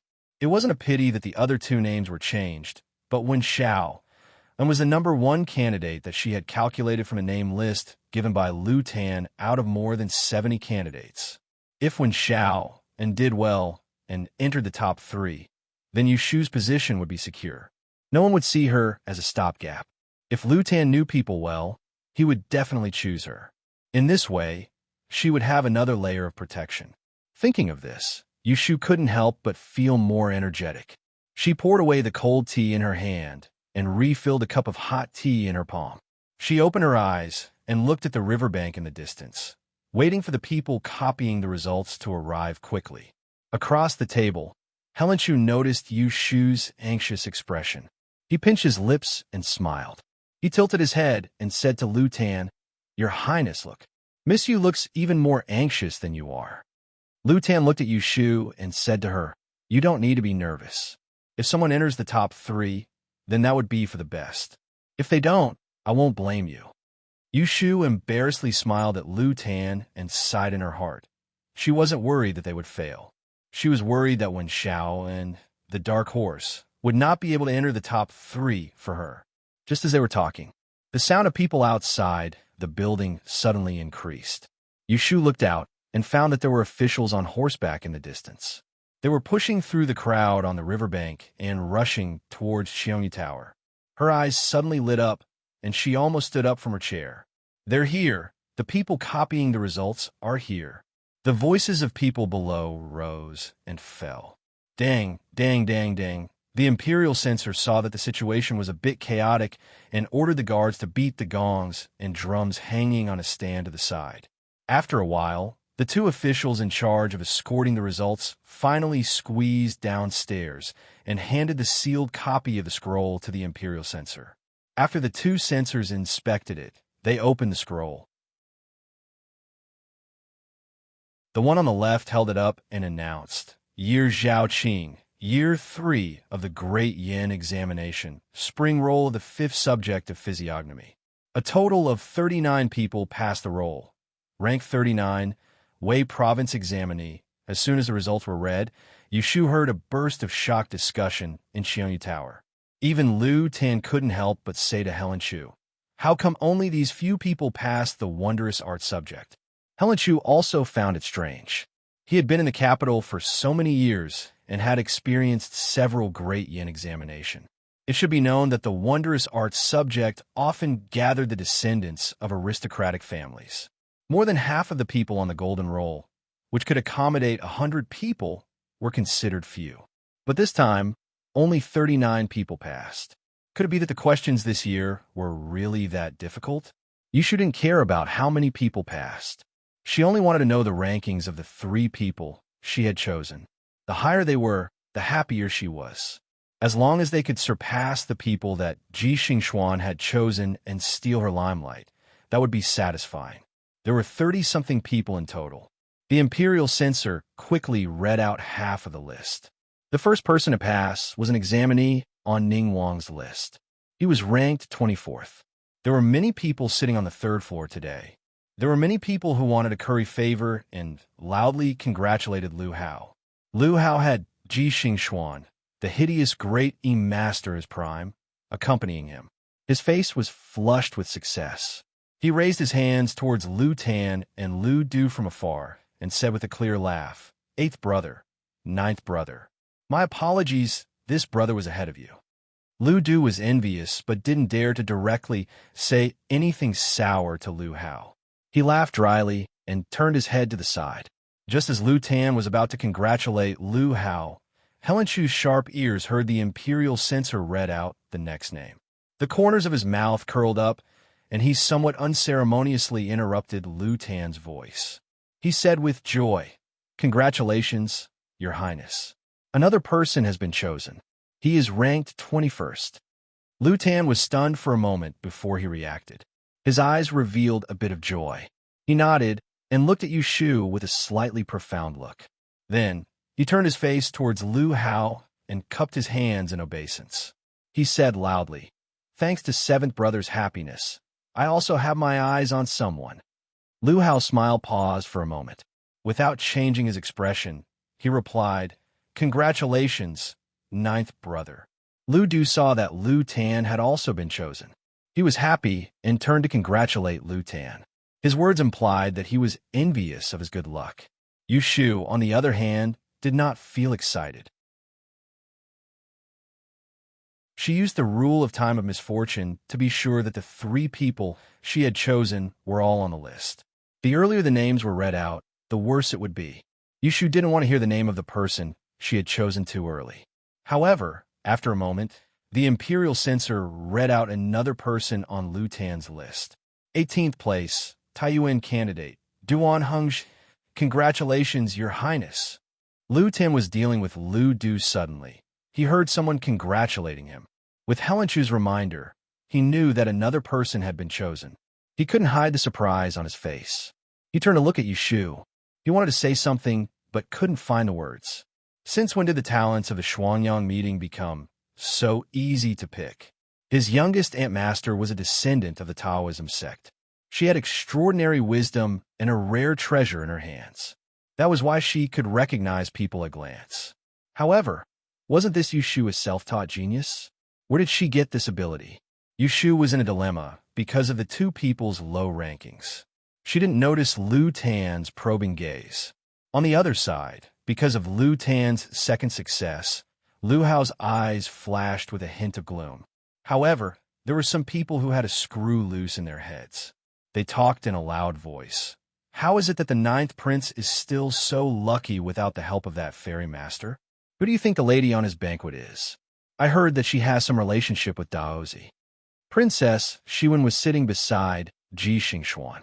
She had heard about the grudge between the Ji family and Yushu. Hearing these discussions and seeing Ji Xingxuan's cold expression, she snorted and attracted the attention of both sides. I know that Lady Lianfang. She is also a candidate in this year's Dian examination. However, she doesn't seem to have a name on the list. She's just a regular customer. There were 6 subjects in the Dian examination. Other than arithmetic, which was unique, the other 5 subjects were: anyone who passed one subject would be promoted to a Master of Changing. Anyone who passed 2 subjects in the same year would be promoted to a Great Master of Changing. If the customers wanted to be promoted, they could only rely on the unique arts. As everyone knew, the unique arts was the most difficult of the 6 subjects. In other words, Yushu didn't have much hope of being promoted this year. When everyone heard this, they immediately lost interest in Yushu. The topic of conversation changed. Shiwen sneered. She turned to Ji Xingxuan and whispered in her ear, "Don't be disappointed by that kind of person. You are a hideous great master of changing, the most outstanding person in the Dian examination this year. Your future is limitless. Who could surpass you? Older sister has higher standards. Don't always be fixated on those good-for-nothings." Ji Xingxuan laughed at her words. She shook her head and said, "I know." "Princess, don't be angry because of me." Shiwen pouted. She thought, how could Ji Xingxuan know about the grudge between me and Yushu? Yushu did not know that someone was talking about her. She was listening attentively to the censor who was slowly reading out the names. As the censor continued to read out the names, her heart started to beat faster and faster. She was so nervous that her palms were sweating from clenching her fists. 8th no. 7th no. 6th still no. Yushu's heart was in her throat. She wanted to urge the imperial censor to read faster, but she was afraid that when Xiao En's name would come out too early. Her mouth was dry, but she didn't even dare to take a sip of tea. 4th place, examinee of the Taisher Library, Sun Wu. When Yushu heard this name, her brows furrowed. If she didn't remember incorrectly, this person was on Ning Wang's list. As expected, in the next moment, she heard someone congratulate Lu Hao from upstairs. Turning to look, she saw that Lu Hao had already stood up. As he dealt with the compliments around him, he raised a cup of tea and offered it to Ji Xingxuan, who was sitting at the Kuan table. He said in a loud and clear voice, "Ben Wang uses tea in place of wine to thank Kuan's seat." This sentence, this cup of tea, was offered by a Wang Yi. It was obvious that he was trying to boost the popularity of Ji Xingxuan, the newly promoted to E-Master. Everyone present was a shrewd person. They understood Lu Hao's intentions and prepared to go with the flow. Just as they were preparing to say something nice, no one paid attention to the name that the imperial censor read out next. But at this time, someone shouted in joy from upstairs, the voice loud and clear over everyone else. "Congratulations, Your Highness! The 3rd member of Lianzhong has obtained a fragrant husband." Everyone turned to look and saw a delicate and pretty young girl standing up from the Kuan table beside Lu Tan. Her face was red as she congratulated Lu Tan. It was Yushu. It turned out that just now, the imperial censor had read out Wen Xiao En's name. He had just entered the 3rd rank of the odd arts and was ranked as a fragrant husband. When Yushu heard Wen Xiao En's name, she was so excited that her face turned red. A fragrant husband. Even though he wasn't the champion, he was enough to help Lu Tan suppress Lu Hao. This was a big show. When she shouted out, it destroyed the atmosphere that Lu Hao had just created. Ji Xingxuan was surrounded by a group of people and reservedly offered tea to Lu Hao. Her face immediately darkened, and she looked coldly in the direction of Yushu. The atmosphere upstairs immediately froze. Everyone stood there and were in a dilemma. For a moment, they didn't know if they should first cater to Lu Hao or congratulate the winner of today's competition, Lu Tan. In this moment of silence, no one saw the Imperial Censor turn his head to look at the name cards hanging on the notice board and then compare them to the list in his hand. He cleared his throat and slowly announced, "Second place, Yangzhou's Yang examinee, Yushu." Xiongyu Tower wasn't very tall. The third floor was only a little over 3 meters above the ground. This Imperial Censor wasn't very old, but he was full of energy. Standing on the 3-foot-high stage, the surroundings were quiet, so his voice was especially loud. Yushu was extremely happy because won Xiao and had obtained the 3rd rank. Coincidentally, she heard her name coming from downstairs. She had a confused expression and looked left and right, thinking that someone was calling her. The first to react was actually Lu Tan. He was only stunned for a moment before he stood up from his chair. His expression was one of surprise and joy. He asked Yushu with uncertainty, "Miss Yu is from Yangzhou's Yang examinee?" Yushu nodded. Her eyes blinked and suddenly widened. When Lu Tan saw her reaction, he couldn't help but laugh. He squinted his eyes and looked at her with a different gaze. However, he said in a light tone, "Congratulations to Miss for obtaining the 3rd rank." Heelan Cho also stood up to congratulate her and laughed as he cupped his hands at Yushu.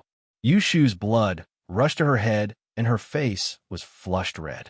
She felt that everything that had happened wasn't real. She had actually passed the exam. Moreover, she was ranked 2nd before Wen Xiao, and she was worthy of hideous. What a great prize! Although Yushu wasn't on Lu Tan's list, she was still Lu Tan's guest. Being a guest at the table was also an honor. Moreover, she had just obtained the 3rd rank, so she already had a fragrant husband. With the addition of hideous, wouldn't it be 4 more happy events? Compared to not long ago, when Lu Tan, with Shui Yun's help, won the 1st rank in one fell swoop. It wasn't inferior at all. The people sitting upstairs were all people who knew when the wind blew. When they heard that the momentum had shifted to Lu Tan, they forgot about the stalemate earlier. One by one, they went to congratulate Lu Tan and Yushu. The sound of congratulations rang out incessantly, and Ji Xingxuan, who was like the moon surrounded by stars, was left out in the cold. Ji Xingxuan stood there awkwardly. She forced a smile and pretended to sit back down as if nothing had happened. "All of you should be quiet. Didn't you see that even the Imperial Censor can't speak? The champion hasn't come out yet." Shuan suddenly poured a bucket of cold water on them. Her hand squeezed Ji Xingxuan's arm under the table, hinting for her not to be impatient.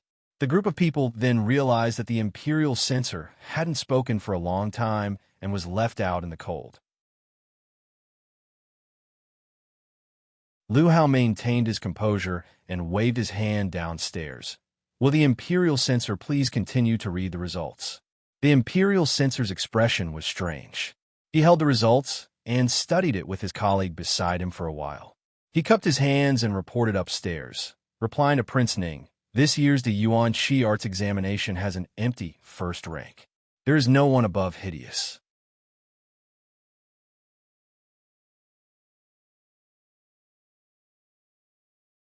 Chapter 367. Since the inception of the Diyin examination, it wasn't that there had never been a vacancy in the top 3, but it wasn't a lot.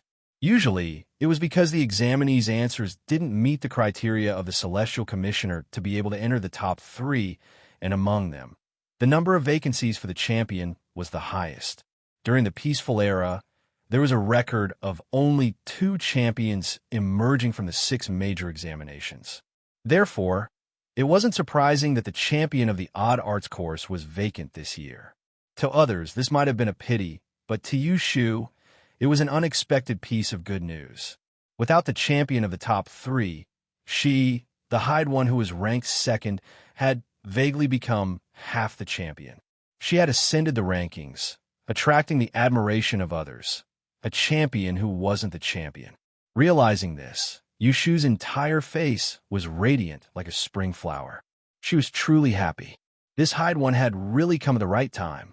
When the group of people in Xiongyu Lu recovered from the shock of not having a champion in the rankings, they all turned to look at the lucky Hyde one, Yushu.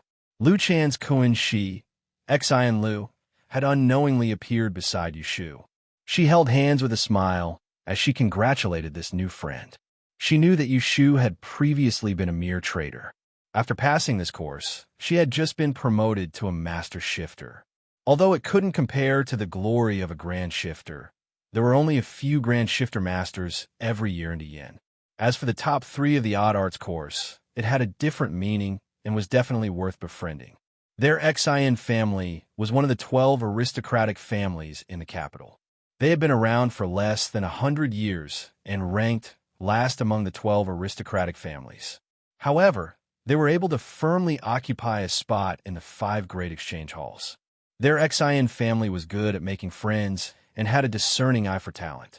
Therefore, the number of master shifter who could hold their own in the hall was the highest among the 5 great exchange halls. Lotus Room, now that you've become Mr. Hyde One, will your eyes still be under your eyebrows? Xian Lu teased.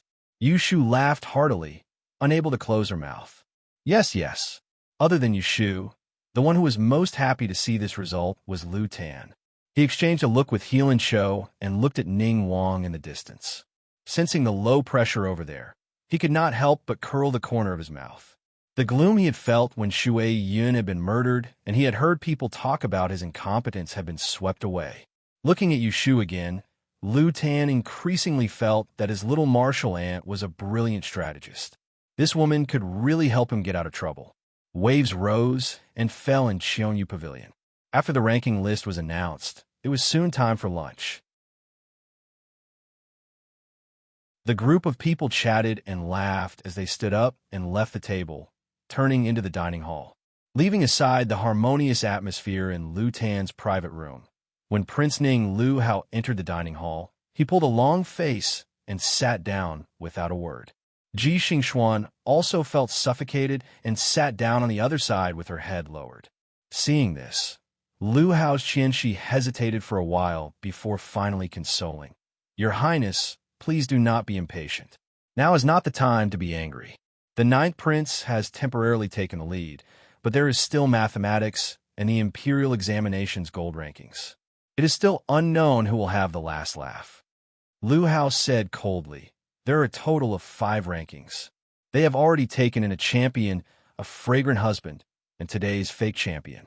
Do you expect this prince to find a fortune teller to suppress them in the next subject? Even though they had the hideous great E-Master, Ji Xingxuan, who could fight 1 against 2, the Twin Yang Society cared most about ranking. Quality first, quantity second. As a result, the number of people chosen by Lu Tan's side was no less than that of Lu Hao's.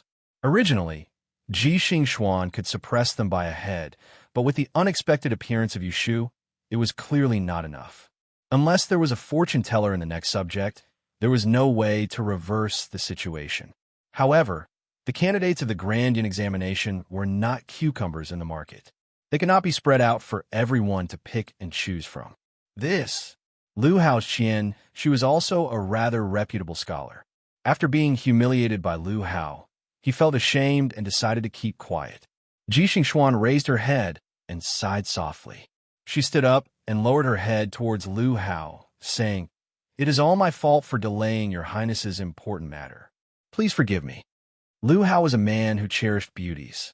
When he raised his head and saw Ji Xingxuan's remorseful expression, he could not bear to blame her for being inferior. His expression softened as he said, What are you doing? This prince did not say anything wrong. Sit down. Ji Xingxuan looked at Lu Tan with a docile expression. Thank you for your Highness's understanding. However, Xingxuan cannot do as you wish, and I feel guilty. However, Your Highness, please rest assured. In the next subject, you will definitely turn the tables. Hearing the hidden meaning in her words, Lu Hao questioned, Are you confident that you will be able to enter the top 3? Ji Xingxuan shook her head and revealed a slight smile. She confidently said, "It is not me who is confident. It is your highness who is confident." Lu Hao frowned. "What do you mean by that?" "Your highness was in a moment of anger. How could you be muddle-headed? Have you forgotten? I have mentioned to you before that when I was studying at the Taisher Library, I had met many great philosophers. Among them was Mr. Han Wenguang, who had 3 fortune-tellers. This year, he had 2 direct disciples who were participating in the Dian examination. I happen to know them and have seen their faces. According to my judgment, the fortune-teller is one of them. Your Highness, please send someone to exchange for their name card. I believe they will give your Highness face." There were rules for the selection of the princes in the Twin Sons Assembly. Before the results of the previous subject were released, the examinees were not allowed to change the name card of the next subject. Thus, Ji Xingxuan knew what was going to happen in the mathematics section, but she didn't say it. She was waiting for this crucial moment to curry favor with Lu Hao.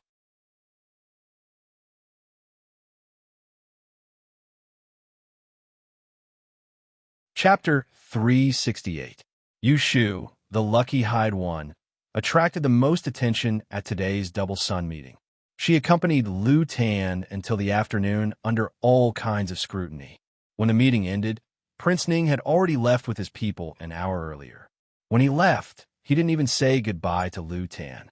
"Ninth younger brother, you can't just run away after getting such a good result today. You have to treat us to a few drinks." The 8th Prince Lu Du called out to the 12th Prince Lu Tan and insisted that Lu Tan treat them to a few drinks. Lu Tan nodded with a smile. How could he refuse such a good opportunity to bond? Thus, he turned to ask the nobles upstairs, the princes and the younger sisters of the royal princesses, "Why don't you go?" Crown Prince Yang and Crown Prince Lien naturally wouldn't refuse Lu Tan's good intentions, so they readily agreed. There were also a few other princesses who followed them, and they also sweetly agreed.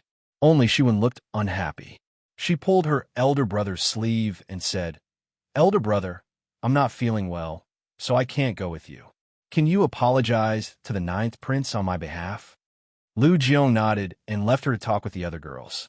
He went over to talk with Lu Tan and the others, and then went downstairs with a smile. When everyone came, they all came in a sedan chair, so it wasn't good to travel together. Thus, Lu Tan booked a restaurant in the north of the city that catered to nobles and arranged to meet in the evening. Now, everyone went back to their manors to freshen up. When Yu Shu and Helen Chu followed Lu Tan back to the guest house, the sun hadn't set yet. Lu Tan wasn't in a hurry to go back to the inner courtyard to change clothes, so he sat in the reception hall and talked with them. His expression wasn't as calm as before, and there was a hint of lightness on his face. "Aha, Miss Yu is really unexpected. You gave me a pleasant surprise." As soon as Lu Tan sat down, he first praised Yu Shu. "Not to mention your highness. Even I didn't expect it myself."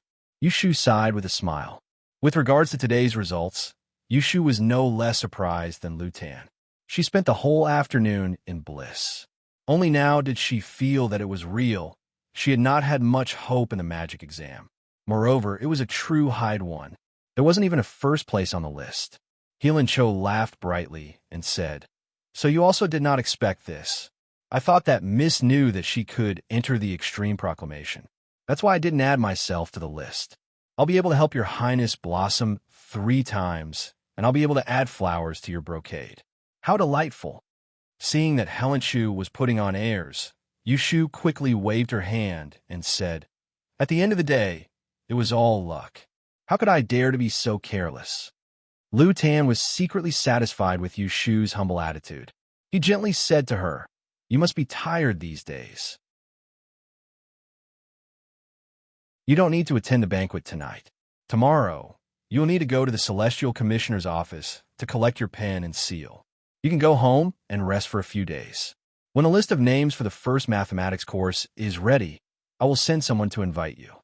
Yu Shu had the same intention, so she thanked him. "Your Highness is understanding. I haven't been sleeping well recently. If you don't have any other instructions, I will take my leave now." Lu Tan nodded. He waved his hand to have someone see her out. After Yu Shu left, Heelan Cho asked in confusion, "Your Highness, Why didn't you mention the matter of recruiting her earlier? You should know that Miss Yu isn't on the list of the Twin Sun Society. In the future, if someone tries to recruit her, she can go at any time. It would be a pity to let go of such a talent. Lu Tan lifted the lid of the teacup and lightly touched the rim of the cup. He slowly said, "What does teacher think of this woman's temperament?" Heelin Cho muttered, "Her mind is introverted, and she plans to do things in a big way. She has her own opinions." Lu Tan laughed. "That's right. Women who learn to change have a strong temperament. She also has more opinions than others. At this time, she is feeling proud of herself. How would she be willing to let others make decisions for her? If I recruit her now, she will definitely overthink things. Why don't I put her aside for now?" At this point, he gestured to the cup of hot tea in his hand, saying with a double meaning, "Wait until this matter blows over and her cup of tea turns cold." Heelin Chao's eyes twinkled. He nodded in agreement, then sighed. "Your Highness is always calm and steady. Why worry that you can't achieve great things?" Yushu rode the carriage home. On the way, she was thinking about how to tell her family the good news. She didn't expect that the whole family was already gathered in the front courtyard, waiting for her in the living room. "She's here. She's here. Mrs. Back." Yin Do, who was guarding the door, shouted and ran in when she saw Yushu. There were also several servants standing in the courtyard, idle. Yushu was wondering if old Madam, he, and the others had returned home. Just as she entered the courtyard, she saw Yu Xiaoxiu jump out of the living room and run in front of her like a monkey. He grabbed her and jumped up and down, shouting in joy, "Sister, sister, you got in! You got in!" Yushu was dizzy from his shaking. She was wondering how he knew. She saw Pei Jing walk out of the living room. Only then did she understand who had come to tell her family the good news before her. "Good child, you've really worked hard. Without saying a word, you got a hideout. Come here. Let Uncle take a good look at our family's female teacher." Pei Jing waved at Yushu with a face full of joy. He patted her shoulder and pushed her in front of Yi Fangji and Zhao Hui. "As soon as I heard the news, I rushed over to tell your parents that you got second place. But they didn't believe me and insisted that I drive the carriage with them to the Imperial Censorate to see the Imperial Gazette. Fortunately, I persuaded your mother. At noon, there were officials beating gongs and drums at home to give you prizes and set off firecrackers. Only then did they believe that you got in." Yi Fangji looked a little embarrassed. She coughed and put on the posture of father. She said to Yushu, "It's good that you got in. Don't be too proud. I heard that you have to go to the Celestial Commissioner to be recorded in the register and officially become a master of disguise." "All right, I'm happy. We can talk about this later." Zhao Hui squeezed Yi Fangji to the side. She grinned and pulled Yushu to pat her while saying, "You don't know. Mother is afraid that if the wrong name is written on the announcement, it will make people happy for nothing. Don't worry. They didn't write the wrong name. The first name on the announcement is me." Yushu walked to the front of the elders and showed some pride. The family stood in the courtyard and rejoiced for a while. Yushu was afraid that Zhao Hui would be uncomfortable standing for a long time, so she wanted to help her into the house. But she was stopped by Pei Jing, who shouted loudly, Go, take out 2 big red grenades I brought, and set them off at the door. Come over and kowtow to your daughter to congratulate her. Later, your uncle will reward you." So all the servants in the courtyard started to move. Some took out firecrackers, some lit the fire, and the rest ran over happily to kowtow to Yushu. They said, "Congratulations, miss, for getting into the Imperial Censorate." When the firecrackers outside crackled, the whole house was as lively as the new year. Pei Jing was already prepared. He asked his servant to bring a plate of silver cake and gave 1 piece to each person. There were 3 tails of silver cake, which made the servants laugh so hard that they lost their teeth. They worked even harder to say auspicious words to Yushu. The atmosphere was so warm that Yushu felt a little light. Looking at the firecrackers at the door, she felt a little relieved. The unhappiness in her heart seemed to be blown away by the firecrackers. The neighbors who lived nearby had heard the firecrackers during the day. They all heard that there was a female disguise master in the 3rd house on the street. They didn't see her during the day. Now that they heard the firecrackers at dusk, they knew that the female disguised master had returned. Not long after, people came to visit one after another. As Fangji and her husband were from the south, they didn't have much contact with the residents in the north. Most of them looked unfamiliar. Zhao Hui was pregnant, so it wasn't easy to receive them. Fortunately, there was Pei Jing, who was smooth and slick. He accompanied Yushu to receive the guests and easily sent them away. When this group of people left, Zhao Hui hurriedly asked the gatekeeper to close the door. She urged the kitchen to cook some dishes to go with the wine. They set up a table in the big house in the backyard.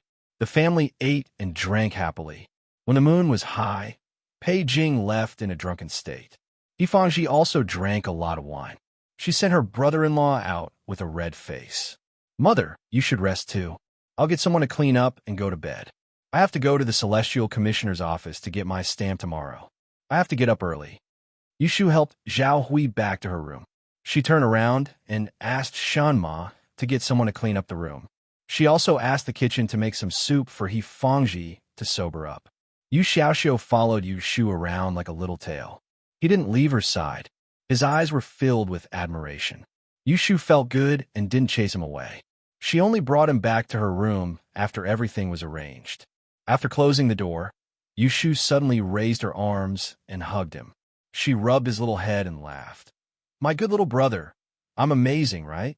Yu Xiaoxiu grimaced and grabbed her sleeve. He said, "Sister, you're the best. Be good. When I get my pay from the Imperial Court, I'll get Uncle to get you a pony to play with." "Really? Why would I lie to you?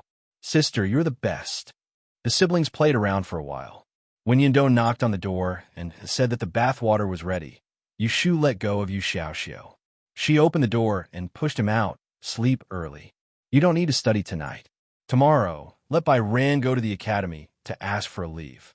I'll take you to the Celestial Commissioner's office." "Really?" Yu Xiaoxiu almost jumped up in excitement.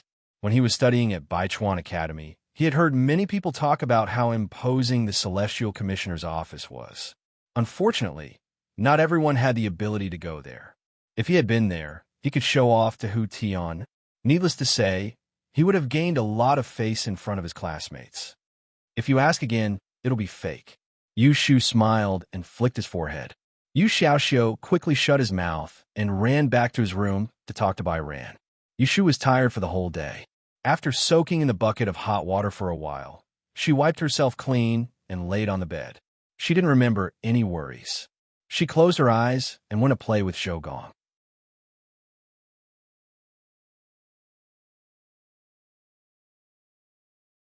Chapter 369. Yushu drank 2 glasses of wine with Pei Jing last night and had an inexplicable dream. She felt a little dizzy when Yindo woke her up in the morning. Fortunately, she felt refreshed after washing her face.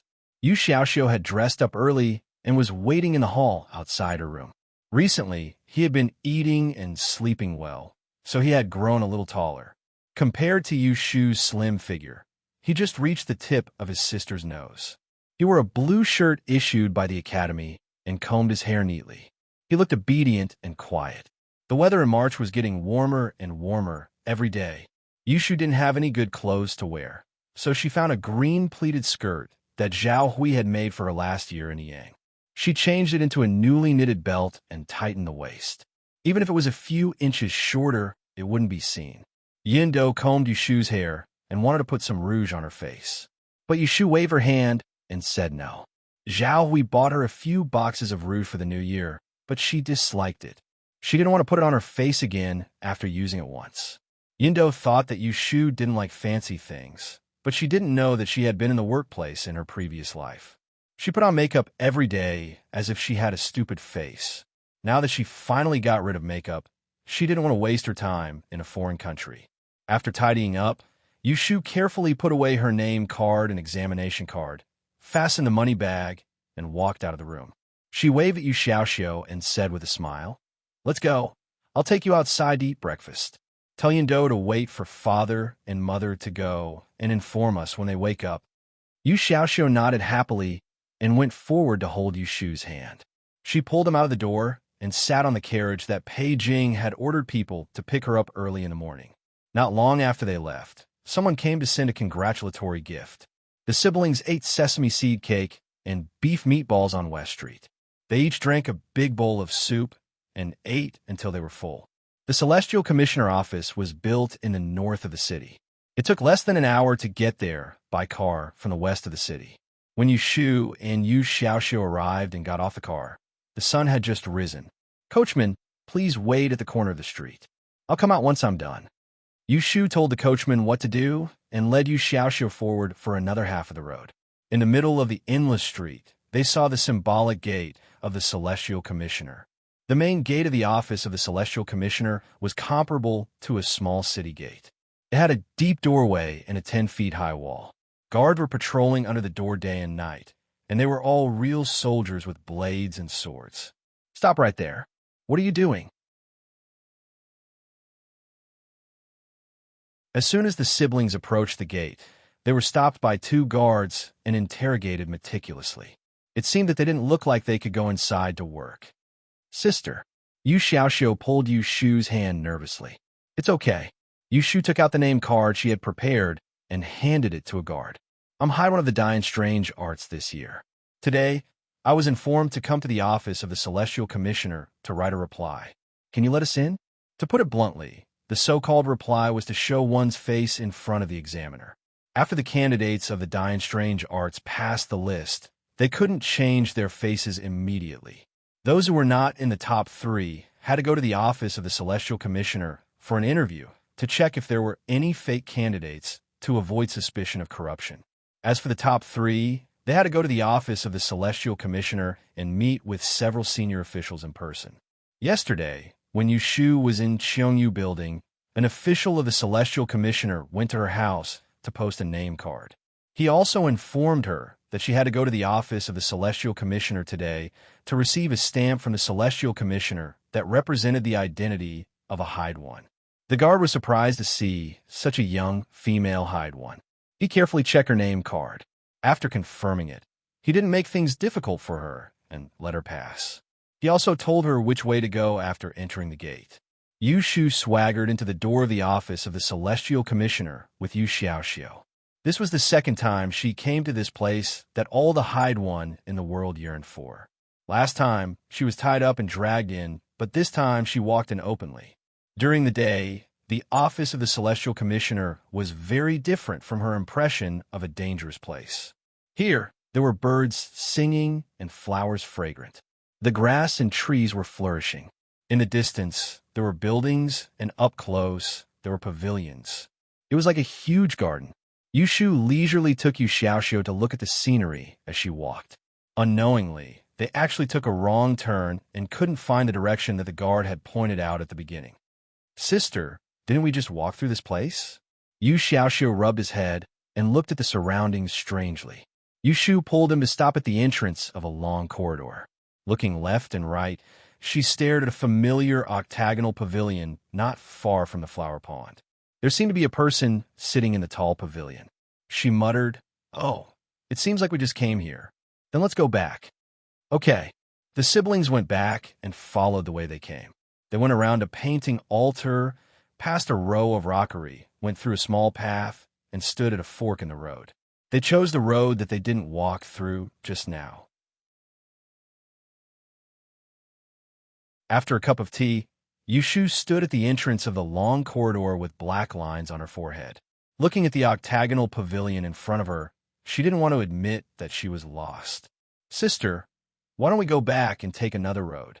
Yu Xiaoxiu looked at Yu Shu's expression and asked carefully. Yu Shu guessed that they had encountered some tactical array. The Celestial Commissioner was the highest point of the Da and E school. Every flower and grass in the courtyard must have a mystery.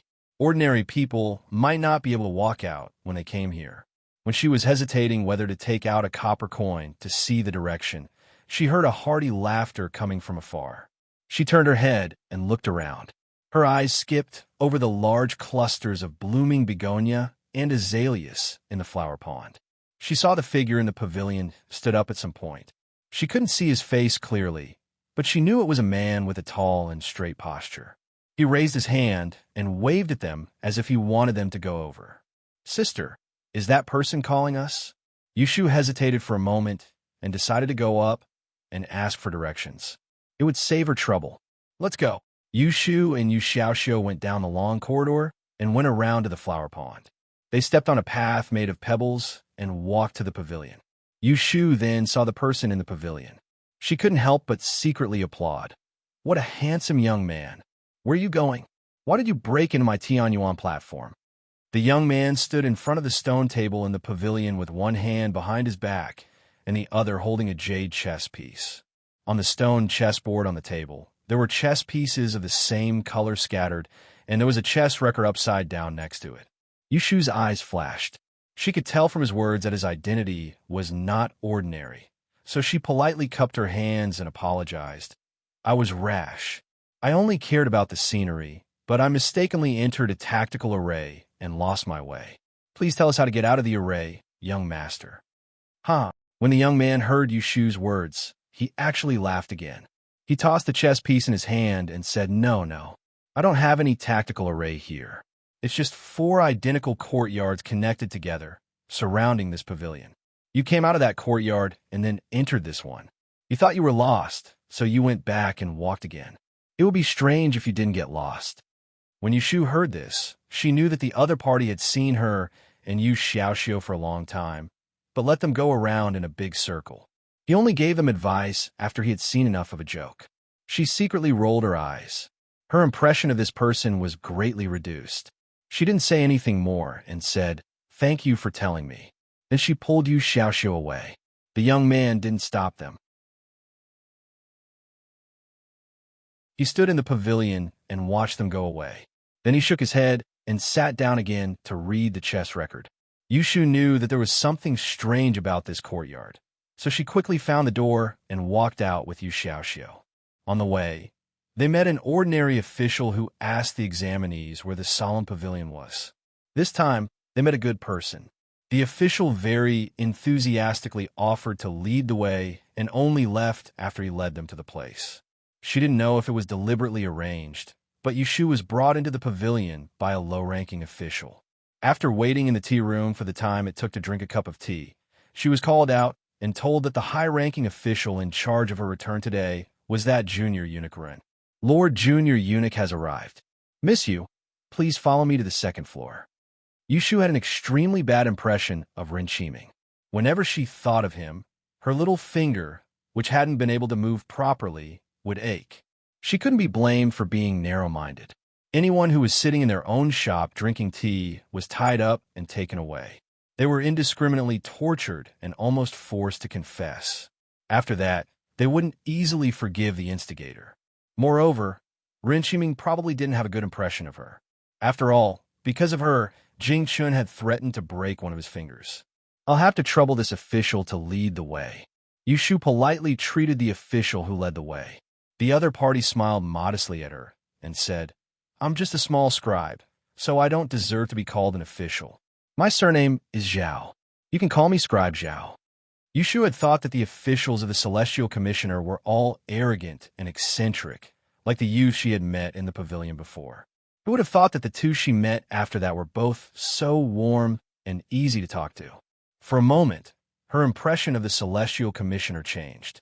"Thank you very much, Scribe Zhao." Yushu told Yu Xiaoxiu to obediently wait for her in the tea room. She followed Scribe Zhao upstairs and saw Ren Qiming in the hall on the second floor. "Lord Junior Eunuch, this year's Hyde One Yushu from the Department of Magical Arts has arrived." Scribe Zhao was obviously very respectful to Ren Qiming. He bowed his body and lowered his head to report. It seemed that he didn't dare to speak too loudly. It was enough to show his prestige.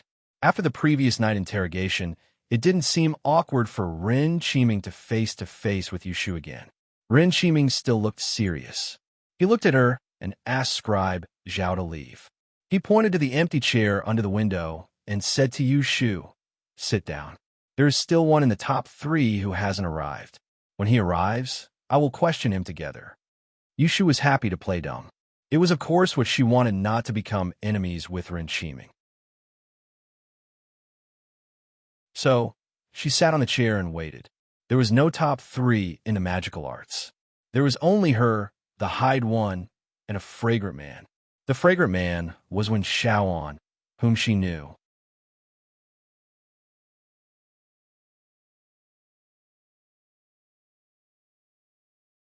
Chapter 370. Yu Shu and Ren Qiming did not say anything. They sat in the same room with him and hoped that Wen Shao and would arrive earlier so that he could finish writing quickly and leave with the seal. Perhaps her hope was effective. After waiting for a while, a figure appeared at the entrance of the hall. Scribe Zhao led a young man in old clothes into the hall. Yu Shu recognized Wen Shao, and with just one glance, his skinny and dry appearance left a deep impression on her. Junior Supervisor Darren, Wen Shao, and the 3rd rank in the special arts course. Wen Shao also saw Yu Shu. He was stunned for a moment before coming back to his senses. Looking straight ahead, he slightly lowered his head and bowed respectfully to Ren Qiming. Sit. Ren Qiming did not have much interest in this family disciple in front of him. With a cold expression, he pointed to the seat opposite Yu Shu and asked him to sit down. He turned his head and signaled Scribe Zhao to leave and closed the hall door so that no one would disturb him. This year, there is no champion in the Dying Strange Arts course. There are only the 2 of you in the top 3. Ren Qiming was busy with official business and did not intend to waste more time on these 2 Xiaoyi teachers. He went straight to the point and said to them, I have seen your papers. If I remember correctly, the special arts that Wen Shao and used was the understanding formula passed down from the Wen Chun family in the north.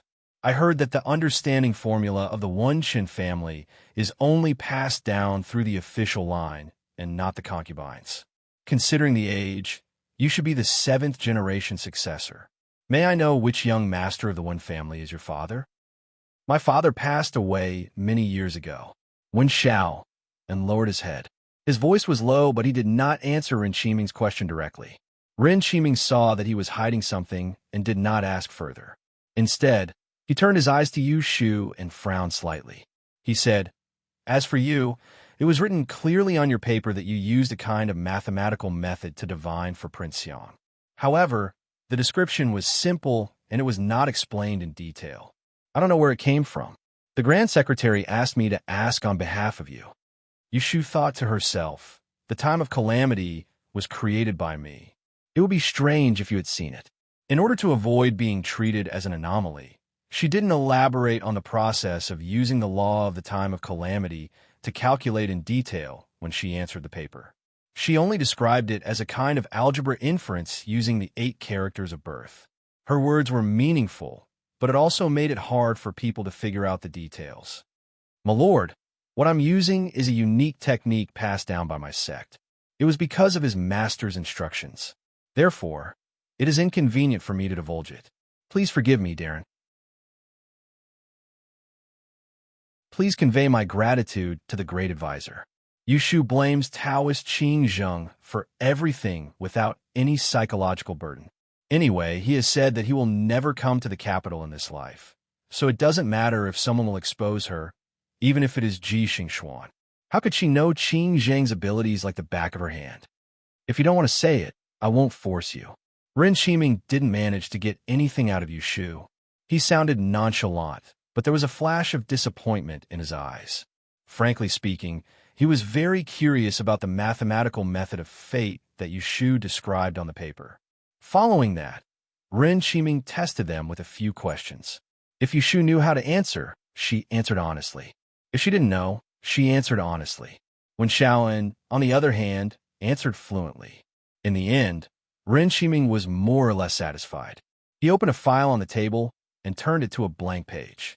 He personally wrote down the information of the 2 of them and solemnly stamped it with his official seal. Then, he wrote 2 more appraisal letters.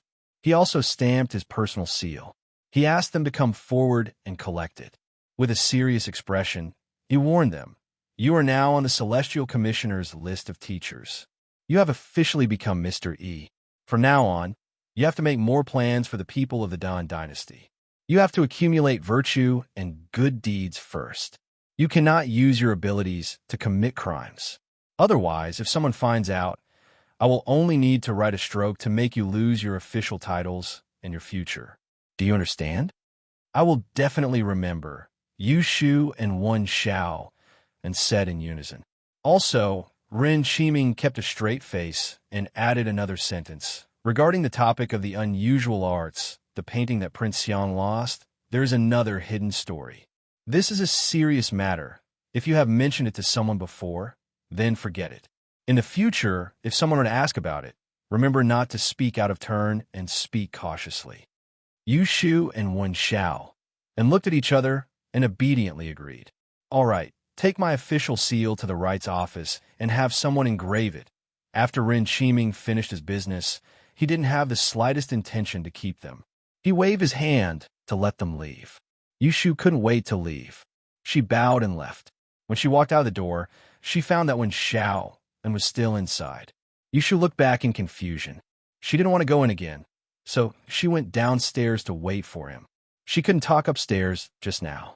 She needed to engrave the official seal later, so it was a good opportunity to chat with him. When Yu Xiaoxiu saw Yu Shu coming down, he quickly went forward to ask. Yu Shu patted his shoulder to reassure him. She took out Ren Qiming's official seal and showed it to him. Sister, can we go now? Yu Xiaoxiu was full of excitement when he came. But now that he was in the Celestial Commissioner's office, he felt uncomfortable. Wait for someone to come down. Yu Shu looked at the stairs. Soon, she saw Wen Xiao coming out. She walked forward and wanted to talk to him, but she saw him frowning and looking unhappy. Yu Shu was puzzled and called out, Brother Wen?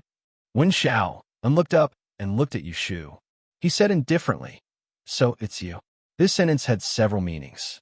First, it meant that Yu Shu was not the Mr. Yu who came to look for him in the parent training hall, but a girl. Second, it meant that Yu Shu's rank was higher than his. As for the third place, it was not known if it was a hint that he was chosen by the 9th prince during the Shuangyang Society. Yu Shu smiled. Brother Wen still remembers me. Wen Xiao nodded. I remember. You asked me to test your words. After that, he walked out of the door. Yu Shu hurriedly dragged Yu Xiaoxiu along with her. Ignoring young Master Wen's unapproachable attitude, she shamelessly asked, I didn't expect you to be a descendant of the Wenshin family. I remember that you don't have to write on the spot to be able to tell, right? So, you met Prince Yang before you handed in your paper? Fortunately, although Wen Xiao and was cold, he didn't ignore her. Thanks to you, I was lucky enough to meet Prince Yang and asked him to write 2 words. Hearing this, Yu Shu was puzzled. She wanted to ask how Wen Xiao and met Prince Yang, but why did he say it was thanks to her? Wen Xiao, and turned to look at Yu Shu. When he saw her confused, he felt strange. Why didn't he tell you? Who? What did he say? Wen Xiao found that Yu Shu didn't know, so he shook his head. It's fine if you don't know. Yu Shu was confused by him. She asked him a few more times, but he didn't say anything. She lost interest and bitterly changed the topic. Wen Xiao, and answered half of a sentence. The 3 of them went to the Celestial Commissioner's rights office and showed Ren Qiming's official seal. An official received them and left Yu Xiaoxiu outside. He brought them into the warehouse and picked out the seals they liked from the dazzling array on the shelf. There were at least 30 to 40 wooden boxes on the shelf.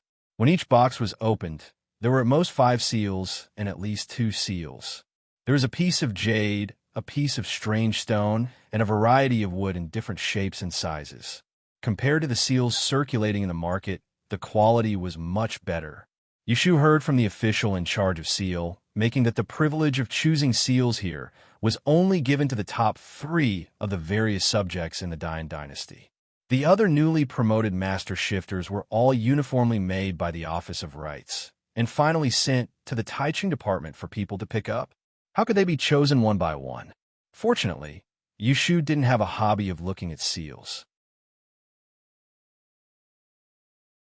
Otherwise, when she saw this shelf full of good seals, she was not happy about it. I'll take this one. When Yu Shu was looking at them one by one, Wen Xiao, and had already picked one. Yu Shu was not in a hurry. After looking through the 2 rows of shelves, she finally found a thumb-sized piece of wood. It was cyan in color and felt very good to the touch. When she smelled it, there was a faint scent of wood, which made her very fond of it. When Yushu handed the seal to the official in charge for safekeeping, she turned around and looked at it again. When Xiao and had already disappeared, Yushu came out of the warehouse. She found Yu Xiaoxiu waiting outside and asked him, "Where's the young man who was with us just now?" Yu Xiaoxiu pointed to the south. "He has been gone for a while." Yushu was confused. She could only ask when Xiao and the next time she saw him. How could it be because of her? At noon, the siblings walked to the door of the house and saw an unfamiliar carriage parked under a tree outside the door. From the door curtain to the shaft of the carriage, it was brand new. The window of the carriage was actually covered with rare glass. The horse that pulled the carriage was plump and strong. It was tied to the trunk of the tree and stood in place. Yushu looked at the carriage a few more times. When she entered the yard, she saw the gatekeeper and asked, "Is there a guest?" "Who is it?" The gatekeeper was a young boy. He said to Yushu in a dignified manner, "Miss, there are no guests." Yushu pointed to the door. "Whose carriage is it? Why is it parked in front of our door?" Oh, you mean the carriage outside the door. It's not someone else's. It was sent in the morning. It's for you to go out." Yushu was surprised and quickly asked the gatekeeper who gave it to her. Just the window of the carriage outside the door probably cost 1,000 or 800 taels of silver. She could imagine how expensive the entire carriage was. Who gave her such a big gift? "I don't know.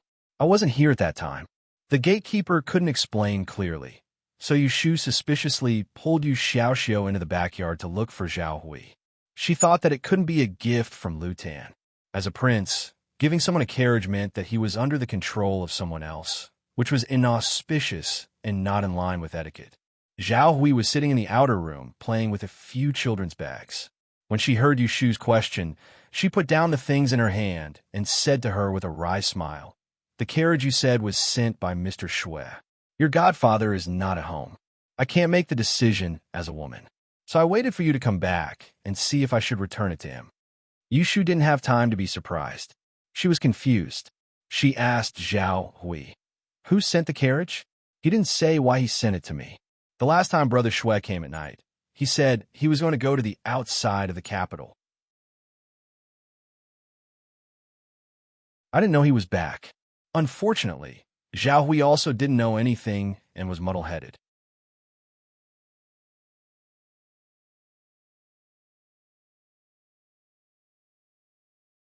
Chapter 371. When Yushu returned to her room, she saw a table full of congratulatory gifts. She went forward to take inventory and found that the gifts were quite complete. There were the 4 treasures of the study: silk cloth, bird's nest, ginseng, and a plate of silver ingots neatly stacked on top of each other. They were white and looked brand new. Yushu didn't have any other thoughts about such a generous gift. She immediately guessed that Lu Tan had sent someone to deliver it. But she didn't leave any message when she saw that Yushu wasn't at home. She didn't want to disturb the women in the house. Not only did she win the hideout exam, but she also made a windfall. Yushu happily carried the plate of silver into her room and put it into a box under her bed. She called for Yundo and divided the other gifts into 3 portions. One portion was sent to Zhao Hui's room. One portion was left for Pei Jing, and the last portion was taken to Yu Xiaoxiu's room to change into. The gifts from the Imperial Prince were all good things, and even the most inferior ones couldn't be bought outside. After accepting Lu Tan's generous gift, Yushu naturally couldn't stay any longer. Today, she had to go to the guest house to express her gratitude. She didn't want Lu Tan to think that she was being arrogant.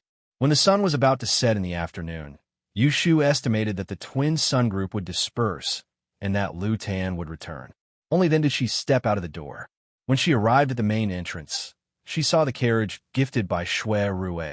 She hesitantly opened the door and stuck her head in to take a look. Inside, she saw a set of red mattresses and a yellow pair 3-legged tea table. There were also 2 strings of multicolored gourd glass lamps hanging in the corner. She immediately fell in love with it. She originally planned to return this expensive carriage when she saw Shui Rue, but now she actually felt a little reluctant. Scratching her head, Yushu thought about giving Shui Rue the money to buy the car, but she was afraid that Shui Rue would be unhappy that she treated him like an outsider. She didn't know what to do with this gift. After closing the car door, Yushu looked at the sky and saw that it was still early, so she walked to the north of the city. Lu Tan's guest house was not too far away. She walked quickly, and in less than an hour, she saw the prince's residence, which was guarded by guards. Speaking of which, Lu Tan had already reached the age where he could leave the palace and start his own mansion. It was just that the construction of the prince's mansion had not yet been completed. His Majesty's decree had yet to come down, so he was temporarily staying in the guest house. As soon as Yushu walked to the door, she saw a person coming out. It was Wen Xiaoan, whom she had just met in the morning. Young Master One. It wasn't strange for Yushu to see Wen Xiaoan here. Lu Tan had chosen him during the Shuangyang meeting. Both parties had voluntarily exchanged name cards, and when Xiaoan had passed the exam as scheduled, according to the rules, he was already a disciple of the ninth prince. When Xiaoan only looked down at the road under his feet. When he heard someone calling him, he looked up and saw that it was Yushu. He was startled, but his lips were still tightly pursed. Then his eyes suddenly lit up, and he cupped his hands at Yushu. He pointed to a tree across the street and said, "Miss you. Let's talk over there." After he finished speaking, he didn't wait for Yushu's reply and walked over. Yushu suspected that he had something important to say, so she followed him. "What do you want to talk to me about?" "I want to ask you to give me the spot in Taisher Library." Yushu furrowed her brows.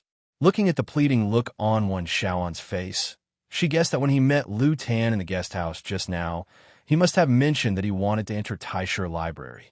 It should be that Lu Tan refused him and told him that he had agreed to give his spot to her, so he made this request. Yushu remembered that in the morning at the Celestial Commissioner's office, when Xiaoan stayed upstairs for a while. She guessed that he must have asked Ren Qiming how to enter Taisher Library. He must have hit a wall, but who knew that he would find Lu Tan? She was a step late again. No wonder he looked so worried just now. "I'm sorry, I can't help you with this." After thinking it through, Yushu decisively refused Wen Xiaoan. She also risked her life to get this spot. How could she give it to others just because of a little friendship? Wen Xiaoan hurriedly said, "I know I was rude, but I really need this spot. If Miss Yu is willing to give it to me and agree to my presumptuous request, I will be grateful. In the future, if you need my help, I will definitely help you." Hearing his promise, Yushu was not moved at all. How could he get a spot in the academy with just empty promises? How could he get cheap? This spot is equally important to me. Forgive me for not being able to help you. Young Master One can only think of another way. Yushu shook her head and didn't intend to be entangled with him. She pointed at the door of the guest house and said goodbye to him. "I'm going to visit the ninth prince. See you another day." Without looking at Wen Xiaoan's disappointed expression, Yushu entered the guest house. When she saw Lu Tan, she thanked him in person. She didn't mention that she had just met Wen Xiaoan outside the door. Lu Tan also didn't tell her about Wen Xiaoan's request for a spot in the Imperial Historian's library. He only asked her about going to the Celestial Commissioner's office in the morning. Yushu only sat in the guest house for the time it took to drink a cup of tea. She hurriedly got up to leave in the evening. Lu Tan asked someone to send her off, but Yushu declined and left alone. She still had to go to Wangji restaurant to find Shui Rue, so she didn't want Lu Tan's people to follow her. Yushu originally thought that Shui Rue had come back from outside the capital.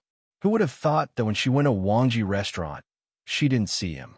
She heard from the shopkeeper, Lin Fu, that Shui Rue hadn't been here for a while. It seemed that Yushu knew that he hadn't returned to the capital. "Miss, it's getting late. I'll ask someone to prepare the meal. You can leave after eating." At this time, it was almost dark outside. When Yushu got home, she couldn't make it for dinner, so she asked Lin Fu to prepare the meal. She didn't forget to tell him to make it simple. She didn't want to waste the whole table of dishes. Otherwise, she would have to deduct her money. At the back, the kitchen gave Yushu a special stove. Not long after, the dishes were served to her room. Every dish in Wangji restaurant was of the highest quality. Yushu was eating happily in her small bowl when she suddenly heard a commotion outside. She put down her chopsticks and raised her head to listen. The sound came from the opposite building. It was a mess. It seemed like someone was fighting. However, the room was soundproof. She couldn't hear the sound clearly when the door was closed. Yushu said to the maid, Xiao Dai, who was serving tea and water. Open the door and take a look. What's going on? Wangji restaurant had been open for 2 months. With Shui Rue overseeing it, there really wasn't anyone stupid enough to come here and cause trouble. Xiao Dai obeyed and went out. Just as she opened the door, Yushu heard an angry shout coming from the opposite building. I gave you face, but you don't want it. Beat him to death. Hearing this domineering voice, Yushu frowned. She thought to herself that enemies are bound to meet on a narrow road. How did she meet that bastard Lu Yi here? She narrowed her eyes and looked outside the door. She saw that not far away, there was a group of people squeezing at the door of a private room upstairs. They were pulling and tugging at each other. Lin Fu was bowing to Lu Yi in apology. As for the zither couple from the Forgotten Plain, the woman's face turned pale as she was being pulled by Lu Yi by the arm. The man's arms were being held by 2 guards, his face red as he stared at Lu Yi. There were also many people watching from the side. As soon as Yushu saw this scene, she vaguely guessed what was going on. She immediately became angry and secretly cursed Lu Yi for being a pervert. She placed her bowl and chopsticks heavily on the table, stood up, and walked out. It wasn't that she wasn't afraid of going against Lu Yi again. It was because she wasn't sure if Ji Xingxuan had told Lu Yi about her. She had some misgivings about Lu Yi.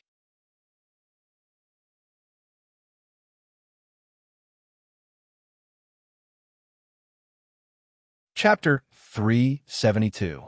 Lu Yi was very angry at the moment. He didn't know where he got this bad luck from. Not long ago, he was inexplicably beaten up and couldn't go to the Shuangyang gathering. His face was bruised and swollen, and he couldn't even go out. After a few days of applying ointment, the swelling finally subsided and he could go out. He heard that this new restaurant was good, so he came and didn't bother to find out whose place it was. Who would have guessed that he would take a fancy to a young lady playing the lute? Before he could even warm up with her, the pretty boy zither player smashed him with an incense burner. Fortunately, the imperial bodyguard was quick enough to stop him. Otherwise, wouldn't he have his head split open? He ordered the guards to catch the musician and beat him. Lu Yi didn't care about making a big deal out of it. He just wanted to vent his anger. He saw that the guards only grabbed the musician and punched him a few times. His anger wasn't appeased at all. He scolded, I've raised you for nothing. You don't even know how to hit a person? Dismember his arms and legs, strip him naked, and throw him on the street.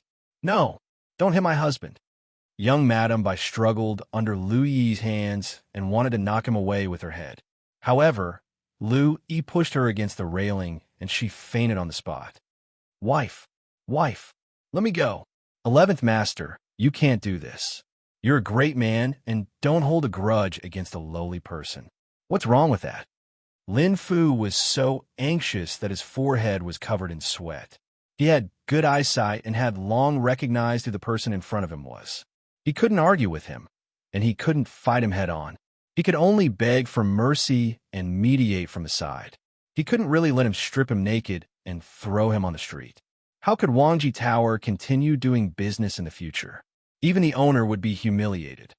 Get lost. Lu Yi disliked Lin Fu's nagging, so he kicked him in the waist and knocked him down. He coldly glanced at him. Since you know me, you should know my temper. In this capital, I don't go back on my word. If you dare to talk nonsense again, I'll throw you on the street together. Guests came out of the private room to watch the show. There were many descendants of the royal family, but none of them spoke up for justice. They were all afraid of provoking Lu Yi. However, at this time, a mocking voice cut straight into the conversation. Oh, I was wondering which master it was. Such a strong smell of gunpowder. I can smell it from the other side of the building. Lu Yi was still fuming with anger. He turned around and saw Yushu standing at the side of the corridor. His expression stiffened. He said with a black face, Why are you here? When the onlookers saw that a busybody had stepped forward, they all looked over curiously, waiting to see this overconfident person suffer. Yushu observed Lu Yi's reaction and guessed that Ji Xingxuan had not told him that she had tricked him. She felt relieved and knew that Lu Yi was still wary of her. She raised her eyebrows and sneered. I want to know what you are doing here. Didn't they hear that Lord 11 had fallen and was currently recuperating in a guest house? It's only been a few days, and you're already out for a stroll.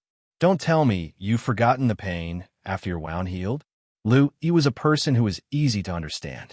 He looked ruthless, but in reality, he was someone who could be persuaded by the soft approach and was afraid of the hard approach. The more respectful one was, the more arrogant he would be. Only by scaring him would he be cautious. Thus, Yushu would not give him any face. With just a few words of mockery, Lu Yi knew that she was hinting at the incident at Xiongyu Pavilion. Feeling guilty, he avoided Yushu's eyes and suppressed his anger, saying in a muffled voice, "I'll go wherever I want. It's none of your business." The onlookers were waiting to see Yushu suffer. Who would have thought that Lu Yi would reveal his fear in front of this young lady? Although his words were not obvious, he was indeed concealing his concession. Thus, they couldn't help but wonder what kind of deity this young lady was to be able to make the 11th prince give in. Yushu was even more certain that she could control Lu Yi.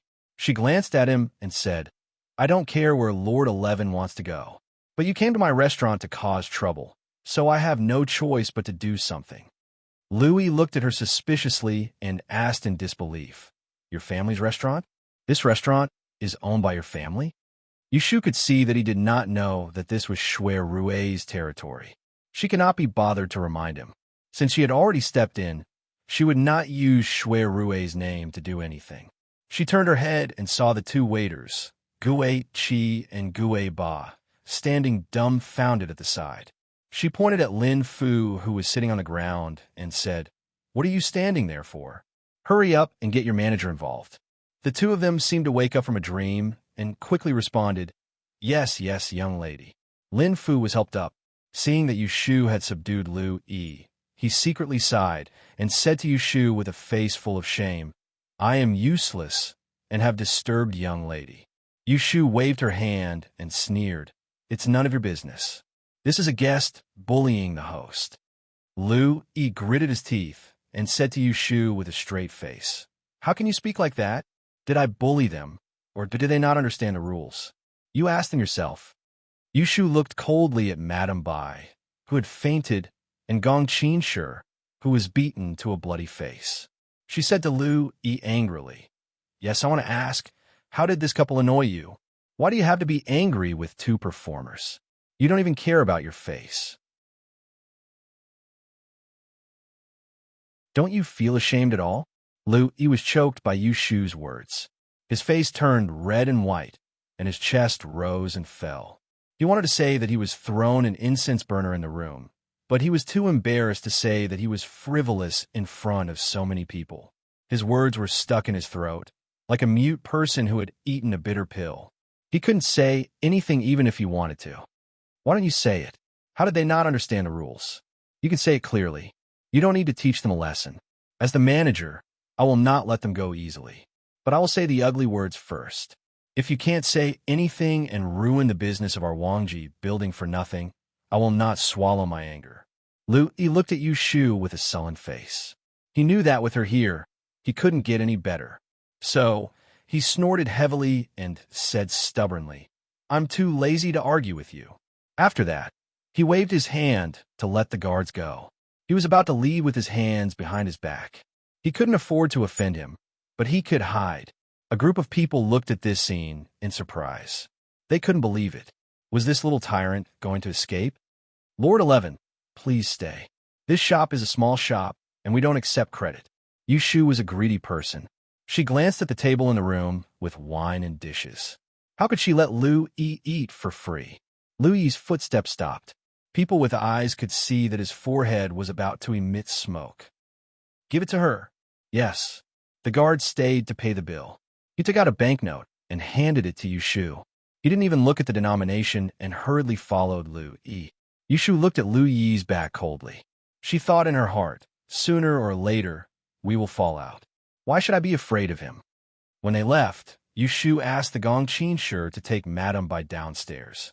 She turned to the guests who were whispering upstairs and cupped her hands.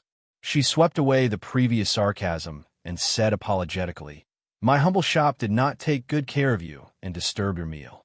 Today's banquet will not be on the bill. Please forgive me, and come again next time. Everyone saw that Lu Yi had suffered a loss in front of Yushu. How could they not give her face? Moreover, they had watched a show and eaten a free meal. Who would not be happy? They all laughed and greeted her, then turned around and went into the private room. After dealing with these things, the surroundings became quiet. Yushu's expression relaxed. She turned to Lin Fu and asked, "Were you hurt just now?" Lin Fu hurriedly shook his head. He put his hand on his waist and said with a wry smile, "I'm fine. I'm just useless. If something happened, I still need you to take care of it. I really don't know how to explain it to young master when he finds out about it." Seeing that he was feeling guilty, Yushu smiled nonchalantly. She handed him the banknotes that Lu Yi had given her earlier and told him that it was more than enough to pay for today's free bill. As she led him downstairs, she told him, "I already have a grudge with the 11th prince. At most, I will add another one. This has nothing to do with you, so you don't need to take it to heart." As for the zither master and his wife, they were frightened. "Come with me to take a look and comfort them. Don't scare them until they get sick. It's not worth it." Lin Fu saw that Yushu had offended Lu Yi, but she was not afraid. She did not blame him for not handling things well. Instead, she arranged everything well. Suddenly, he became more respectful to this young lady manager. Yes, the two came to the zither master's room in the backyard. Young Madam Bai had already woken up.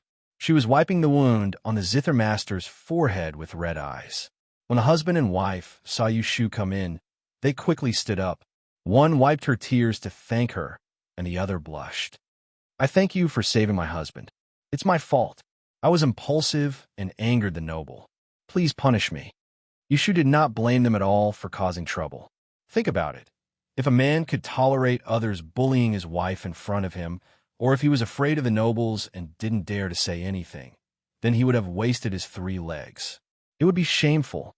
It would be better to reincarnate and start new. She heard that this zither master was the descendant of a famous zither master from the previous dynasty. He was a master of the zither, and he was very good at playing the 7-string zither. However, his ancestor was in trouble, so he was bought by Shui Rue from the master's courtyard for a lot of money. He was raised in this Wanji building. Usually, if it wasn't an honored guest, he wouldn't come out to play the zither. It doesn't matter. You two don't need to be afraid. Today's matter is over. Don't go out for the next few days. Just stay here and recuperate. When the limelight is over, you can play the zither for the guests." Yushu comforted them a few words. She was afraid that Lu Yi would send someone to keep an eye on them, so she deliberately told them to go away. After comforting the zither master and his wife, Yushu returned to the room where she rested. The food on the table was already cold, so Lin Fu hurriedly asked someone to prepare another table. Yushu stopped him. "No need, it's getting late.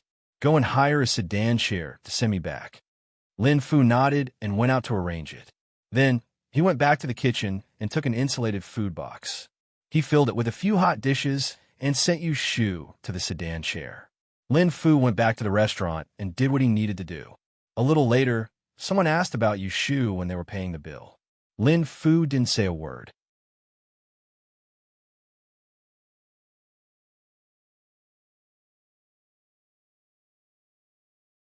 Chapter 373.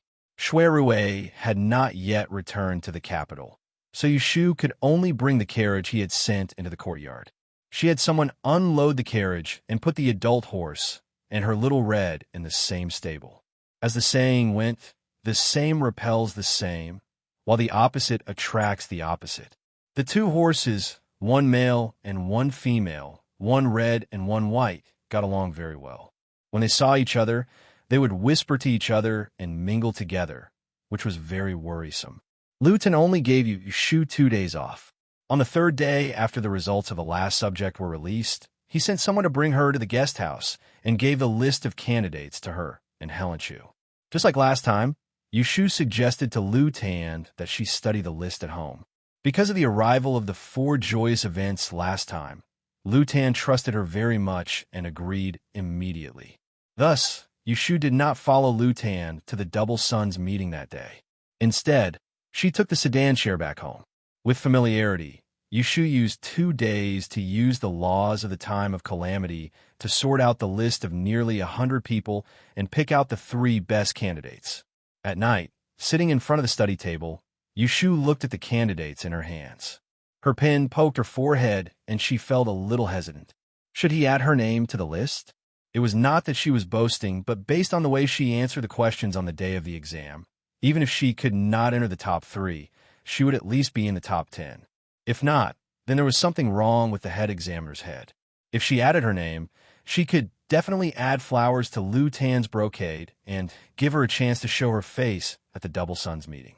However, if she added her name, when the time came, she would truly become Lu Tan's subordinate and be labeled as the 9th prince. Wouldn't that be equivalent to officially participating in the competition between the princes? At that time, she would become a chess piece in the struggle for power and would be used by others. She would not have the energy to study her algebra. That's not appropriate. Yushu weighed the pros and cons. In the end, she still felt that it was better not to add her name. After packing up her brush and ink, Yushu, who had been busy for a whole day, went out to the yard to get some fresh air. At this time, Zhao Hui and her husband had already gone to bed, and Yu Xiaoxiu had also finished reviewing his homework. All the lights in the room had been extinguished. Only the lantern under the eaves of her house was still lit, illuminating the area below her feet. The stars were sparse, and the moon was bright. This is not a good day for stargazing, but Yushu still painstakingly sees an image of unrivaled champion. This is a sign that the owner of this astrolabe is about to enter the golden role. This image often appears in the Milky Way in the spring, but no one knows which lucky person it is. Thinking of this, Yushu couldn't help but sigh. This celestial commissioner is really something. Since there's no first place, she might as well let me be first. She just had to make an empty spot and put me in second place. As the saying goes, one's heart is insatiable. Before the results of the Extraordinary Arts course were released, Yushu did not have high hopes, but who knew that she would enter the top 3? Now, she was complaining that she could not get first place and completely enjoy the glory. So I forget it. I don't have that kind of fate. Yushu stretched her body, turned around, and went back to her room to sleep. Just as Yushu was sleeping soundly, Shui Rue rushed back from work outside the capital and had just arrived at the minister's manor. Because it was too late, he did not disturb the servants in the courtyard. He only asked the servants to boil water to prepare a bath, and his personal manservant helped him wash up. The journey was tiring, so Shui Rue casually ate a midnight snack and went to sleep. The night passed. On the morning of the next day, the sleep-deprived Shui Rue still habitually woke up before the sun rose. He called his personal manservant, who was on guard outside the door, got water to wash his face, changed into a loose pine green robe, and went to the martial arts field next to the small garden in the backyard to practice boxing. To the side stood a row of neatly dressed attendants. Some were carrying silver basins, some were folding sweat towels, some were holding cloaks, and some were holding tea and snacks. After a set of crane-catching fists, he saw the old housekeeper of the upper courtyard waiting for him in the corridor with a smile. Shui Rue withdrew his boxing stance and took a deep breath. He walked forward and called out, "Uncle Jean." Jean Ao was the head housekeeper of the minister's manor and a servant of the Shui family in name. In reality, he was Shui Lingnan's right-hand man. They had been master and servant for more than 40 years. In this enormous manor, no one dared to treat him as a servant. Even Shui Rue had to treat him with some respect and call him Uncle Jean. "Young master just came back last night. Why didn't you rest properly and wake up so early?" Jean Ao took the sweat towel from the servant's hand and wrung it in the hot water basin. He shook it open and handed it to Shui Rue. Shui Rue wiped his sweat as he said, "Later, I still have to enter the palace to report to His Majesty, so I didn't have time to sleep in. You haven't eaten breakfast, right? Master knows that you've returned and has asked this old servant to invite you over to have morning tea together." Jean Ao watched his young master grow up to be a talented young master. As an elder in the manor, he felt very gratified for his master. "I'll go back to my room and change my clothes." This old servant will wait. Shui Rui returned to his room to freshen up, and then crossed the courtyard with Zhang Ao to the upper room. Shui Lingnan was used to eating his morning tea in the plum blossom hall. There was a pot of fragrant tea and 2 small plates of meat, vegetable, cold, and hot refreshments. There was only a solitary plum tree growing outside the windowsill. He couldn't say what kind of rare species it was, but as spring came and autumn passed, the flowers bloomed and withered. He would come to see it almost every morning. Everyone in the manor knew that the master cherished this plum tree, but no one remembered when he started. Grandfather. When Shui Rui came in, Shui Lingnan was sitting by the window, holding a tea-straining silver pot in his hand. He allowed the water to boil on the stove, his eyes gazing out the window at the already empty branches of the plum tree outside the window. It wasn't until Shui Rui walked closer that he slowly turned his head and resumed his usual solemnity. In a low voice, he said, "Sit down and drink a cup of tea with grandfather." Shui Rui lifted the hem of his clothes and sat down in front of Shui Lingnan with proper etiquette. He hid all the sharp edges of his body, like a smooth, round stone in the shallows. He quietly watched as the old man brewed tea and poured cups for the 2 of them. "In the few days you were away, your mother fell ill again." Hearing this, Shui Rui's back stiffened. Then he asked with great concern, "This child doesn't know if I can go visit mother later." Shui Lingnan nodded lightly, giving his permission. Not allowing Shui Rui to secretly sigh in relief, he suddenly opened his mouth again. "After this spring, you will be 20 years old. At this age, it would be improper not to discuss marriage. You have no father, and your mother's health is not good. She has been ill all year round. The family affairs have always been managed by your second aunt, but you are the eldest son of the first wife. Sooner or later, you will inherit the family business. You can't always let others take over your affairs. I have been thinking of finding a suitable marriage for you. Your marriage will be decided this year." Shui Rui's expression stagnated for a moment. His eyes flickered. He stood up from the chair and lowered his head. "It has only been 3 years since the death of the 10th princess, and you are already in a hurry to arrange my marriage. If this reaches the ears of His Majesty, I'm afraid he will not be happy." Shui Lingnan raised his head and glanced sharply at Shui Rui. Suddenly, his face turned cold. "How many times do I have to tell you not to be stubborn? The 10th princess lost her footing and fell into the water. That was the fault of our Shui family. It was not your fault. Why do you need to mourn? Moreover, the imperial edict that appointed the marriage 3 years ago has not been issued. The world does not know about it. Therefore, she is not considered a daughter-in-law of our Shui family. You have delayed 3 years for her. You have already done your best. Now that things have come to this, even His Majesty will not blame you. What are you still thinking? All right, don't talk too much. I don't want your bright future to be delayed by love." Shui Lingnan frowned and said, "You must know that the lady I have chosen is the youngest daughter of Count Zhongyong's family, Rui Zizhu. Your second aunt has seen her. It is said that she is very beautiful. She is proficient in the 4 arts. She is a good match for you. Moreover, you are good friends with her brother, Rui Lin. I think this marriage is not bad.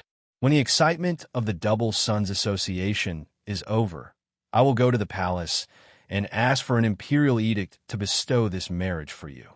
I will arrange a wife for you as soon as possible so that the Shui family can have more children. She will be in charge of the inner court for you." Hearing the old man's resolute decision, Shui Rui was silent for a moment. No one knew what he was thinking. Finally, he sighed and said, "Grandfather, please give me 3 more months. The task that His Majesty has assigned to me has not been completed. After this, I may be promoted and rewarded. At that time, you can ask for an imperial edict to bestow a marriage for me. Wouldn't it be a double blessing and more respect for the lady?" Shui Lingnan hesitated. He observed Shui Rui's expression, but could not tell if he was deliberately delaying. His hand tapped on the table for a while before he finally agreed. "All right, we will do as you say." After talking about this, the grandfather and grandson were no longer in the mood to drink tea. Shui Rui sat for a while before leaving on the excuse that he was on official business. Shui Rui went to the palace and came out before noon. Because it was convenient, he took a sedan to a shop under his name on Songrong Street.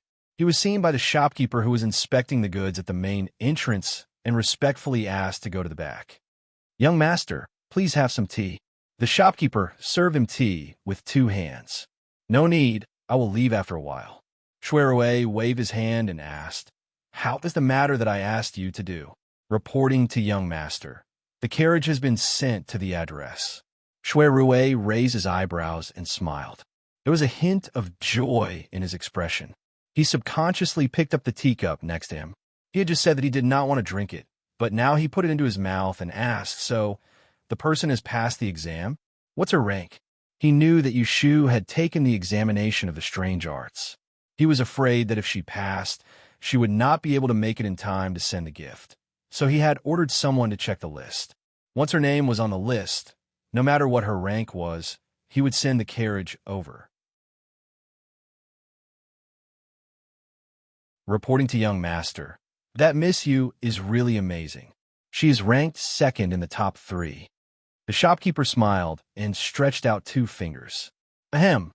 Shui Rui almost choked on a mouthful of hot tea. He coughed twice and asked suspiciously, "It's 2nd? Are you sure?" "There's no mistake. I personally went to see the list. The first name on the list with gold characters on the red paper is Miss Yu." Shui Rui was pleasantly surprised. He did not expect that when he went out, the last would become Mr. Hyde 1. It was really beyond his expectations. "Not bad. You did a good job. You will be rewarded."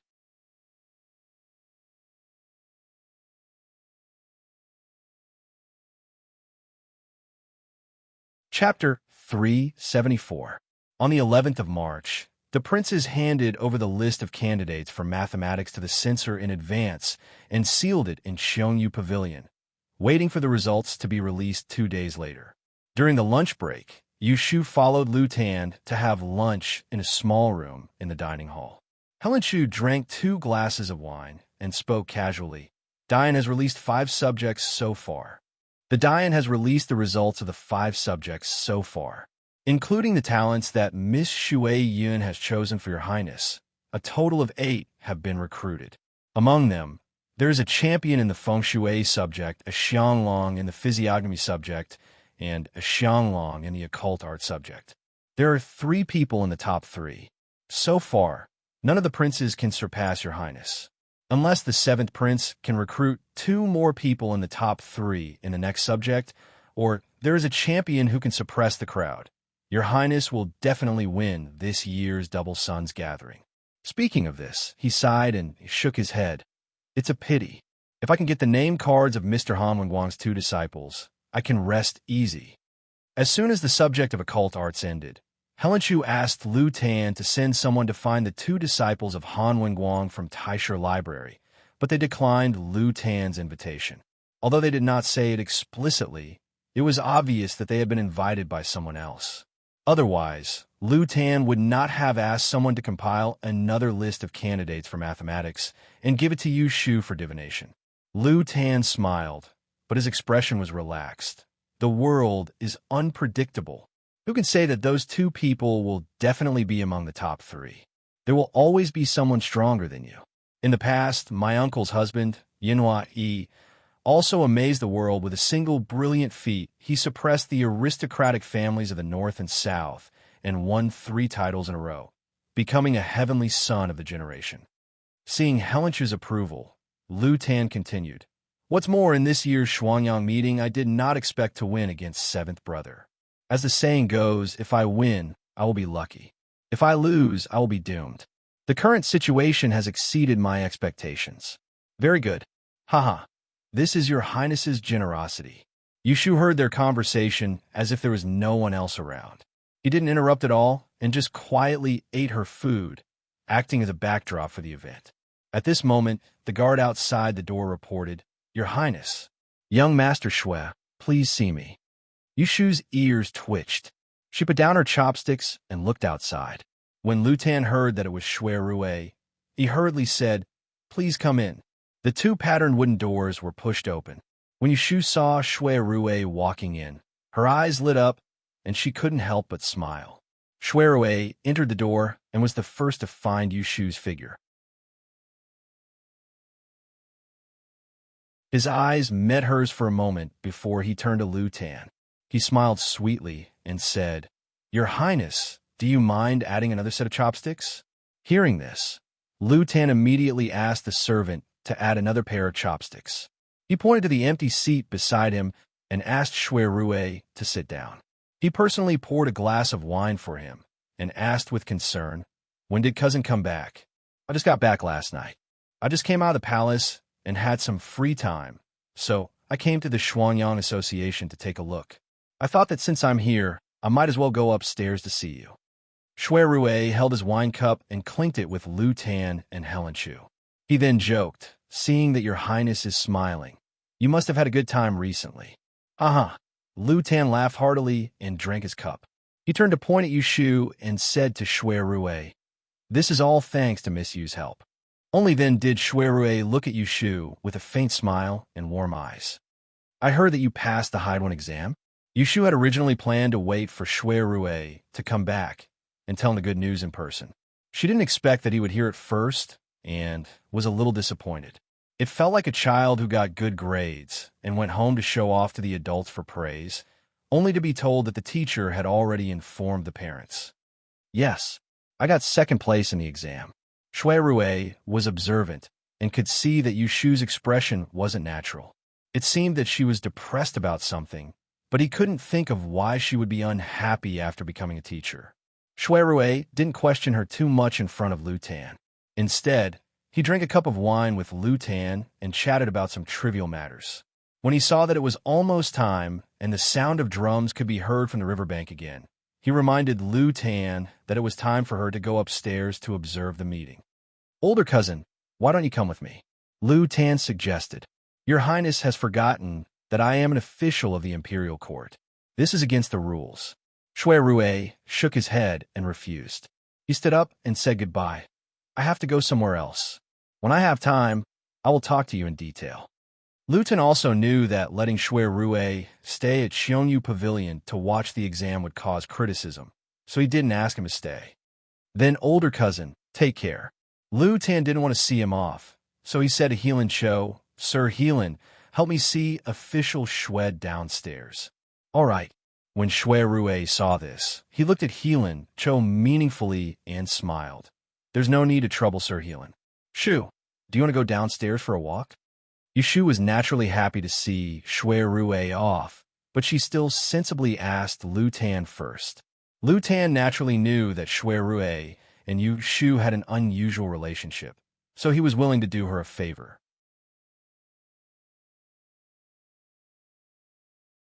He waved his hand and said, "If there's nothing else to do in the afternoon, Miss, you can go with my older cousin first." "Many thanks, Your Highness." Yu Shu wished for nothing more than to leave early, so she briskly thanked Lu Tan before following Shui footsteps and going downstairs with him. When they left the dining hall and saw that there was no one around, Yu Shu elbowed Shui arm and asked him, "Why did you give me a horse carriage?" Shui put his hands behind his back and slowed down his pace to walk alongside her. "Didn't you get into the Hideout Academy? It's such a prestigious thing, so as your older brother, I naturally have to give you a gift." Speaking of this, Yu Shu was puzzled. "Weren't you out of town at that time?" Shui rolled his eyes at her. "You think you're clever? Can't I have someone prepare it in advance?" Hearing that he had prepared a gift for her a long time ago, Yu Shu couldn't help but feel warm in her heart. She couldn't help but ask, "What if I didn't get in? Then I won't give it to you. Why do you want a gift if you didn't get in? Dream on." Hearing Shui answer without hesitation, Yu Shu felt relieved. Previously, she wanted to return the horse carriage to Shui when she saw him. But now she felt that it would be a waste of Shui kindness if she returned it.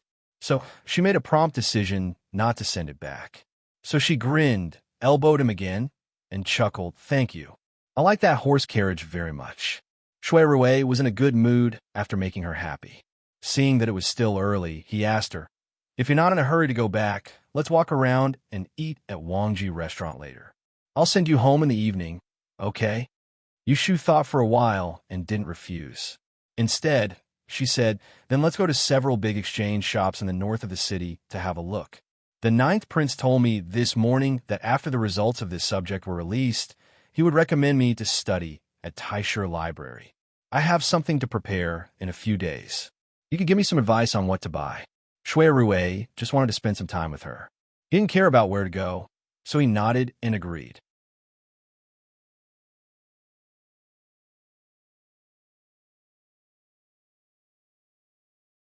Chapter 375. There are 5 big shops in the capital. Which one do you want to visit first? Shui Rui asked Yushu as they got into the carriage. There's no need to look at other shops. Let's go straight to the Xian family.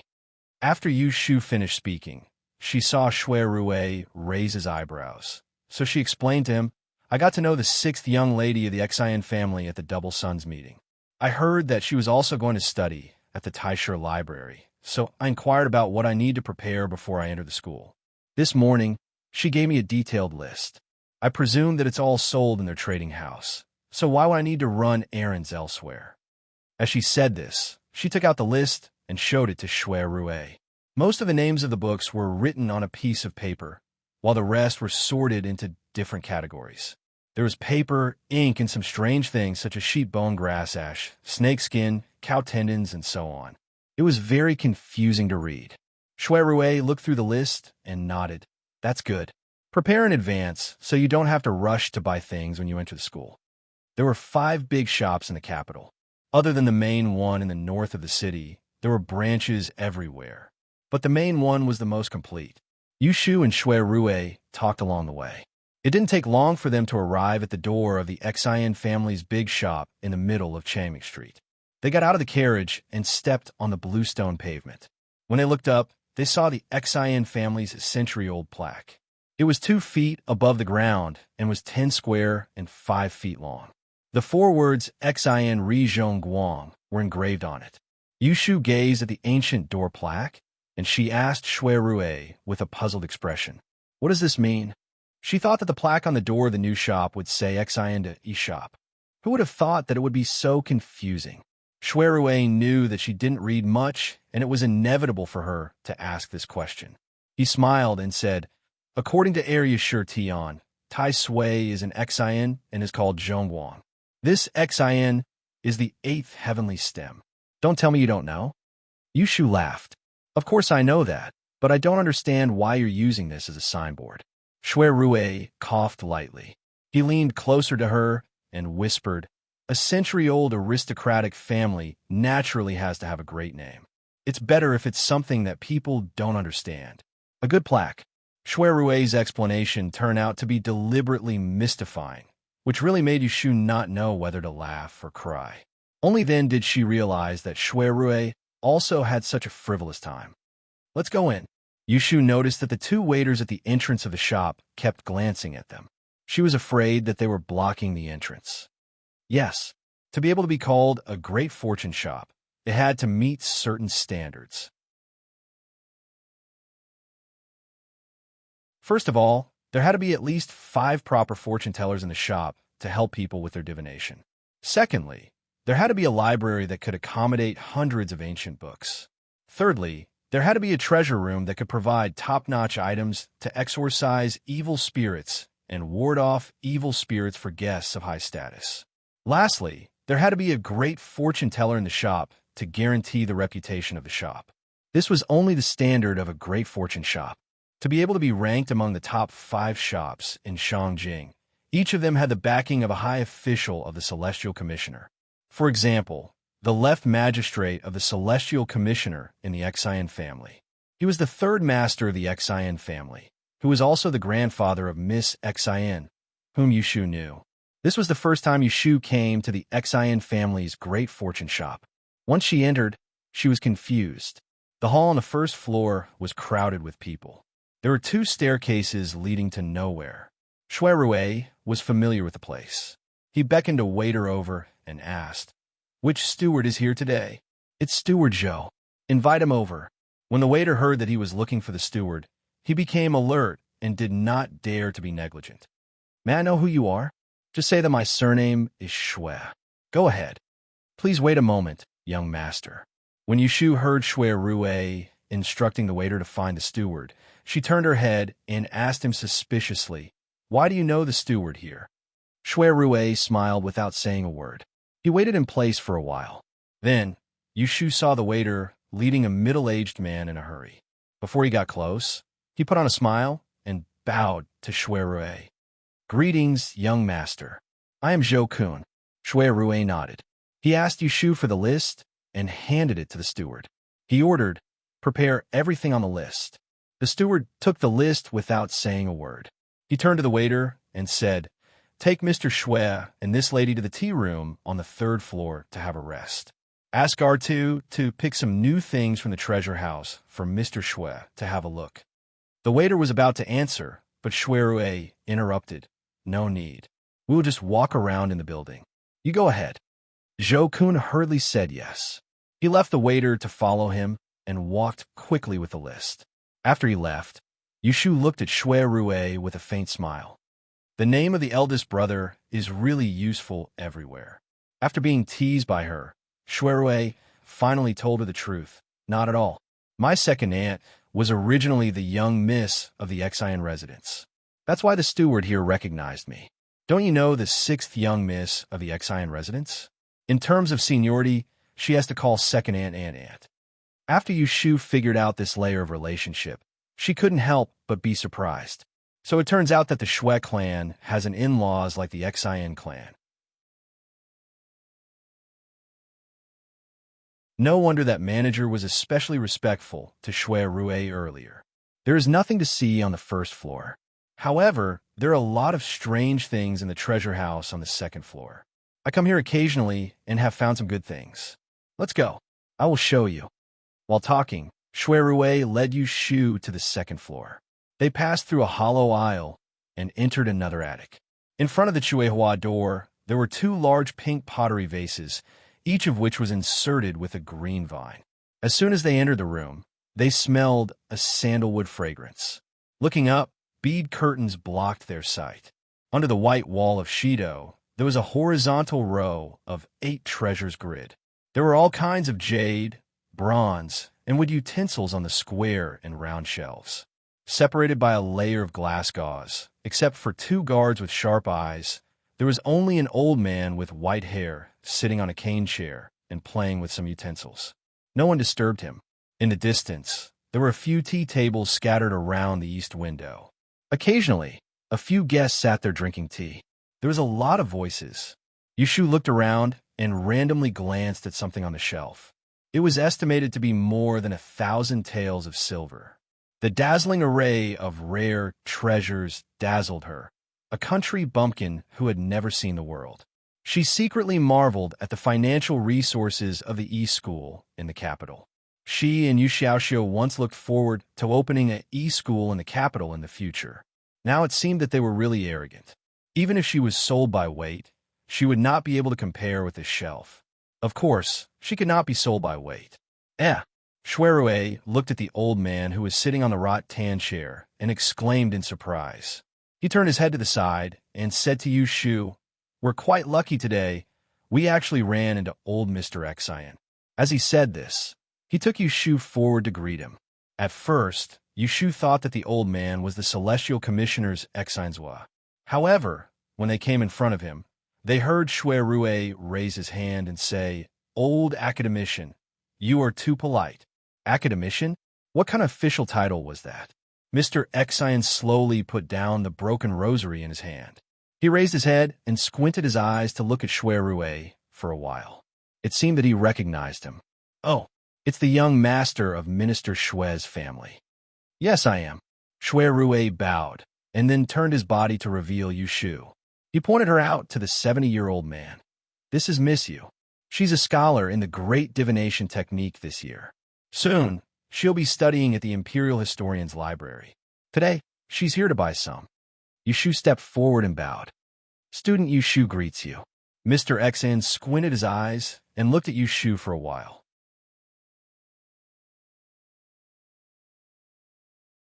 He slowly nodded and said, "The Taisher Library is a good place.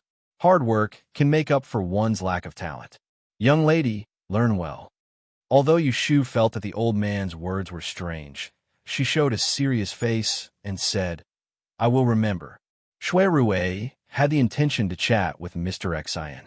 He saw the rosary on his knee and asked with a smile, "I wonder where did you get this antique from? May I have the honor to listen to your story?" Ha! Mr. Xian suddenly became energetic when he mentioned his love. He gestured for Shui Rue and Yushu to sit on the round stool at the side. He straightened his back and twirled the string of prayer beads in his hand a few times with great care. He then said to them in a mysterious manner, "This is a string of Buddhist prayer beads. It's not very famous. It's at least 400 years old. Look at the 19 beads. The biggest one is called the main bead. The other 18 small beads are engraved with Sanskrit characters. It's a wonderful work of art. The strange thing is that this string of Buddhist prayer beads is heavier than ordinary wooden beads. I pondered for a few days, and it turns out that there's something hidden in it. I was hesitating whether to cut it open to take a look, but I was afraid of destroying the treasure." The boy from the Shui family came at the right time. "Jingjing often praises you for being smart. Give me some ideas." Mr. Xian gave Shui Rue a difficult problem. The value of a 400-year-old Buddhist prayer beads was imaginable, but he wanted Shui Rue to help him. If Shui Rue asked him to cut it open, wouldn't Shui Rue be responsible if it was destroyed? Or if Shui Rue stopped him from cutting it, it would make him seem like he had no idea and was stupid. Yushu saw the flash of stiffness on Shui Rue's face. She turned her head and snickered. She thought that Shui Rue had let him do something stupid. Shui Rue's sharp ears heard Yushu's snicker. He turned his head and pretended to glare at her. He cleared his throat and said to Mr. Xian seriously, "I can't make a conclusion so easily. How about you lend me this string of Buddhist prayer beads for a few days?" Hearing this, Mr. Xian immediately squeezed the string of beads in his hand. He looked at Shui Rue with a face full of reluctance and asked hesitantly, "How many days?" Shui Rue smiled and stretched out a finger. "Just 1 month. I'll give you a good idea in a month." Waiting for Shui Rue to stretch out his finger, Mr. Xian's beard twitched. He was reluctant to send the treasure to someone else. He shook his head firmly and said, Forget it. I'll make the decision myself."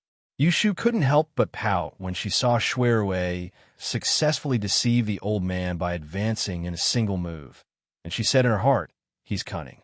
Staring at the string of antique prayer beads in the old man's hand, Yushu was moved. She couldn't help but ask, "Old man, do you have any research on ancient weapons?" "I've seen an ancient sword. It looked like it was unearthed from the ground. I just don't know where it came from." Mr. Xian's white eyebrows trembled. He raised his chin and said, "I've lived for 80 years. I've been obsessed with antiques for 60 years. Not to mention weapons, as long as you've seen it, I'm afraid I can name it. Tell me about it, little girl." Yushu's eyes lit up. When she was in Yang, she got a rusty ancient sword from a Taoist priest. She brought it to Jing Chun.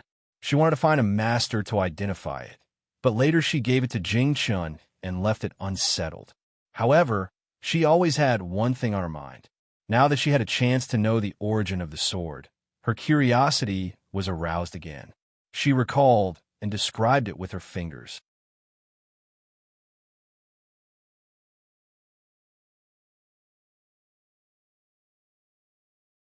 Chapter 376.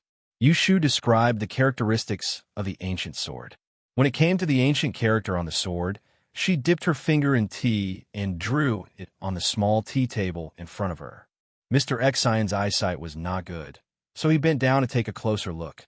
When Yushu finished the character, his eyes flashed with suspicion.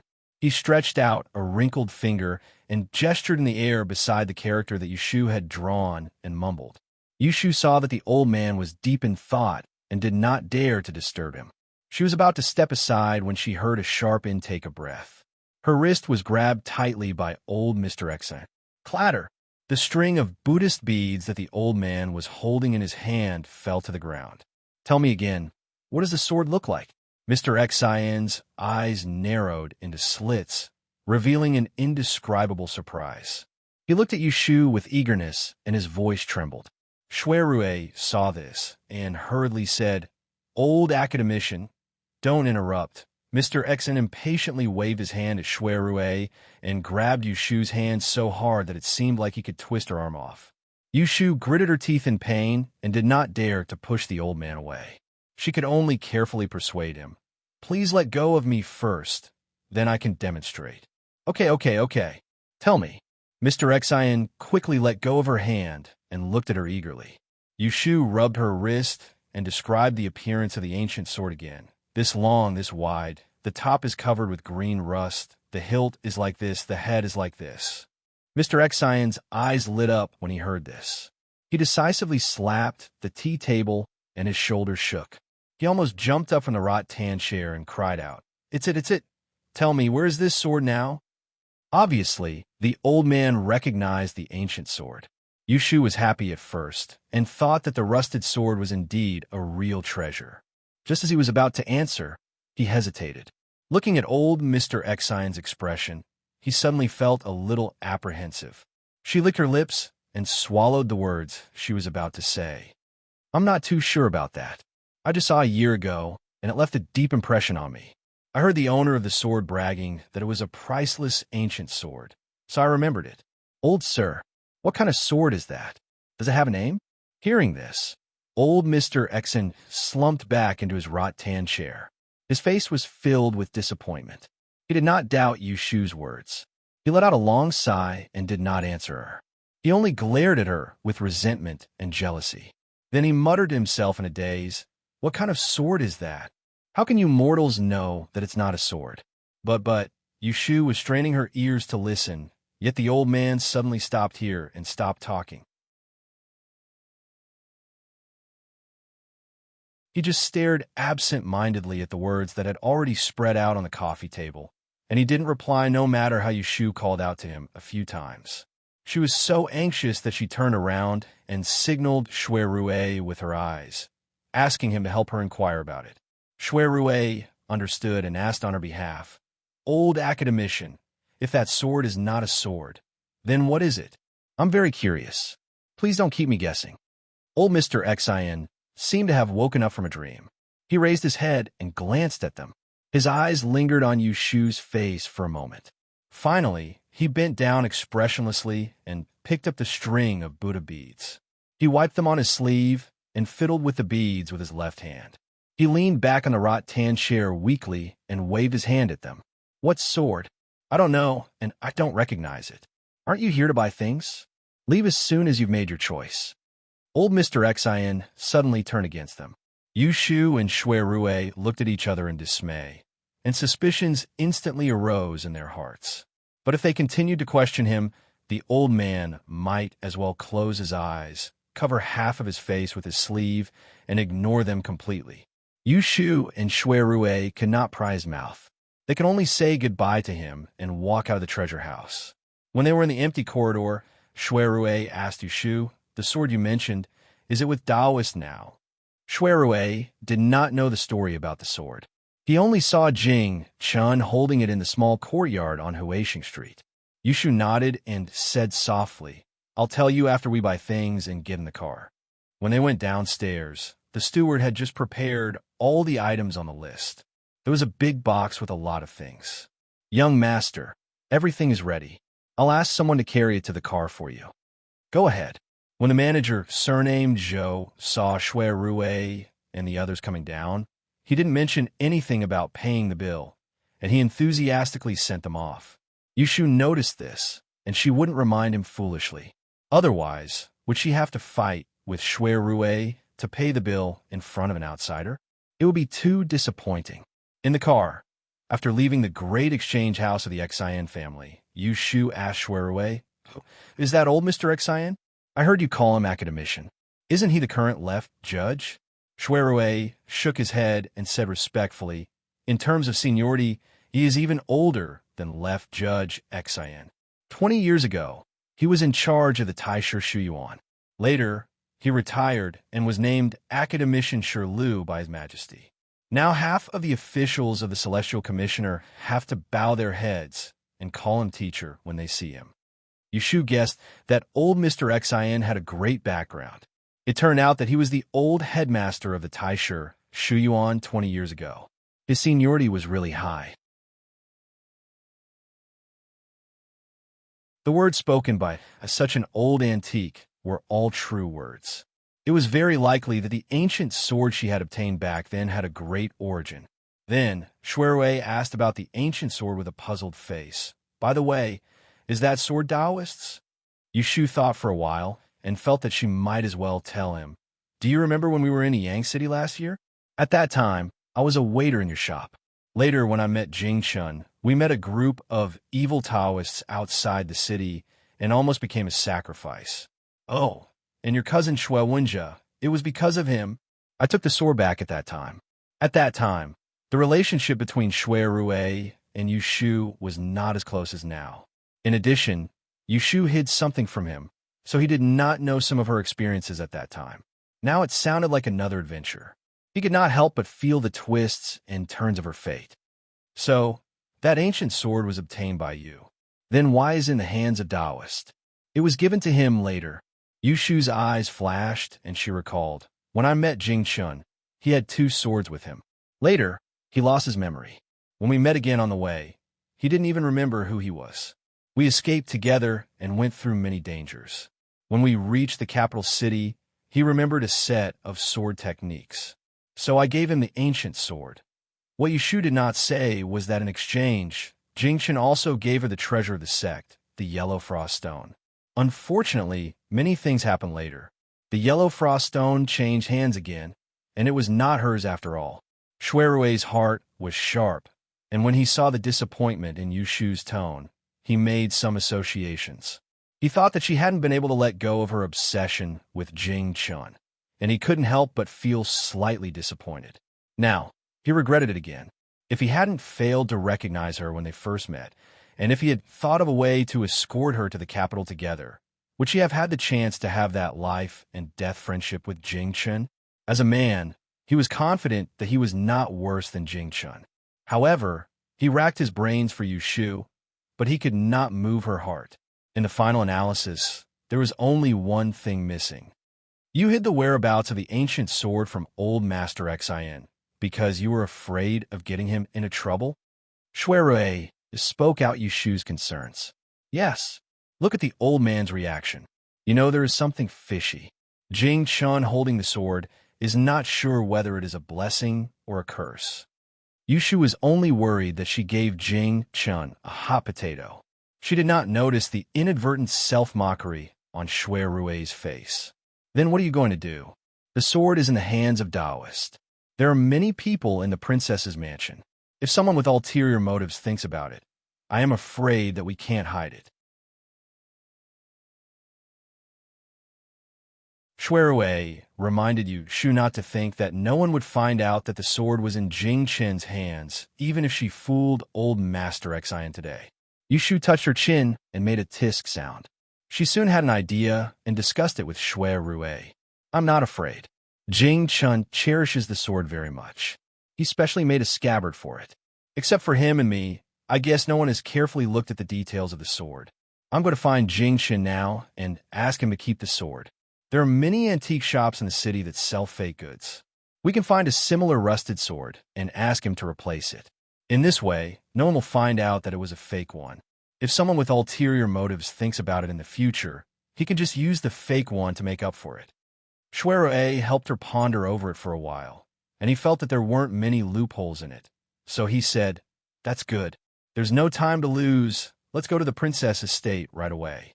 Yushu and Shuirui arrived at the princess estate, and they were invited to wait in the tea room after they entered the door. After a while, Jingchun showed up. Why are you here? Shuirui nodded to Jingchun and sat there drinking tea without saying a word. Yushu pondered for a while before telling Jingchun about what happened in the treasure pavilion in the afternoon. In the end, she said, as the saying goes, the less trouble, the better. Don't use that sword in the future. Keep it a secret and don't let others know about it. Just do as I said and prepare a fake one. Jingchun was not a person who liked to get to the bottom of things. He trusted Yushu very much, so he immediately agreed. However, He felt a little regretful because he was very comfortable with that ancient sword. Seeing that he agreed, Yushu was relieved. After talking about business, she did not want to stay any longer. Previously, she wanted to inform Jing Chun to prevent Lu Yi from finding trouble with her after the end of the Double Suns gathering. However, Shui Rui was also there, so she did not know how to say it. She could not say in front of two men that she was bullied at Xiongyu Pavilion that day. It's getting late. Why don't you stay for dinner? Jing Chen asked, but his gaze was on Yushu. Yushu was about to decline, but Shui Rui spoke first. There's no need for that. Shu and I have other places to go, so we won't disturb you any longer. After saying that, he looked at Yushu. Seeing that she did not hesitate and was about to leave with him, he felt a little better. You're tuning into the Romance Rendezvous YouTube channel. We're so grateful for your support, and don't forget to subscribe to join us on this incredible journey through captivating stories. Your generosity through donations truly makes a world of difference, as it's the primary source of revenue that allows me to expand and enhance this channel for you. Thank you from the bottom of my heart for being a part of this adventure.